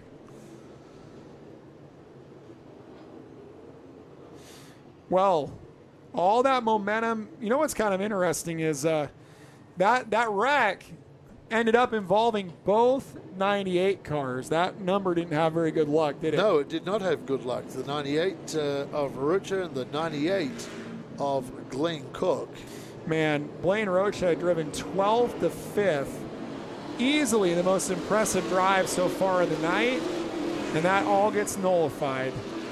Well, the good thing about it is if that's going to happen, Stephen Blakeslee, you still have 69 laps to get back, scheduled to get back up there. So that's the good thing for Blaine Rocha. The bad thing for Blaine Rocha, this is a tough field of cars tonight. Now, we're putting one car back in front of the Matt Erickson car. So someone just got put back in front of Matt, and I'm trying to work out who that was. Well, so Blaine Rocha never stopped and unofficially is still in the 5th position. So that would be a big break for him, and now they're pulling him over again. They're going to pull him over here, and I think he's going to go to the back because he was the cause or he may have to blend. Depends where they picked him as blending. Well, we're not really doing the blend anymore, but I think if you're involved with any kind of contact, we're trying to relegate you to the back. Yep. We've seen that here at Madera, so he will go to the back. And essentially, he caused that when he got all sideways, bottled up the field. So you could say he was the, whichever way you want to place it, he was either the prime cause or involved, one of the two. And we're going to pull up a replay. So we'll get to really see this. And keep an eye on the pacing of the 75 car. That, I think, is the key here, Andy. And Quan's going to pull that up for us. Okay, so here we are. And you see there's almost a car length to Philpott. Oh, Philpott may have misjudged it and sailed in there and then had to tag the brakes. So whoever it was that got in the back of, I think it was Trevor Huddleston, got into the back of Blaine Rocha. Well, it looked like Philpott had given himself about a half car length to Doss, and that maybe Doss didn't actually slow down a whole lot. Keep an eye on this gap here between Doss and Philpott. Yep, so here we go. Philpott gets underneath, and then Rocha went to go, and just Huddleston had nowhere to go. You can't blame him. I think Philpott might have misjudged that a little bit. Yep. I don't think Doss slowed that down a whole lot. And you were looking to see if there was any damage on Huddleston's car, right? Yeah, I didn't see a lot of damage on Huddleston's car. We'll see how that plays out for Trevor Huddleston. But that was just kind of, for those guys, it was kind of just a victim of being where they were. You know, it's hard when you're down there. You're in a containment seat, so you're strapped in, so you really don't have a lot of vision straight initially to your right. And when you're looking straight ahead, you're behind those cars. You really can't see if somebody suddenly slows up, and then that car gets in, and it's just like Highway 101 on peak hour. Well, there's one more point to this, is the 52 of Philpott has been an outspoken critic about the pacing of the restarts, and that he needs a higher pace with the transmission he has. So he was trying to get himself a higher pace there, and ended up running right square into the back of the car in front of him. Hey, Raul Montoya, can we get a like for the replays? Yes, he's got 2 thumbs up. Everybody like the replays, please. That's super cool. Thanks to Quan and the production crew down there for getting right on that. Quan did a great job down there. Director Kenny Shepard was off doing some stuff with one of our camera guys, and of course Quan just spooled it up, and there we go. So we get ready to bring them back to MAV TV. Getting ready to restart things here for round number 2 of the Race to Be Drug-Free Big 3.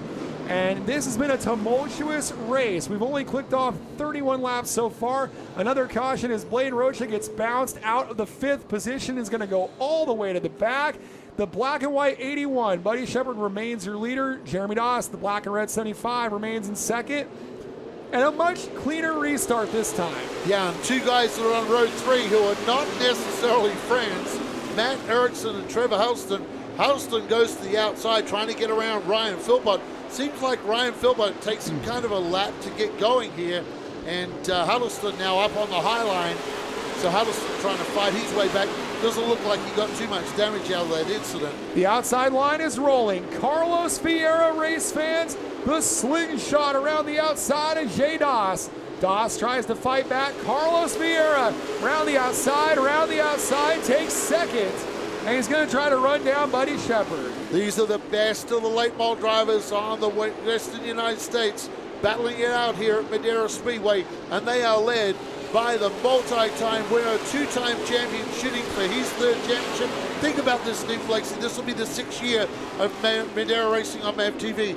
Every year, Buddy Shepard has run for a championship. He has won it. This is his third attempt of running every race, and he is the current points leader. We have him ranked as 12 televised wins at this racetrack, Andy, for the 81 of Buddy Shepard. He leads by a car length on Vieira. Third is Doss. This is fourth here on back. The 50 of Huddleston, 52 Philpott.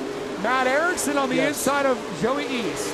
Matt Erickson, the all-time winner of late model races at Madeira Speedway in general. That's including the club races and TV races.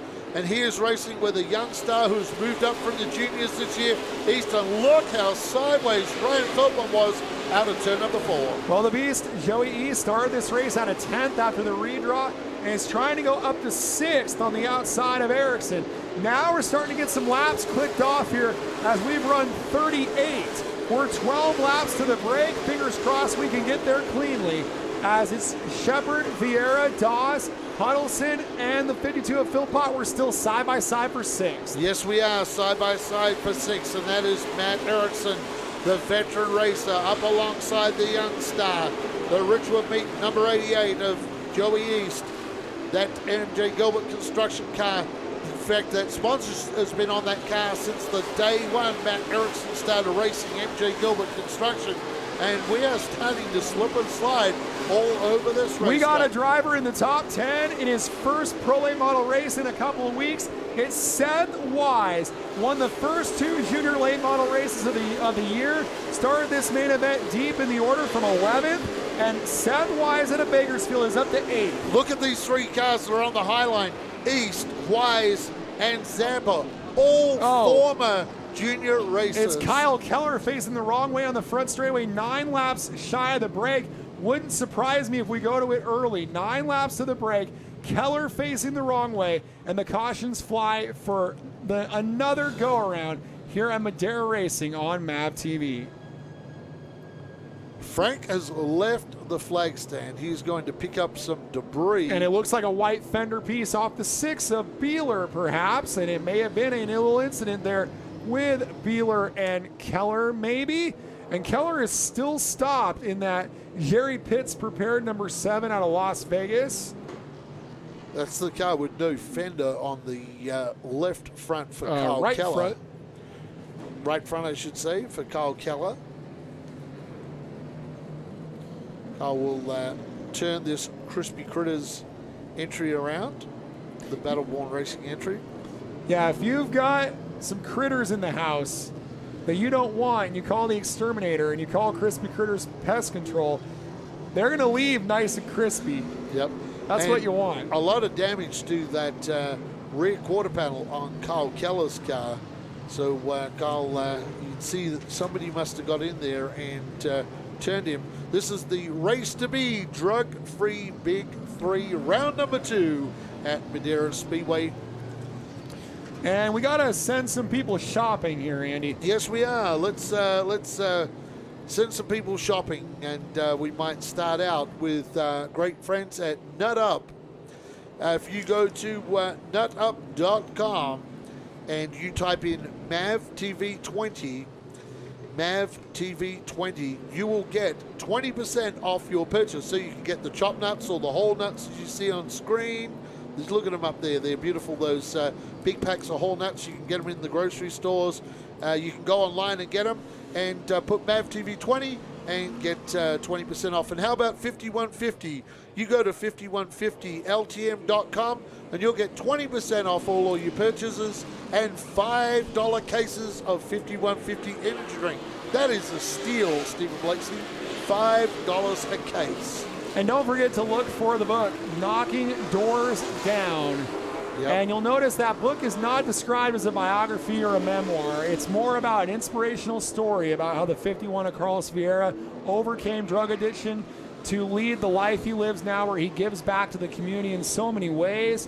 And you can go look up Knocking Doors Down, both the book and the podcast. Some of the guests they've had on the podcast blow me away. I mean, like A-list entertainment celebrities. Lamar Odom, who had a big fight with drug addiction himself from the NBA, among others, Carmen Electra. It's been amazing to see the guest lineup, and look up Knocking Doors Down for that.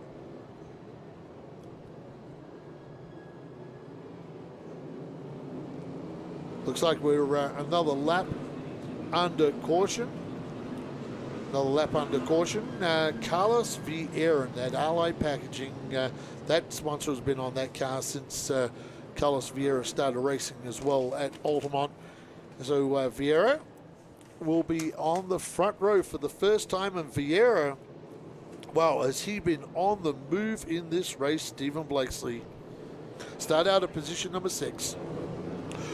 Welcome back to Madeira Racing on MAV TV, round number 6 of the Nutter Pro Late Models. And we have a new customer up front to join Buddy Shepherd, and it is Carlos Vieira, who's raced his way from his 6th starting position, and he will start on the inside, row number 1 in position number 2. Buddy Shepherd has chosen the outside once again. Doss and Huddleston on row number 2. Huddleston is the car to keep an eye on. He is in the catbird seat. Shepherd went very wide to set up the slingshot up there at the top of our tri-bank racetrack. He was on bank number 3 up there, and he will maintain the lead, and here comes Trevor Huddleston. Yeah, and right behind him is a guy that's not necessarily very friendly. These two aren't really friends. That's Matt Erickson and Trevor Huddleston.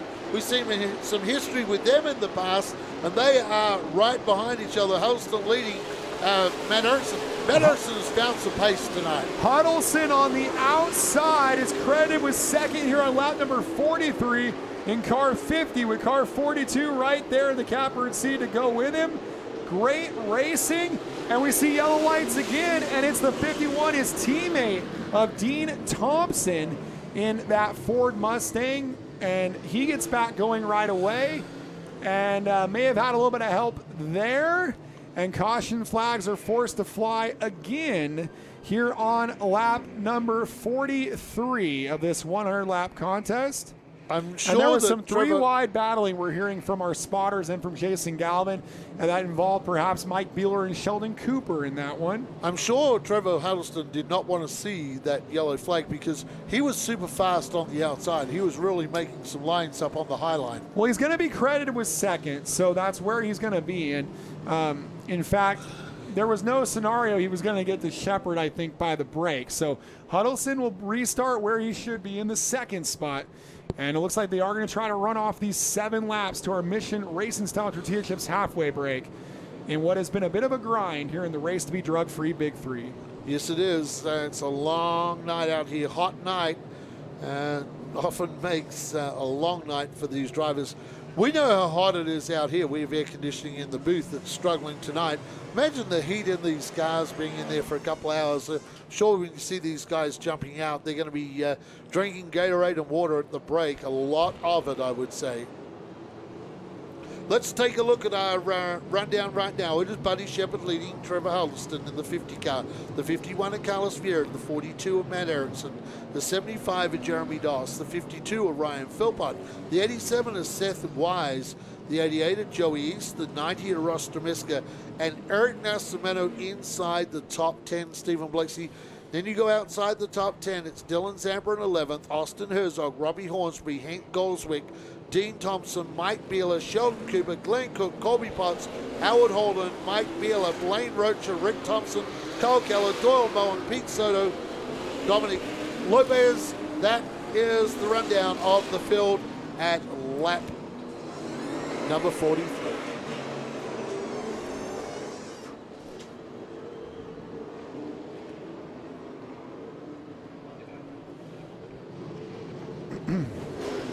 Welcome back to Madeira Racing on MAV TV, round 6 of your Nut Up Pro Late Models. The Race to Be Drug-Free Big 3 has been a wild one. They've been doing a little bit of living the madness here with still 57 to go. Trevor Huddleston's going to restart inside. That's a tough place to be alongside Buddy Shepherd, our 12-time winner. Waiting for the green flag from Fearless Frank. A very nice restart. Huddleston did well. We'll see how far he can get the 50 car up alongside the 81. That Fury is fast out of turn number 2. Matt Erickson saw how the 81 as Shepard got it done on the outside. He'll go upstairs. Wow, Huddleston ran Erickson up the hill and does it again here in 1 and 2, and they almost fanned out 3 and 4 wide. Huddleston having to get very aggressive to get to the top. Erickson stays there, maybe a little bit of contact. Huddleston to second here with 6 to go. Yeah, Matt Erickson is not going to be impressed with this at the break. Trying to hold out Jeremy Doss and the 51 and Carlos Vieira. Sparks coming out of the back of Matt Erickson's car. Off camera, the 90 of Stremiska off the pace. He'll make it onto the apron. Will stay green. He's in the grass. We'll stay green on this one and make it to the break. Tough break for our second on points. And the 52 is going the wrong way. We got battling all over the racetrack, and out of all of it emerges Jeremy Doss like he always does. Yes, he does. And one car on the move. The 88, Joey East now. Joey East getting to the outside of the 51 at Carlos Vieira. So Joey East is on the move, and he's bringing young Nascimento with him as well. Yeah, so Carlos Vieira, who had worked his way up to second and third, now finds himself fighting just to stay in the top 5, just to get one of those interviews with Jason Galvin. And what has been a back and forth battle for second here with 1 lap to the break. Yes, 1 lap to the break, and how about the battle for 5th? Joey Easton starting in 10th. Here we go, Huddleston and Doss. This is the big battle on the racetrack, and that is for 2nd and 3rd. Doss squares up, they drag race. Tough battle between those pair of Fords. And it looks like Huddleston's going to get it. So our top 5 coming into the break is going to be Buddy Shepard, Trevor Huddleston, Jeremy Doss, Matt Erickson, and Carlos Vieira will be your top 5 at the lap 50 break. Our mission, racing style tortilla chips halfway. These drivers are going to get some adjustments, some water, a cool down. Cooler heads will prevail, and we'll return with more racing here for Madera Racing on MAV TV. Don't go anywhere. Okay.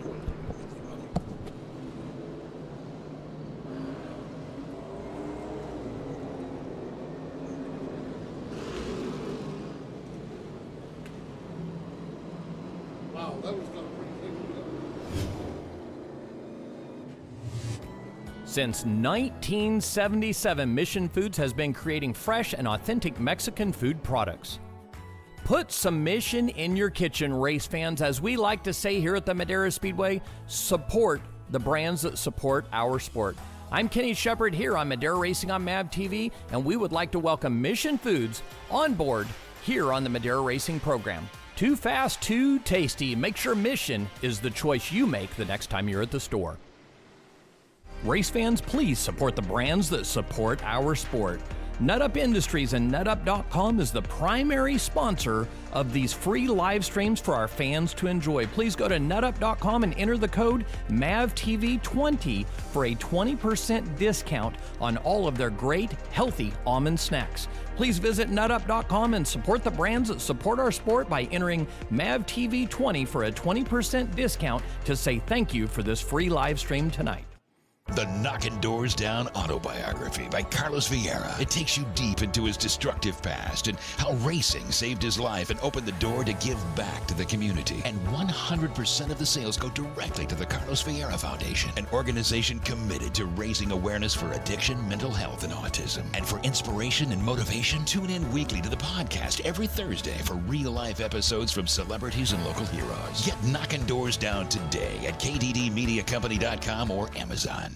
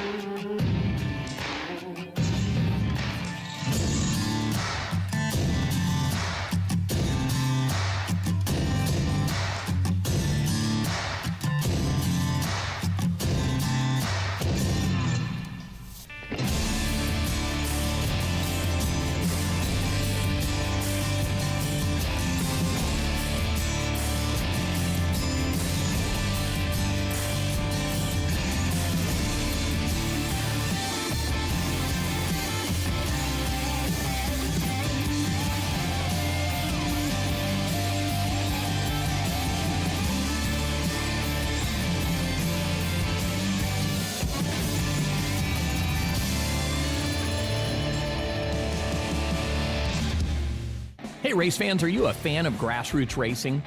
Would you like to see more content from behind the scenes at the Madera Speedway? If so, you need to check out our YouTube channel, ShortTrackTV. ShortTrackTV is where you will find the behind-the-scenes action with documentaries of the race car drivers, old race footage, and other exciting and fun content from the Madera Speedway. Go to ShortTrackTV and subscribe today and enjoy some more great content from the fastest 1/3 mile in the West, the Madera Speedway.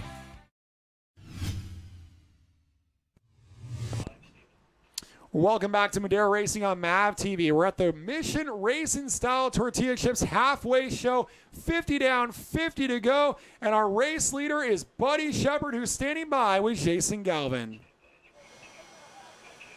Your race leader is Buddy Shepard here at the halfway break. Buddy, race leader, points leader. It's been pretty seamless for you since you got out front on lap 11. It's chaos behind you. I've got no idea if you're aware of just how wild they're racing behind you there, but just how difficult is it when you're trying in a long race like this to get into a groove and you have to endure restart after restart that early? Yeah, I mean, it definitely took its toll. You know, I thought the first 50 would have been a lot cleaner than that, but we've been doing a lot of restarts, been doing fairly good on them. We're just tight when we get to the center. Just can't really make anything happen. Like on the 75 runs behind me on the top, he's going to be a little bit better.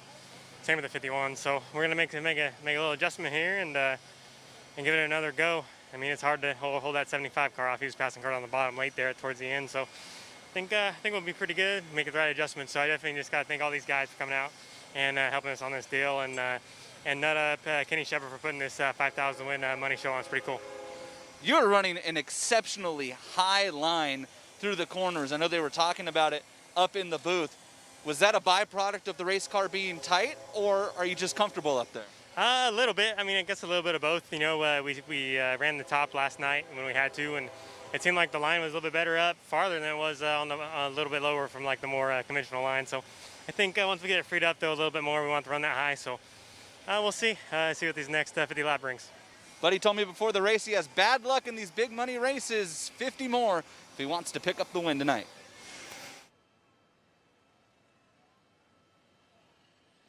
Well, Buddy Shepard has been way upstairs, and it's been working well for him.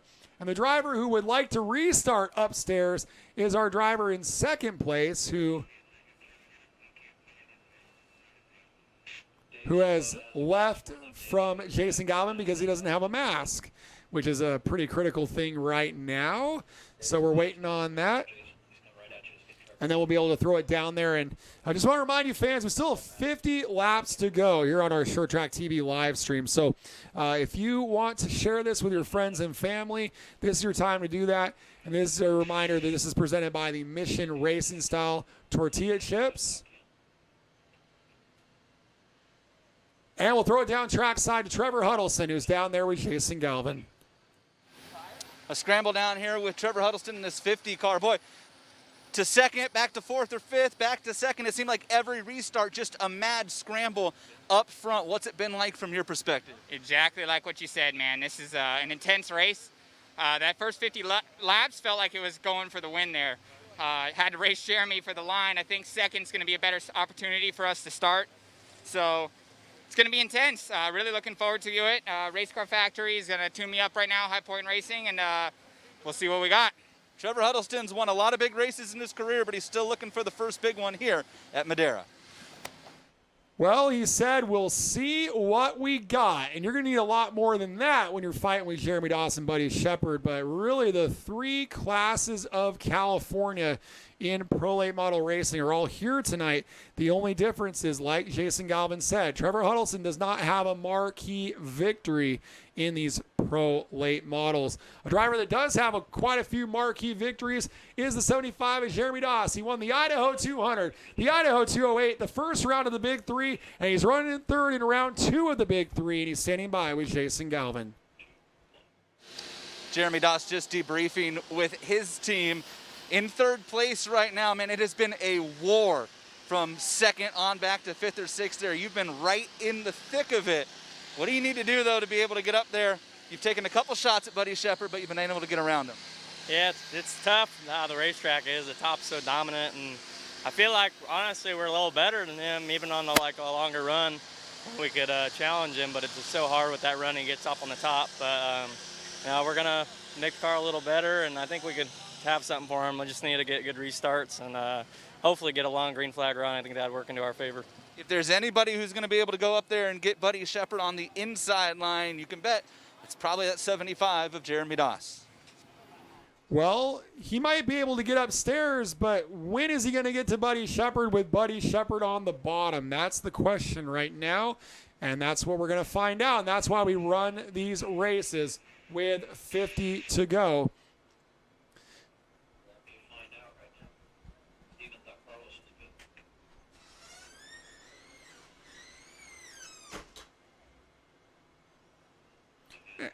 And waiting on our interview with our fourth place driver down there, the driver of the 42, Matt Erickson.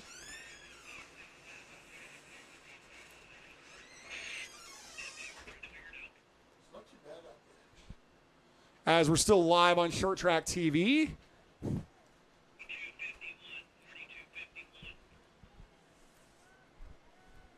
So we'll see if Jason Galvin can get over and talk to the 42 of Matt Erickson. And he is there, and we're going to hear from Matt Erickson and Jason Galvin here on MAV TV.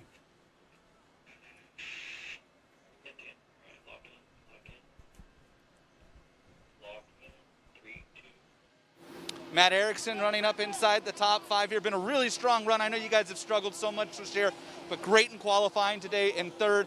You had to work your way through the field, showed a lot of patience there. How good is the 42 car right now? It's pretty good up on the high side. It's extremely tight though in the center, so we're trying to free it up.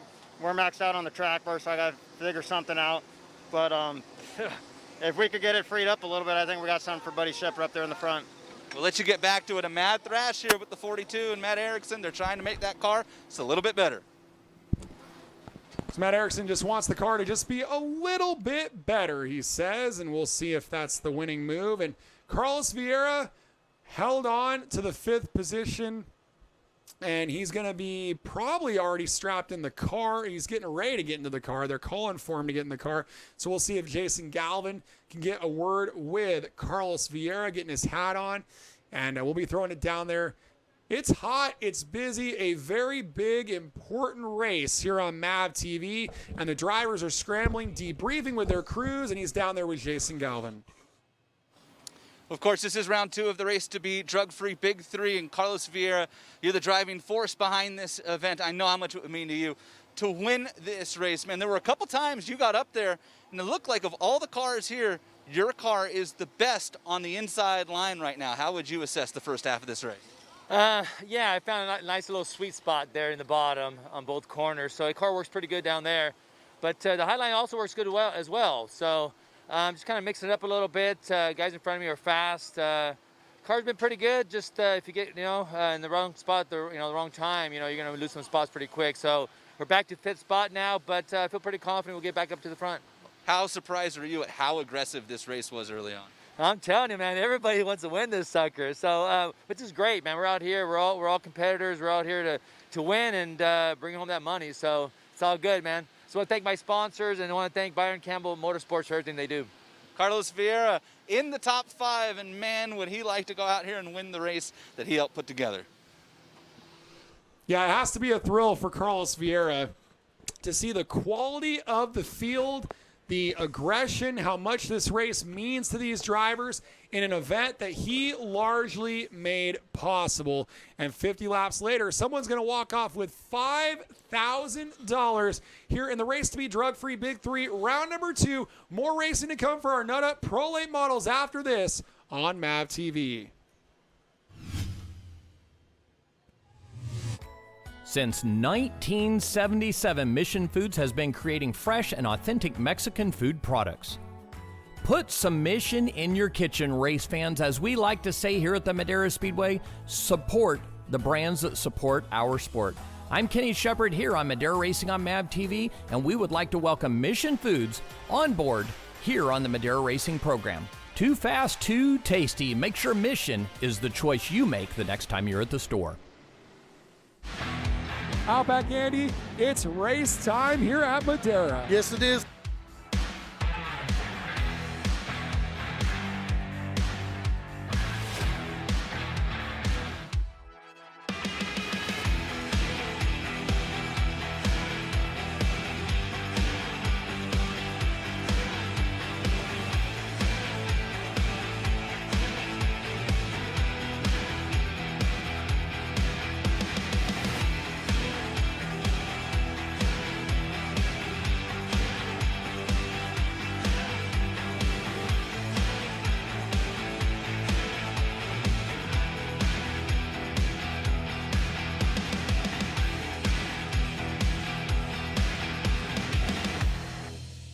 Race fans, please support the brands that support our sport.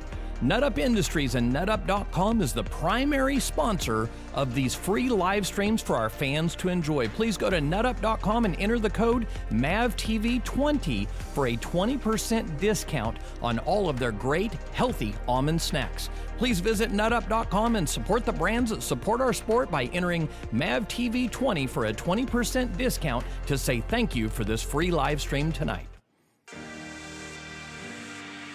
Through the Race to Be Drug-Free campaign, we raise awareness about the harmful effects of drugs.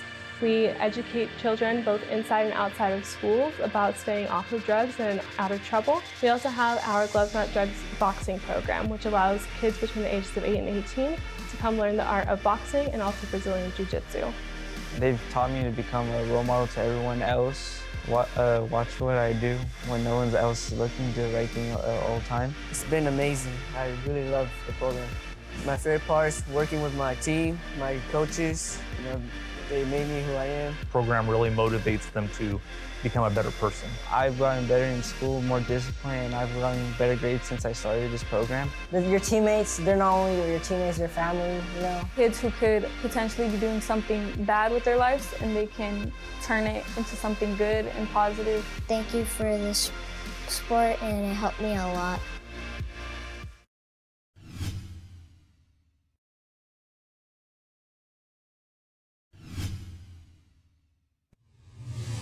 Race fans, we invite you to visit the Carlos Vieira Foundation today. The foundation supports and champions causes like Race for Autism, Race to End the Stigma, and Race to Be Drug-Free. All the proceeds from 5150 energy drink and 5150 apparel sales benefit the Carlos Vieira Foundation. Please visit carlosvieirafoundation.org to learn more about this wonderful organization. The Knocking Doors Down autobiography by Carlos Vieira. It takes you deep into his destructive past and how racing saved his life and opened the door to give back to the community. And 100% of the sales go directly to the Carlos Vieira Foundation, an organization committed to raising awareness for addiction, mental health, and autism. And for inspiration and motivation, tune in weekly to the podcast every Thursday for real-life episodes from celebrities and local heroes. Get Knocking Doors Down today at kddmediacompany.com or Amazon. Race teams and race fans, are you ready for the Race to Be Drug-Free Big 3 series at the Madera Speedway, featuring $75,000 of bonus money over and above the giant purses in play on July 25th, September 5th, and October 3rd. That's a $10,000 finale October 3rd. September 5th is $5,000 to win, and July 25th is $5,000 to win also. Race to Be Drug-Free Big 3 series coming to the Madera Speedway. Be there. Welcome back to the Madera Racing live stream on YouTube, brought to you by ShortTrackTV. Hey, Outback Andy here, Stephen Blakesley. We've had the break. Drivers, it's pretty hot down there. I see Prime Time down there helping out his teammate from NASA Minnow Motorsports. Couple of drivers that to watch, I believe, in this second half, Stephen Blakesley, and that one of those will be Matt Erickson. Matt Erickson currently scored in fourth, and this is a big time performance from Matt Erickson tonight. That car's been off the pace for a little bit, and Matt has really got that MJ Gilbert construction car tuned up tonight.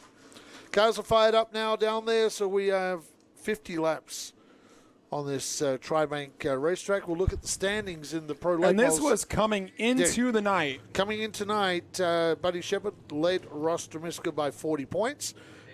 Ryan Philpott by 70, and then Blaine Rocher by 82. Dylan Zampa, who was in fifth, was 93 points back. Sheldon Cooper in sixth with 123 back. Austin Herzog 127 back. Joey East 132, and Matt Erickson 137. So the big thing is Zampa. Zampa is back a little ways, and he would love to get to the end of this thing, because right now he's scored in 10th, and that would be no points at the halfway break. So points going to Jeremy Doss and Trevor Huddleston. Those drivers don't regularly run, so that won't really affect them in the points.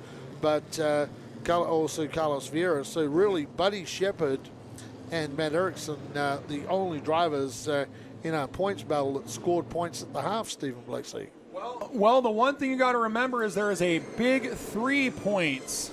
That is 5,000 to win, 2,500 for second, 1,000 for third. So those bonus points that those drivers earn will play to that. Yes, for the separate championship inside the championship. So for Buddy Shepard and Jeremy Dawes, that is critical that they are scoring points, and lots of them inside this top 5. So field getting back underway here on our Short Track TV live stream. Remember to comment. Let us know what you think is going to happen here in the second half. And remember to share this one with your friends and family, as we still have the thrilling conclusion here for $5,000 to win coming up. And we still have almost 700 of you tuned in. Can't believe it. So cool. Yeah, everybody's staying around tonight. It's going to get good here, Steve Blakeslee. It's been good. We've rode the first 50 out. It's going to get better because now it is the business time. 5,000 of Kenny Shepard and our partners' money on the line now to the winner tonight. So things are going to get busy up front. Well, they had some trouble getting Austin Herzog's car to start. They got that figured out. And what a frustrating season it's been for Herzog after winning the 2019 title. The car they're using tonight, we haven't been able to talk about it because it hasn't been on camera. The car they're using tonight in that number 11 is their Southwest Tour car with an open motor against all these 602s, and a car that they finished in second last year in an SRL Southwest Tour race right here at Madera. So that's probably one of the biggest accomplishments of his career. And so they thought they'd bring that car out because this season has been a disaster in their red and black Van Dorn. Yep, and that's a proven car. He's sitting 11th on the racetrack right now, right between Dylan Zamba and Robbie Hornsby. For Herzog, unlucky not to be inside the top 10 at the break, just sitting one spot out. So we're starting to get some picks. So we have a pick for the 42, a pick for the 98, the 87, the 42, and says the 7. Well, he's going to need some Vegas luck. He's got some work to do. The 81, Eric says Shepard will keep the lead. Lots of people saying they like short track racing, and a lot of people saying this has been better than most cup races. I have to agree with that. I would totally agree with you on that, Stephen Blakeslee. We got a fan of Ryan Philpott. A lot of people rooting for the 87. We have someone who picked the 50 of Huddleston. Angela picked all 3 of them. Said the 51, the 88, and the 81. And Seth Galswick says it can be anyone. He must be running for office this year. Eric Meyer says 87. We're getting I love all the comments here on MAV TV. You're going to bring them back to MAV TV here. Welcome back to Madera Racing on MAV TV. We're getting on with the last 50 laps. Stephen Blakeslee beside me for this call. Buddy Shepard, the race leader, on the outside. Trevor Huddleston on the inside. Row 2, Jeremy Doss and Matt Erickson. Row 3, Carlos Vieira and Joey East. And they are ready to go inside the restart zone. They're banging fenders down there, Stephen. It's a very strong top 6 cars on this restart. And again, Buddy Shepard making that outside work well. And we just had some familiar customers cause another issue, as we saw the 51 of Dean Thompson and the 77 of Rick Thompson. The Thompsons, no relation, but they've been acting pretty familial out there. And he's going to pull out right in front of your leaders. Yes, the Thompsons and Rick Thompson, a former winner on MAV TV, really struggling in that Thompson Trail Sales 77. Right in front of our leaders, Buddy Shepard off the high bank, drives it down the back section, down into Mission Food Turn. Look at this battle here. John Erickson, Vieira, East, and Huddleston. Well, in our halfway break, Jason Galvin told Carlos Vieira, you're the best car on the bottom tonight. I got to say, that was a nice move by Jeremy Doss on the bottom. And now he's playing crossovers. He gets a bumper from the 42 of Matt Erickson, and that throws Vieira to the top. Vieira's in a good spot now on the outside. Yeah, Vieira gets around the outside of Matt Erickson. Matt Erickson out of that, back of that 75 car. That was a good drive by Matt to let him go. But look at this battle right behind Matt.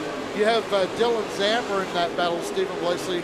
Yeah, Dylan Zampa is pulled away from Joey East and now turns his attention on the 42 of Matt Erickson, one of our all-time winningest drivers, a two-time TV champion. No wins last year, both club and Howard televised. Holman goes around and somebody slammed the wall. Mike Beeler. Hans Beeler it is. Hans Beeler in the black car. Mike Beeler changed to the white car. Yellow comes out from Fearless Frank. Just no give and take whatsoever happening in the back of the field when we've been having a throwdown at the front of the field, and caution flags are forced to fly again here on lap number 56 in the Race to Be Drug-Free Big 3, round number 2, coming up after this on MAV TV. We had a question about what happened to Ross Stremiska. The car broke, and they told us in the break, they told Jason Galvin, they still don't know why. They still don't know what broke on the car. Haven't been able to diagnose it and couldn't get it to refire, so he is out. So a big bummer for the Nut Up crew.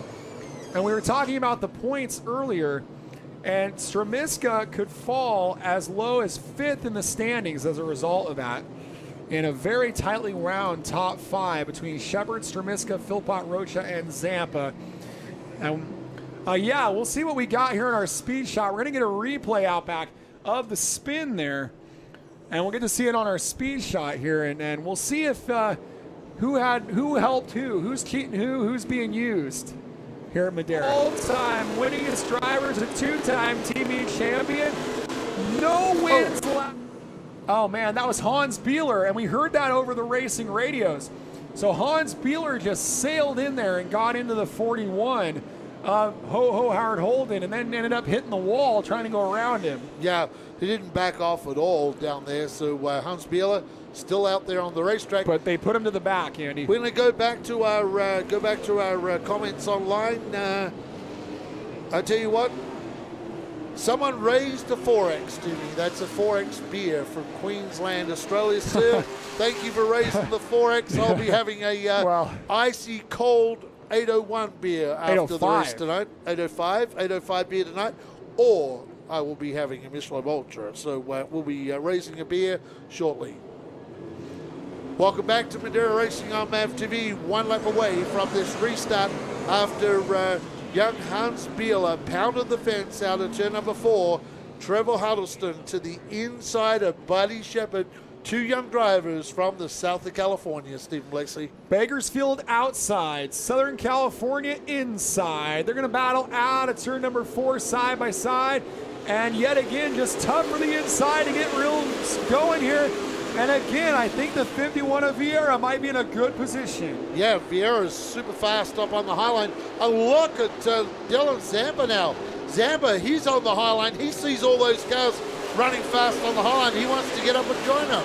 Carlos Vieira is up to 2nd. Here comes the 75 of Jeremy Doss on the inside. Side by side for 3rd down the back straightaway. Just on the racetrack. And now Vieira jumps to the inside for the lead. Vieira's got a look on the leader, Buddy Shepard. Yeah, Carlos Vieira in the 51 car. Wow.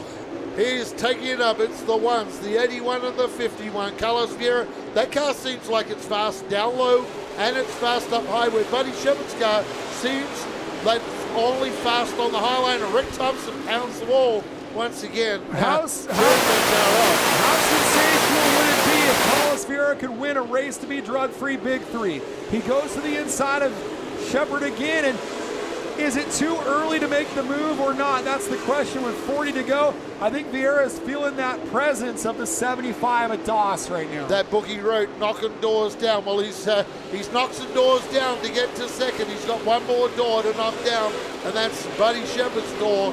And I tell you what, that's going to be the hardest door he'll have to knock down all night long. Dylan Zampa was going for 4th, and he has been the story tonight along with the 51 of Vieira. Those 2 cars have made the most moves, And now Zampa under pressure from the 42 of Ericsson. So he had a shot at Huddleston, fell back, and in one lap, he's already going the wrong way. What a competitive race tonight. Yes, it is a competitive race. Zampa seems to be fast on the outside, but he knows he can't leave the inside exposed because Matt Ericsson will jump in there. For those watching on MAV TV, we used to associate Matt Ericsson with the high line, but Matt lately is able to run down low and up high, and that car, the 42, seems faster on the low line tonight. Well, speaking of the low line, the 75 of Das was looking up the inside of Vieira for second, and that's your best racing. The top three, a trio of black cars, Toyota, and Ford, are anchoring this field here on lap number 65. Look at them all under a blanket. Jeremy Das, our winner of round one of the Race to Be Drug-Free Big 3 in July, wants to get another $5,000 win. But how is he going to get around Vieira and Shepard? That is the question. Well, that is the question. There's a fast pace out there. They are running O's and 1s in race trim, Stephen Blakesley. That is super fast on this 1/3 mile. We're talking 15 O's and 15 1s. That is really getting around. And we're on tires that are tires now that are 70 laps old almost. They almost went 3 wide on the lap car of Doyle Moen. Moen bounced the wall right in front of your leaders, and Vieira tried to capitalize but couldn't quite get the deal done. And now Doss is in there. This is sensational racing, and we still have at the line 31 to go. It's far from over. Yeah, this is 3 super great drivers from the state of California. We know how good Buddy Shepard is. We know how good Jeremy Doss is, but Carlos Vieira, doesn't spend a lot of time in the pro late models. More spends his time in the super late models, and tonight he is doing a good job. Gets around here really good at Madeira as well. He is really good at this racetrack, and there's no doubt about it. This is the one track where Vieira really has it down, and to be holding on in a battle with Buddy Shepard and Jeremy Doss is a monumental accomplishment. A couple of drivers that probably have the talent to be at the top of NASCAR. Yes, they do. And they're here at Madeira putting on a great show for us here on MAV TV. Buddy Shepard, he really deserves a chance to move up. We got a car hard on the wall down there. Matt Ericsson spun around. Yeah, Matt Ericsson spun up into the wall. Ericsson was in 6th. He was battling with Joey East. And on lap 72, he's up against the wall. Doesn't appear to be any damage. I think he might have just spun and got the car stopped, Andy. I think he got the maybe the right front into the wall. And Matt coming down here. I think Matt wants to talk to somebody down here. Yep, bang, into the side of the 92. So Matt is not happy, and Matt has gone on a bit of a fender and the 92 is facing the wrong way, and this is bad news. This is bad. Yes, it is bad news. Well, this is going to be ugly. Here on MAV TV, we're going to take a timeout and sort this thing out. Yeah, that's not good. There's some conversations taking place on the spotter stand, and our officials are doing their best on that as well. And it's hot. It's been a long race, and the tempers are flaring. And they're going to flare down here in the pit area too. So our safety crew going down there to keep everybody at bay, I think. And, well, that's Logan Zampa wanting to have a conversation with Matt Ericsson. That's Logan Zampa in the window. He's not with someone to tackle with. He's a rugby player, that guy. There's been a lot of frustration in the Zampa team this year. As is the Ericsson team. They've had a rough season. And look at the amount of damage that Ericsson did to his own race car as a result of that. In fact, Ericsson got the worst of that, and he can't afford to do that either. So nobody won in this. Let's put it that way. When you go extracurricular, nobody wins.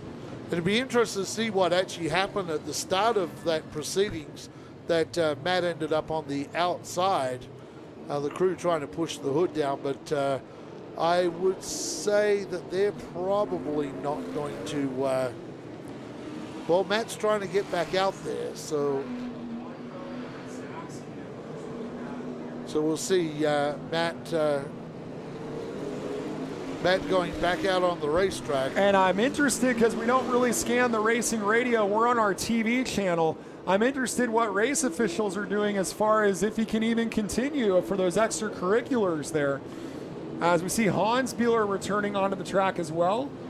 Yep, Hans has done a good job since he turned up here at Madeira. Got involved in that incident where, not sure if he spotted, just didn't catch it in time, or Hans didn't hear it and got way too hot into that incident where there was a car around and pounded the wall out of turn 4. Everybody's starting to double up here, and we'll see what's happening with Matt Erickson. Matt's being told, by the looks of things, to park the 42, the MJ Gilbert Construction 42. And what's kind of complicated right now is the 92 Azampa is being restarted all the way at the back. And so whatever his role was before, during, or after, he's having to go all the way to the back as well. Not good. Not good. That kind of kills his night now because with the caliber of the field we have tonight, there's no way he's going to make it back up in the remaining 29 laps that we have left in this event. And this really shuffles up the running order, Stephen Blakeslee, right now.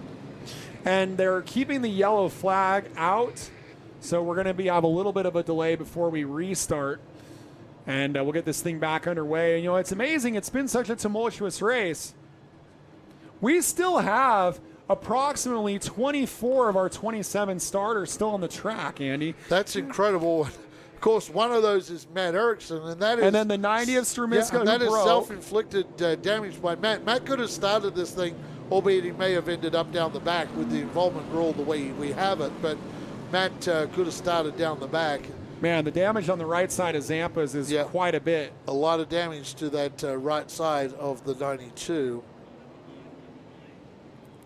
And our officials are trying to get everyone inside the K-rails. Anywhere beyond towards turn 1 outside of the K-rails is a dangerous place once we're racing. So they're trying to get everybody over beyond the K-rail. Welcome back to Madeira Racing on MAV TV. Round number 2 of the race to be drug-free Big 3, and you can tell what this race means to these drivers as the intensity level has skyrocketed, and that includes the drivers at the front. The 51 of Carlos Vieira is in second, but he's on the inside. Your leader on the outside is Buddy Shepard. An important restart here with 29 to go. Yes, it is an important restart, and I tell you what, Doss didn't really get away very quick east, and we were lucky not to have another incident down and in they didn't turn like 4. the restart. No. Yellow lights are on. They didn't like it. I'm not sure what they're looking for on I believe that one. East may have even jumped from where he was. Yep. Well, Shepard led him into the box. We saw on our little delay on our ShortTrackTV YouTube. And as long as he's got a nose on him when the green flies, so we'll see what they're looking for. And there was cars back further, Stephen, jumping as well. Like, you're supposed to stay in line till you get to the box, not be passing cars on the inside before you get to the box. And we've seen that a couple of times tonight, and that's caused a couple of incidents. These guys need to stay behind, nose to tail, bumper to bumper, down in that zone, not trying to fan out 3 wide or try and sneak up a position. So we want basically the nose cone of this car.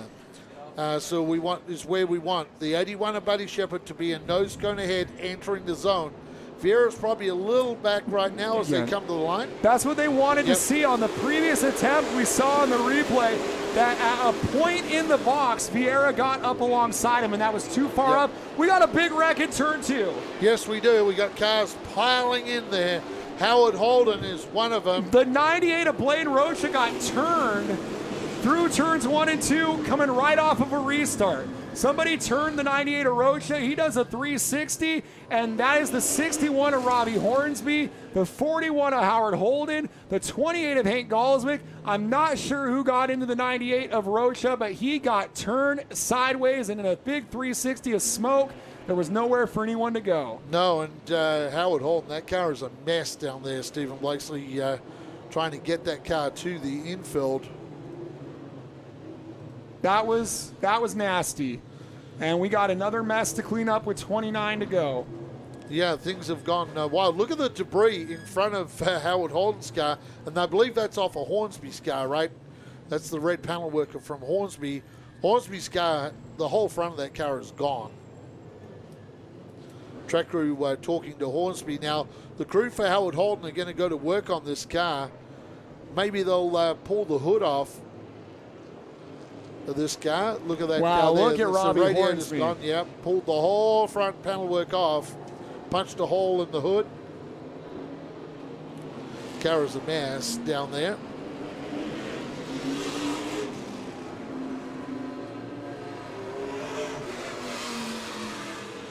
The 98 of Rocha was also involved in that in the nut-up car as well. Been a tough night for Blaine Rocha tonight, Stephen Blakesley. Yeah, he's marched through the field a couple of times. He had driven from 12th to 5th. And he's 4th on points. So he was 4th on points. So, well, Zampa, Zampa's got his issues now with the car being damaged and is down the back. So I believe the contact was with the 12 of Colby Potts. As we see, Potts has been dropped back with Rocha. And Rocha was 13th, Potts was 15th on that bottom line. And they came together from what I understand.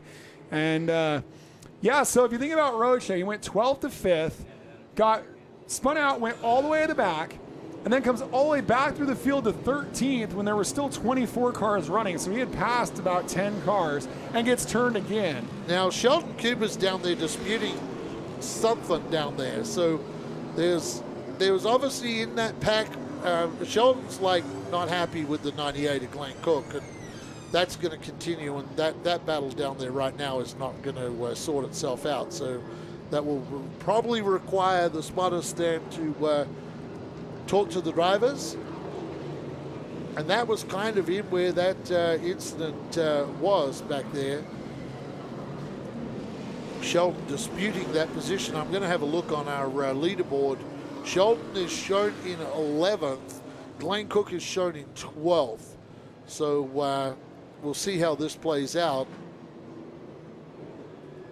Now Sheldon Cooper has actually jumped up a couple of spots. So it's actually gone back behind Glenn Cook. So Glenn Cook, on our leaderboard, Glenn Cook, it showed Nascimento, Cooper, Cook, Rocha. So I'm not really sure. They're not really in the order that they were on the scoreboard. So we'll see how that eventuates here in a little while. And you wonder, as this race continues to ratchet up in intensity, you don't really know if we'll even get to the full scheduled distance with how intense this has been, the number of cautions, if that changes the driving style or the objective for drivers like the drivers 2nd, 3rd, and 4th, who we've talked about. They're not here for points. They're only here to race for the race to be drug-free Big 3 and for the wins. And that's Vieira, Doss, and Huddleston. And like our nut-up short track shootout, where we always look at that race as such a wild card, the points cars and the guys racing for the win, how much will they ratchet up the intensity level if they know we're getting to the 4th quarter in the nitty-gritty here, because we are pushing the envelope on time. We are pushing the envelope on time. We've got about 25 minutes at the moment. We got to run 29 laps. So with the way this race has been, like you say, we are pushing the curfew, and I know race control has just let the drivers know that things are getting close to curfew. You need to make sure you get in line when you're told to, where you're told to.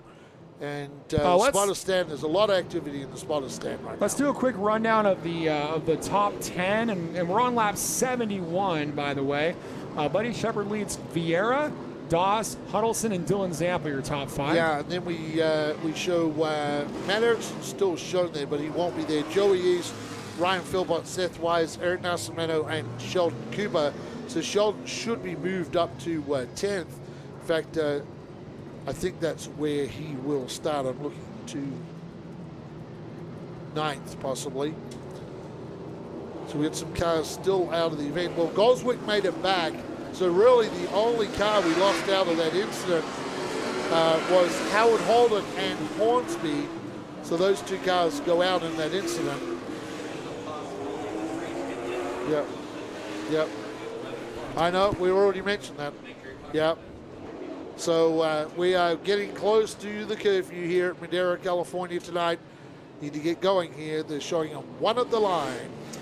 Welcome back to round number 2 of the race to be drug-free. Big 3. 29 scheduled laps remaining. We've been looking for a full moon, but we haven't found it. But there's definitely been some full moon style racing. They're howling at the moon, but it's been exciting at the front.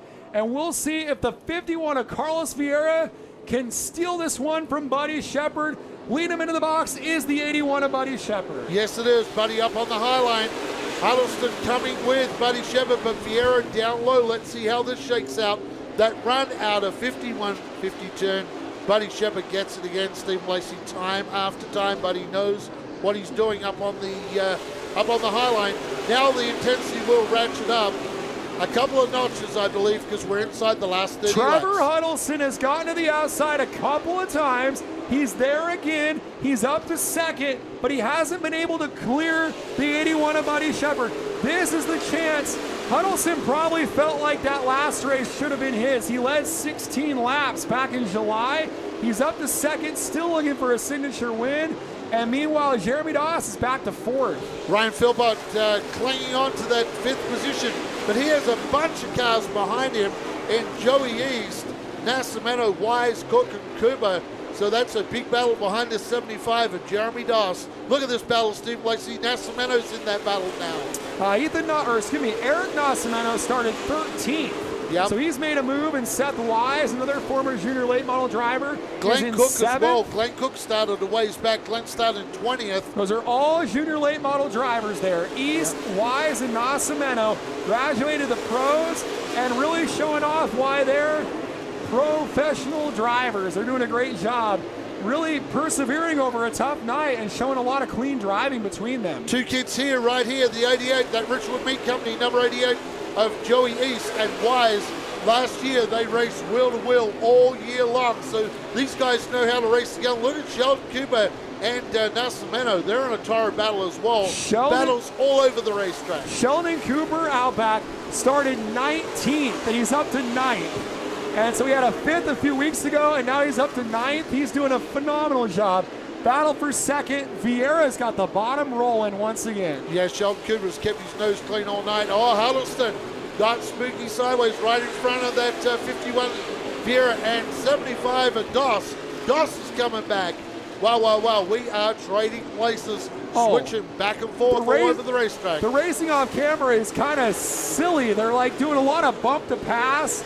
It's not very clean back there, and we hope they can keep it together because this is a great race right here for second. Yeah, it is. Goldswick Pales how that he goes to the infield. He said, I've had enough of this, because it is, like you say, this battle that's coming on screen right now, Stephen Lacey, this big battle of all these cars. They are trading bumpers. They're trading door panels. It's on the racetrack. This is important. If Carlos Vieira can get to second, he has been the best car on the bottom, and we get a caution, and he wasn't there. Oh, it's a scary crash down here. It's Mike Beeler. It's Dean Thompson, and the other car on the outside is Potts. That's a frightening crash right in the driver's door of the 6 of Beeler. We were seeing the 51 of Thompson was driving extremely aggressively, getting into the back of Glenn Cook multiple times. Mike's moving around in the car. That's the good news. Mike is moving around the car. But that car is completely a waste. Yeah, that car is a mess. That car is an absolute mess, Stephen Lacey. Hopefully Colby Potts is okay.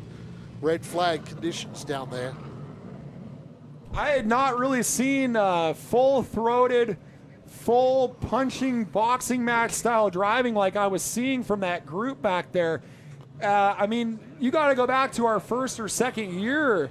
The racing, it was almost like old style Madera racing, and look at the results. You just can't drive like that for this long. No, and you called it a few laps ago too, Stephen Lacey. You called that battle was back there going on, and then I jumped in and I seen them. They were trading door panels, trading bumpers, and you just knew something had to give there with so many cars really getting into it. That will end the night for 3 cars. Dean Thompson, the 6 car of Beeler, and the car of Colby Potts. So the cleanup's going to have to be quick as we still have 19 to go. And, man, it was so critical, I felt, for Vieira to get to second and get a restart on the bottom. I think he's the one car that can make the bottom work. Was just about to clear Huddleston when this caution came out. And, of course, he's going to restart third, and the car we're going to queue up on is the 75 of Jeremy Doss, who's going to be on the outside behind Shepard, presumably, if Shepard picks the top, which we presume he will. And Doss is going to need a rocket restart and to get right up to Shepard and need a lot of things to go right for this to work out, Andy. Yes, he is. Well, look at that car of Mike Beeler's, Stephen. That has got a lot of damage. So it'll go back to David's Racing Products, and I'm sure that car's going to end up on the jig at Mike David's. Colby Potts, Colby, we don't see him here at Madeira very much in that Nascimento Motorsports entry, but Colby, a lot of fluid on the racetrack, so we need to try and get this cleaned up, get the wrecker trucks in, and drag these cars off. We're approaching deadline. We only have 18 minutes before we have to close it down. We had a question about fuel. Most of these teams pack their cars full of fuel during the break, but not all of them do. And so I'm sure a couple of them are wondering, but the field is thinned out a bit, and there's really no reason if you're near the back and you have a concern, you might feel like pitting just to be certain that you got enough. Just get a splash, get back out there. But most teams we saw adding fuel at the break because they know with this 100-lap distance and the intensity level that was going to be a necessity. The aggression level back in the middle of the pack was stuff I have not seen before in a long time. Yeah, no, it was, like you say, you called it a few laps ago, and it just continued and continued. And then, it gets to the breaking point where something has got to happen. I hate it to see these cars get torn up like this, though. Yeah, not to call any car numbers, but there was a particular battle where I saw a car come around into every corner, run into the back of the guy in front of him for 3 consecutive laps. And at some point, that's just not going to work, and the give and take's going to go away there. Yep. That's a costly wreck for Mike Beeler. In fact, Hans did a lot of damage to the other car. I'm not sure. I think Hans is still out there on the racetrack. We try and pick up where he is on the racetrack right now. Hans Beeler. He's actually in the pit area with his helmet off. Well, they hit the wall a ton. Yeah. It's been a tough night for the Beeler crew down there in Modesto at Beeler Industries. Phenomenal field tonight. The times were so close. The depth was without compare. Probably would rival a short track shootout most years. And the result of that is close quarters racing where everyone's right on top of each other. The speeds, record speeds tonight. And this has been the result, unfortunately, a marathon night here at Madeira. Yeah, we've been running so clean for the last few weeks. And this is the first time we've really had a night where we've torn a lot of equipment up. Yeah, this is one of the rougher nights I've seen in our tenure as a televised series, honestly. Yep. Kind of unprecedented. This is a bit wild, buddy. It is a lot wild. They're living the madness tonight, my friend. So look at this car, the Colby Potts car. Well, that's another David's Racing Products car. We ran into Mike David in the pits. In fact, he was talking about how he's so busy between the late models, the running of the Legends of the Pacific series. The shop just got busier. And I noted as we were talking that there was a whole row, I believe we counted 6 cars all next to each other, all with David's Racing Products stickers on the back. And I said, oh, yeah, you're busy, huh? And so he was kind of suggesting that managing all this has been a big challenge this year. He's done a great job with the Legends series. In fact, there's Mike right there. Mike's right there in the white shirt, Stephen. I think. Yeah, I'm pretty sure that's Mike David right there. Not positive, but could be. Yeah. Down there surveying the 6 car that is coming in. Well, Beeler's got a good car. He's run really good at Roseville, which uses the same rules package. And he's been a top 5 car the times he's been up there. And it's a really good piece. And just not a good piece anymore, unfortunately. And like we talked about, it was pretty amazing. Hans Beeler qualified real well today. Qualified 16th with his lack of experience here. Beeler started 23rd, which was a bit of a surprise. And this is the result. Unfortunately. Yes, it is. Unfortunately, we need to get Colby Potts' car off the racetrack as well. A lot of fluid down there. It's going to take us some time to put a lot of sweep down. You see all those bags of Speedy Dry down there. We are going to use all of those bags, unfortunately, Stephen Blakeslee. Well, it's like speaking of the Legends cars, we've talked about this a few times, but reminds me when we put a Speedy Zorb company out of business just about, when we ran out of Speedy Zorb in one night just off of the Legends. Yes, we did. We had a car that, for anyone who doesn't know the story, that we haven't talked about it, a Legend car blew up and oiled down the racetrack. Now, I never knew a motorbike motor could hold so much oil. It just dumped oil all over the racetrack. So what happened for the next 2 or 3 seasons, we used to call it Legend Cars, sponsored by whatever the brand of Speed Zorb that we were using at the time.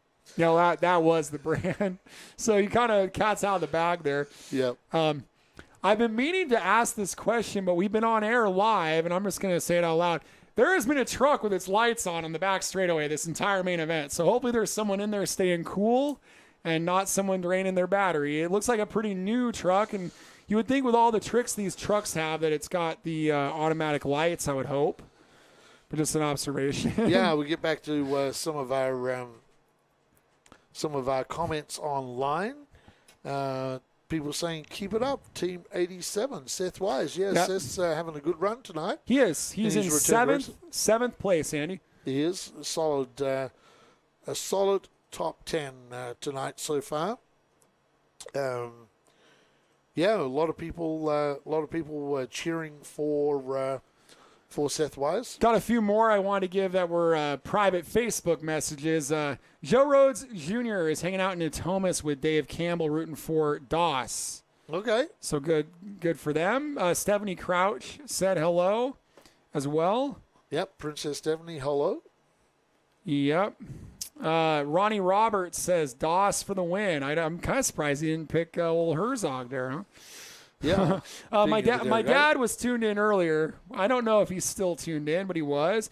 Gary Thomas is kind of holding down the fort at Delta this year because I've been called to action here at Madera with our every other week schedules. There's a photo right here. We got Gary Thomas watching blacktop races at Delta. Very, very cool. Hey, haven't caught up with him much this year, Gary Thomas, but hey, good day there to Gary Thomas. And that photo was courtesy of Jim Dale. Nice job, Jim I'll be Dale. there tomorrow. I'm not going to announce. Gary Thomas will handle that. I'm going to film if I can be standing up straight. Race fans, it's supposed to be 111 tomorrow. Yes, it's going to be warm. We got lucky today. I think my pool's going to get a lot of use tomorrow. My dad is still tuned in. Brock Monroe, sad deal, but the fab shops will be making some money, yes. And there might be some money coming to the Children's Hospital, too, because all our fines here at Madera go to the Children's Hospital, and I'm guessing there's one driver that's going to be contributing to that tonight. They allowed, I don't know if we can get this on in camera, I think Doug is on it. They allowed the teams to come out with fans. There we go. And so that's Austin Herzog's girlfriend blowing the fan on him to keep him cool down there. We see just to the left of them, Ron Stromiska Jr. is blowing the fan on Blaine Roach's car. So got some helpers down there. Yeah. There's people down there helping Sheldon Cooper as well, or giving Sheldon some water. It is super, super hot. Now, our track crew has cleared the back, and red lights are still on. I guess we have some speedy dry that we need to put down, so the safety crew going back over there now. The track is clear. They will do the rest of the cleanup up there. Yep, so... It's a boneyard in the middle, Stephen Blakeslee. It is. So Haley Pittman down there with the fan on Herzog. You know, we have this thing at the banquet where Frank gives away a bucket. And usually we have this bucket of all broken race car parts. Here's my recommendation. Well, go ahead. I have a recommendation. Right? It ain't going to be a bucket. No, exactly. After tonight, you can fill a skip tonight. Well, do you know who I'm going to call? I'm going to call JR, And we're going to need a pod for We this. need a pod, yeah. We're going If to need you're a out there, full-blown JR, pod for hey, JR, this. send a pod this way because we've got some, we got a lot of race car parts all scattered over. I believe that's Alexander Mead that's hanging out with Sheldon Cooper down there. Yep. They're good friends. And, of course, it's been a good year for Lily Mead battling for the points lead in the Madera late models. That's our non-televised series. Yeah, Lily's the points leader for that series. I kind of thought that Lily would have benefited being in that series last year. I think she was ready for that, so it's been cool. Yep. Dave Campbell, oh, yeah, I got the same message you got from Joe Rhodes. Dave Campbell and I are in Natomas rooting for Jeremy Doss. Dave Campbell, we miss you at the racetrack. We seriously do. The old days of Dave Campbell and all the crew being out here, we really miss those days. A couple of comments. Just My 2.0 says, this is the best racing channel from an old racing fan that raced in the 60s. Well, we think this is the best racing in a long time, too. Someone said, what happens if they pass the curfew? We don't pass it, No. Tristan. We stop. It is 11 o'clock sharp here at Madera, so there's no going past it. So this race right now is at risk. We have 8 minutes to try and get this thing back underway. The track crew is pulling away from that water at the back. We may just most of the water is going to be down low, so it's not really in a corner position, so it won't be too bad being on the straight. Hey, we got a really cool comment, and I hope he's still tuned in because I have a question. We got a comment from Justin Koski. He says, go Philpott number 52. He's marrying me and my wife next weekend. So Ryan Philpott, I guess, does that stuff. My question for Justin, can you tell us how you're related to Brian Koski, the late Brian Koski, a great friend of ours who passed away a few years ago, a former Altamont racer. Just curious, are you his son? I don't know. I want to know. We love Koski. All those guys from Altamont. All part of the crew, Ron Pastana, Brian Koski. Calvin Hedgie was wondering where the 92 of Dylan Zampa is. It's a bit complicated because we've had a couple of cautions. He was up in the top 6 and then had a back and forth battling for 6th and 5th with Matt Erickson and was hit under yellow and was sent to the back. And we'll see where he shuffles out. We will update you the full rundown once they restart it, and we can give you a full rundown. We can tell you Buddy Shepard is leading this race. That's what we can tell you. Hey, our buddy Eddie, who used to be the scorekeeper for the SRL back in the day, he says Buddy looks like he's going to be hard to beat. I think that's true. I really thought it would be nice to see, again, Vieira on the inside for a restart, but we're not going to get that just yet. Stephanie Crouch, hats off to Madera for enforcing the masks. I agree. Yes, it's very strict here, the mask and it's rule. important, so we can keep going. Hey, we were talking about Dave Campbell, and Joe Rhodes Jr. says, don't worry, Dave is so happy for the shout-out. He says he'll be back out there soon. Hey, we want to see you real soon, too, Dave Campbell. Okay, so Justin Koski, he says that his dad is Dwayne Koski and helps Ryan out. And Ryan married his sister in a bar, and now he's marrying Justin this weekend. So Ryan's been doing a lot of weddings. Yeah.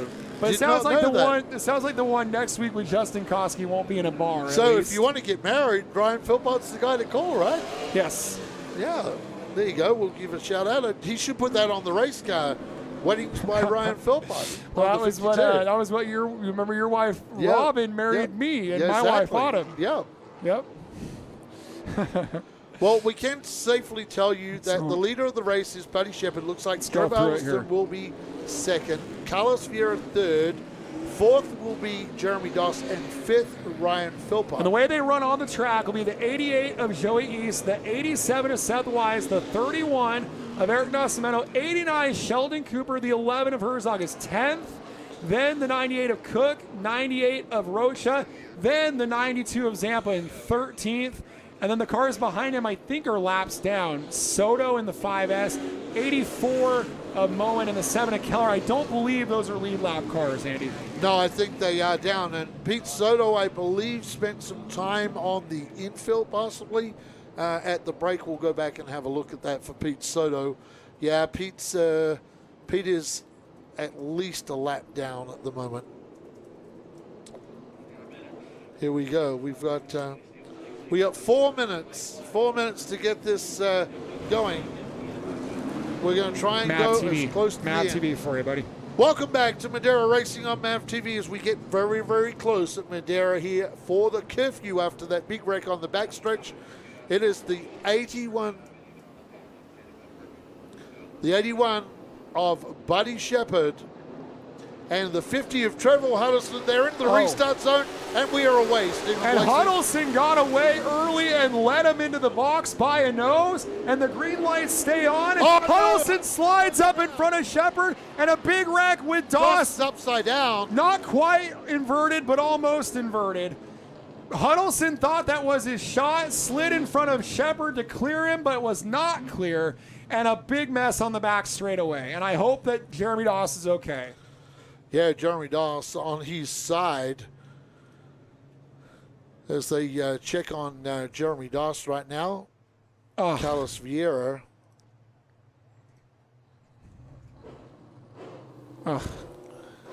And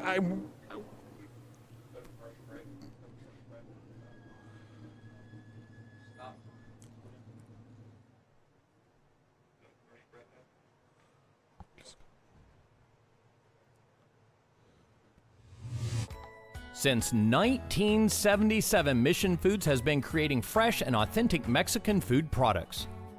Put some Mission in your kitchen, race fans. As we like to say here at the Madeira Speedway, support the brands that support our sport. I'm Kenny Shepard here on Madeira Racing on Mav TV, and we would like to welcome Mission Foods on board here on the Madeira Racing program. Too fast, too tasty. Make sure Mission is the choice you make the next time you're at the store. Race fans, please support the brands that support our sport.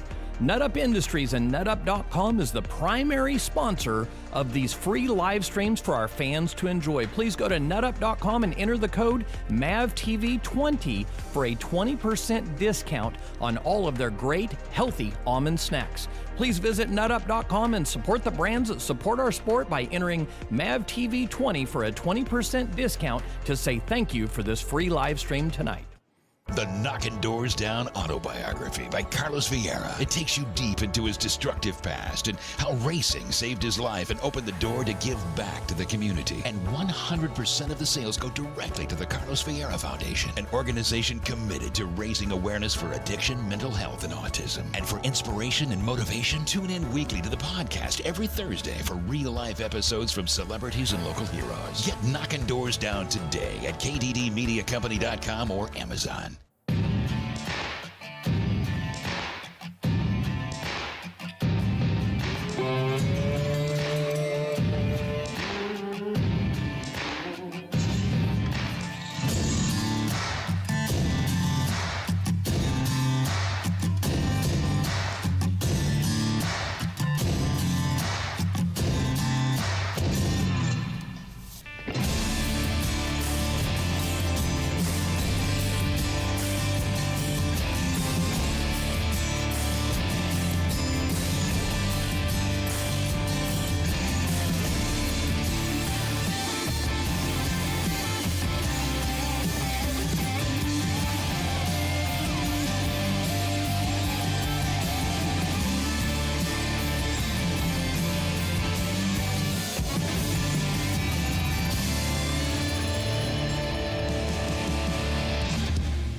Hey race fans, are you a fan of grassroots racing?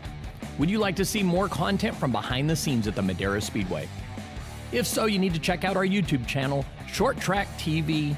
ShortTrackTV is where you will find the behind the scenes action with documentaries of the race car drivers, old race footage, and other exciting and fun content from the Madeira Speedway. Go to ShortTrackTV and subscribe today and enjoy some more great content from the fastest 1/3 mile in the West, the Madeira Speedway.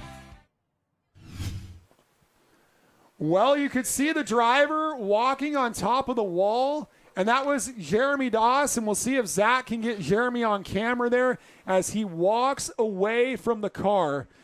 And that is great news. I There he is right there standing next to the to one of our safety vehicles. There's Jason Galvin in the gray, and there's Dawson in the red.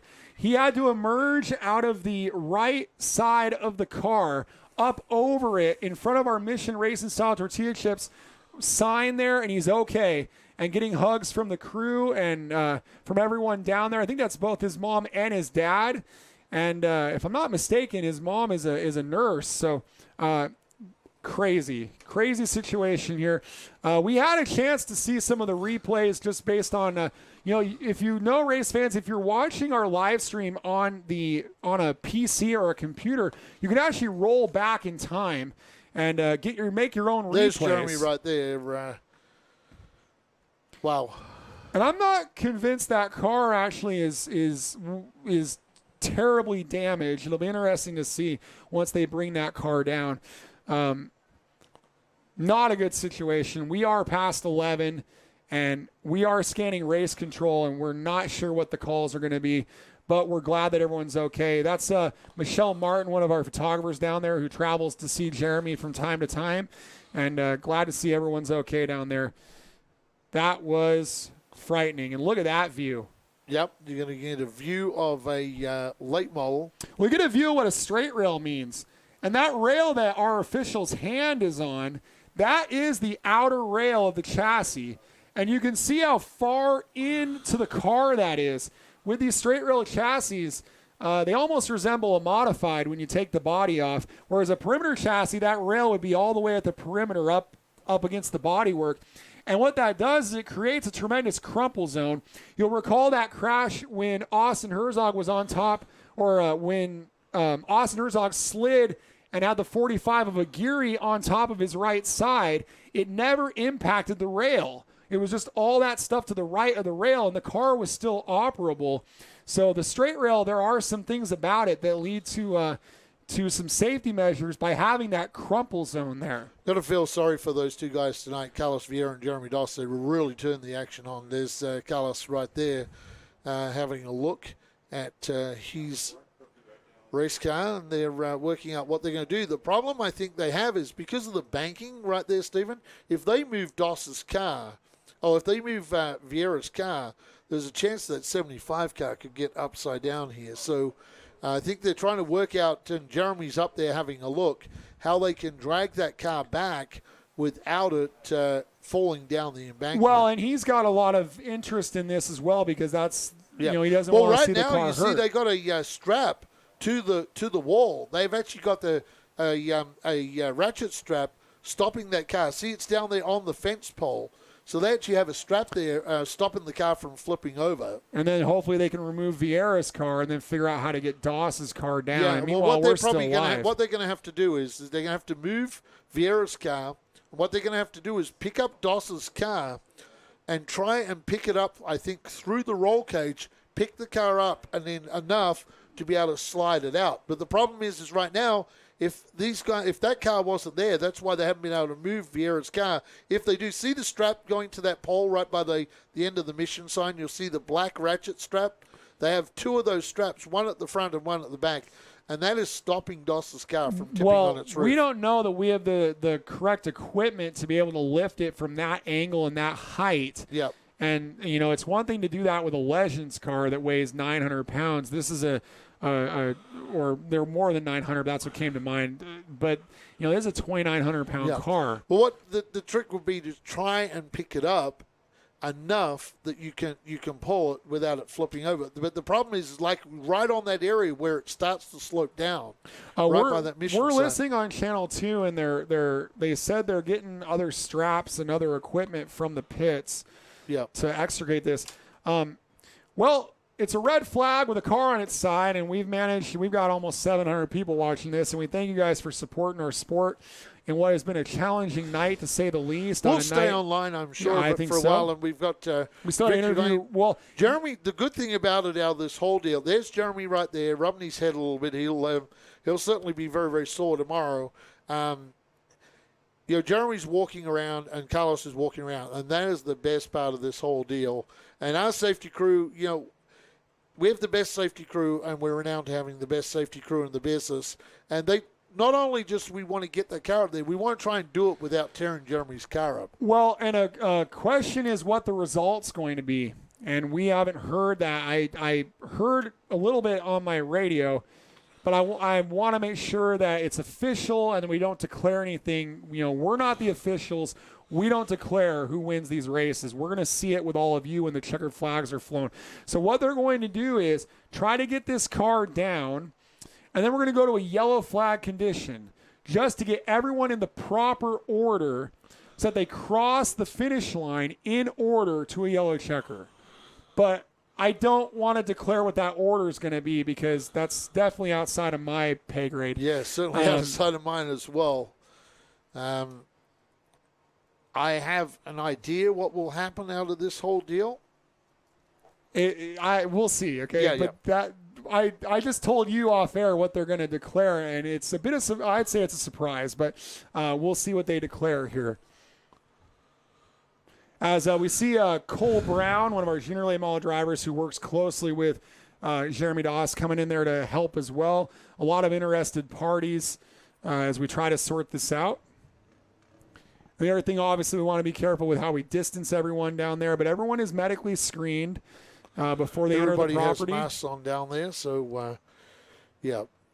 Well, as you see, they're putting more straps to the fence to stop this car because what we got to do is we got to get the 51 out there, but we can't get the 51 out until we know that the 75 is safely strapped to the wall. This is the first I've ever seen at Madera or any of the pavement tracks I've worked at. Well, it's being suggested in our comments, and this is true, is that the owner of the 61 of Robbie Hornsby is Clay Wooster, which he runs a towing business.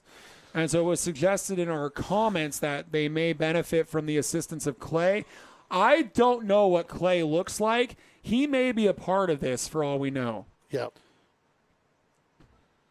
So there's a lot of discussion going on down there with Jeremy Doss and that crew and the safety crew down there. See a lot of our officials down there. I see Dean, who is in control of the cars coming out of the gate. Dean is down there having a look. And maybe they're giving our safety crew some assistance where they're pushing those cables from the straps from the ratchet straps, pushing them through the fence. So you see our crew back that side. So another update, just for our fans watching on the live stream, we are going to go to a yellow checker shortly. Some of the spotters are already leaving the spotter stand, but we have to try to get this car in a safe position as our goal first. The state curfew is in effect at all state fairgrounds for racing. It's been 11 o'clock for a long time. Some tracks it's even 10 o'clock at Watsonville and Roseville come to mind. I don't mind it. As a racing promoter and as a racing announcer, it really is good for our fans, for our young race fans, and it's just the nature of what we get to do.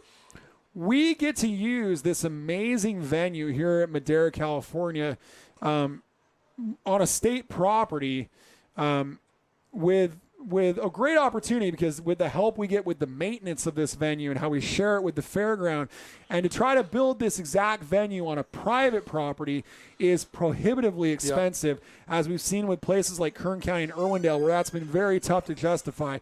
So we love being a part of the Madera Fairgrounds, and the curfew is just one part of that element. So we are happy to abide by that and be good neighbors for our friends and family around the area, and that's just what we do here in Madera, California. Yeah, we do, and we have one of the nicest facilities, like you say, fully paved pit area.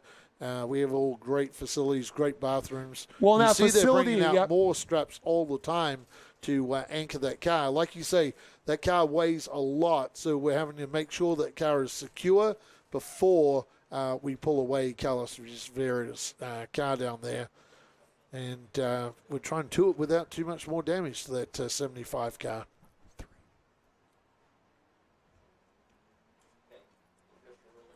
Just waiting on confirmation from race control. My good friend Havachat, we need B.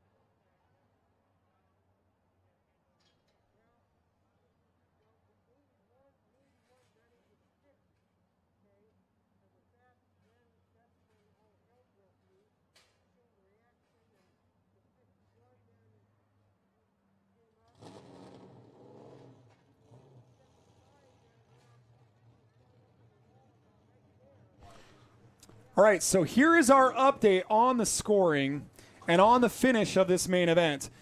The event was going to be called back for the start, and it was in the process of being thrown back when the incident occurred. On a normal callback of a start, we just revert back and do it again. Exactly. We've never had a situation where we haven't had a chance to do it again. It's never happened before. So what they've decided to do is we are going back as if that start never happened, as if we would have had a second attempt, meaning everyone stays in their finishing order the way they were coming to the line. And there's just a few positions in the middle of the grid that are being updated right now next door. But we can tell you officially that Buddy Shepard will be the winner, Trevor Huddleston second, Carlos Vieira third, Jeremy Doss fourth, Ryan Philpott fifth. And that is the way they restarted, is the way it will end, because there was no opportunity to do a redo, and this caution was not for the incident. Yep. They were going to go yellow. At the point that Trevor Huddleston was turned around, was about the time we were going to go yellow for the restart. Because we never go yellow till the straight. So we wait for the cars to safely get through turns 1 and 2, which we did, and we were going to throw the yellow and call it back and start again. So we are going to have our MAV TV post-race presentations, our Nut Up post-race show, and that's going to be coming in just a few moments. And that's the only way our officials can handle it based on the precedent and the previous rules, that they were anticipating a caution. And they were unable to throw the caution for the start because of the melee that ensued. The reason they held the caution as long as they did was the feeling of an impending melee. They kind of leave it up to the starter and his discretion to let them get around 1 and 2 as far as they can get them down the back straightaway safely before they'll throw that yellow. Yep. And so that's why he waited, and his intuition was correct that it was about to go crazy back there. Yes, it was. And you can see where Jeremy launched up the wall on the back section, rode that for some distance up there. So we'll move everybody back to the pit area that's not involved in the top 3. Buddy Shepard will be in victory lane once again for win number 13. Is that Stephen Blakeslee? Yes, win number 13 in our televised series in only 6 years of competition. Pretty remarkable. Yep. And bear in mind, it's more remarkable when you work out that only 3 of those years this year that he has been running for the championship. And most likely, if he wins this championship this year, that will be 3 attempts to win the championship, and he would win it 3 years in a row. We're not done for the rest of the year yet, but that's how it will be. And Trevor Huddleston bring the 50 car, the Lucas Oil entry to victory lane, that fast Ford Mustang. So we're working on getting the full rundown, and we're going to go into our MAV TV post-race presentations here in just a moment. Jason Galvin is standing by, and we're going to go into our MAV TV call here in just a moment. For all you that have stuck around, we're going to hear from our top 2 finishers in just a moment here. We're going to try to get this going here real soon. Hopefully we'll also hear from Carlos Vieira as well. Dave Sabota down there handing out the hats. Our 5150 girls have stuck around as well. I want to thank them for that.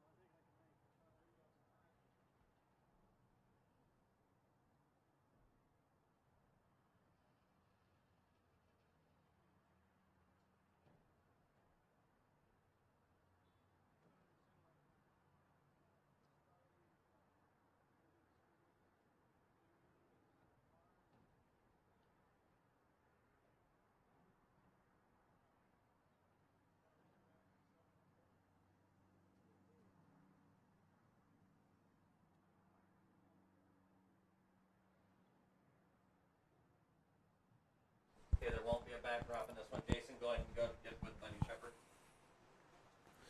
Well, race fans, just about time to get down there trackside and hear from Jason Galvin and Buddy Shepard down there in Victory Lane.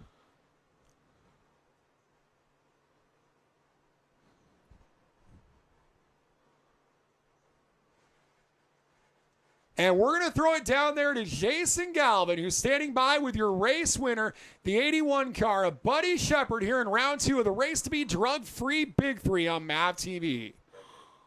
Buddy Shepard climbs out of his race car here, and certainly a bit of a subdued feeling here in Victory Lane in round 2 of the Race to Be Drug-Free Big 3 as Buddy comes on over the 5150. Girls will come in here as well with the banner. Buddy, I know that that's not how you or anybody who ran up front wanted this race to finish. Walk me through what you thought happened on the final restart. I know just the final restart wasn't clean at all. We got jumped, we got rolled, shoved up the track there, and then we got just about turned going into turn 1. So then I was still had to run on the outside, and I still felt like I was there, and he just kept coming up. So I got into the back of him, and then but I mean, these guys brought me a good race car. You know, it was really, really fast, and I think it was pretty good. When you led all but a handful of laps, I can tell subdued, and you're already not, you know, the most excitable when you win a race. You try to keep it as professional as you can here. When you think big picture, though, on a night like this, and all the chaos that had happened behind you, still able to come out of here with a win, with all 4 fenders on the race car. A $5,000 payday is a big deal for this team, I know, and a big night in the points as well. What do you take away from nights like this?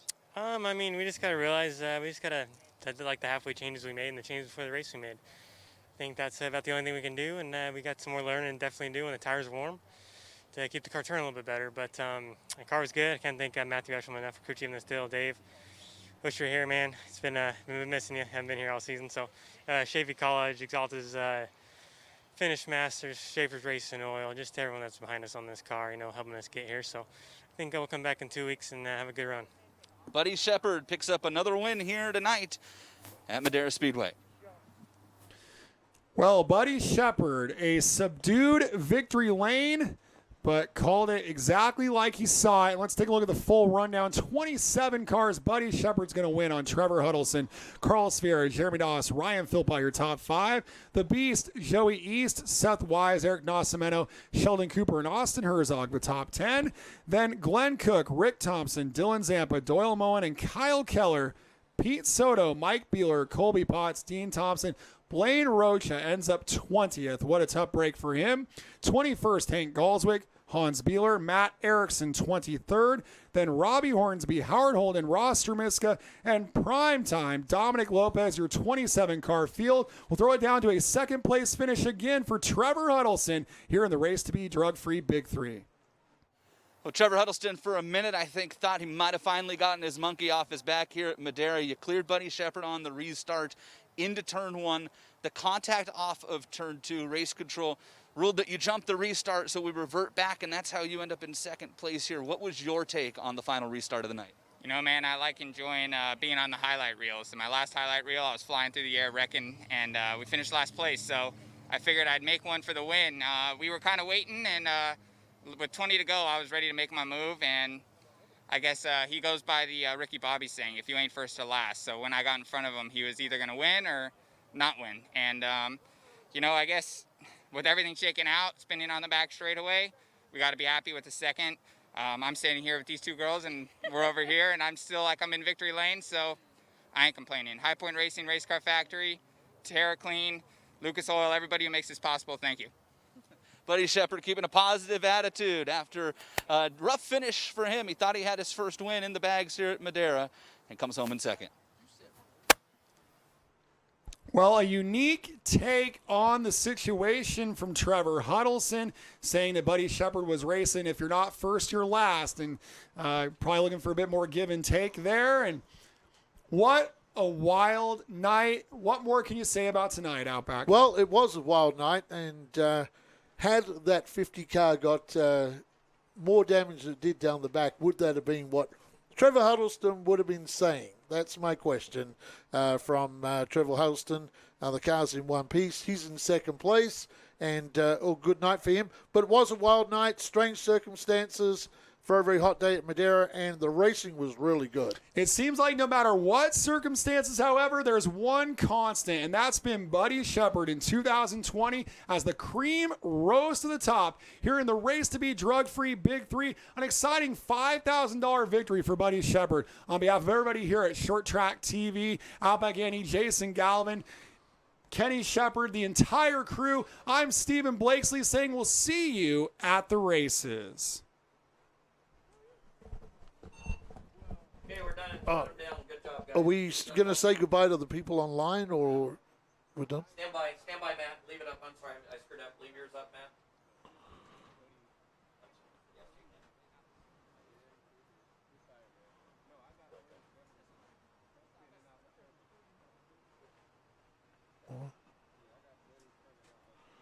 Okay, for the people that are still with us online, well, what a wild night at Madera Speedway, and great racing, though. 3-4 wide action on the racetrack. I hate to see cars get torn up, but sometimes that's the way it works out. Hopefully Stephen Blakesley will join me back here in a minute. See what some of our people are saying online. Yes, the yellow would have been called. So for what people were saying, that's the way it worked out. We can continue. We'll wrap it up. For those online, we are back next Saturday night. It'll be Kenny Shepard and myself on the call next Saturday night. Our full crew will be back in 2 weeks for another round number 7 of the Nut Up Pro Late Models, round number 7 of the 5150 Late Models for juniors. I'm Outback Andy, Stephen Blakesley, my broadcast partner, Jason Galvin, Kwan, tonight directing, and Kenny Shepard, and all our fabulous crew here at Madera Speedway. We'll see you next Saturday night.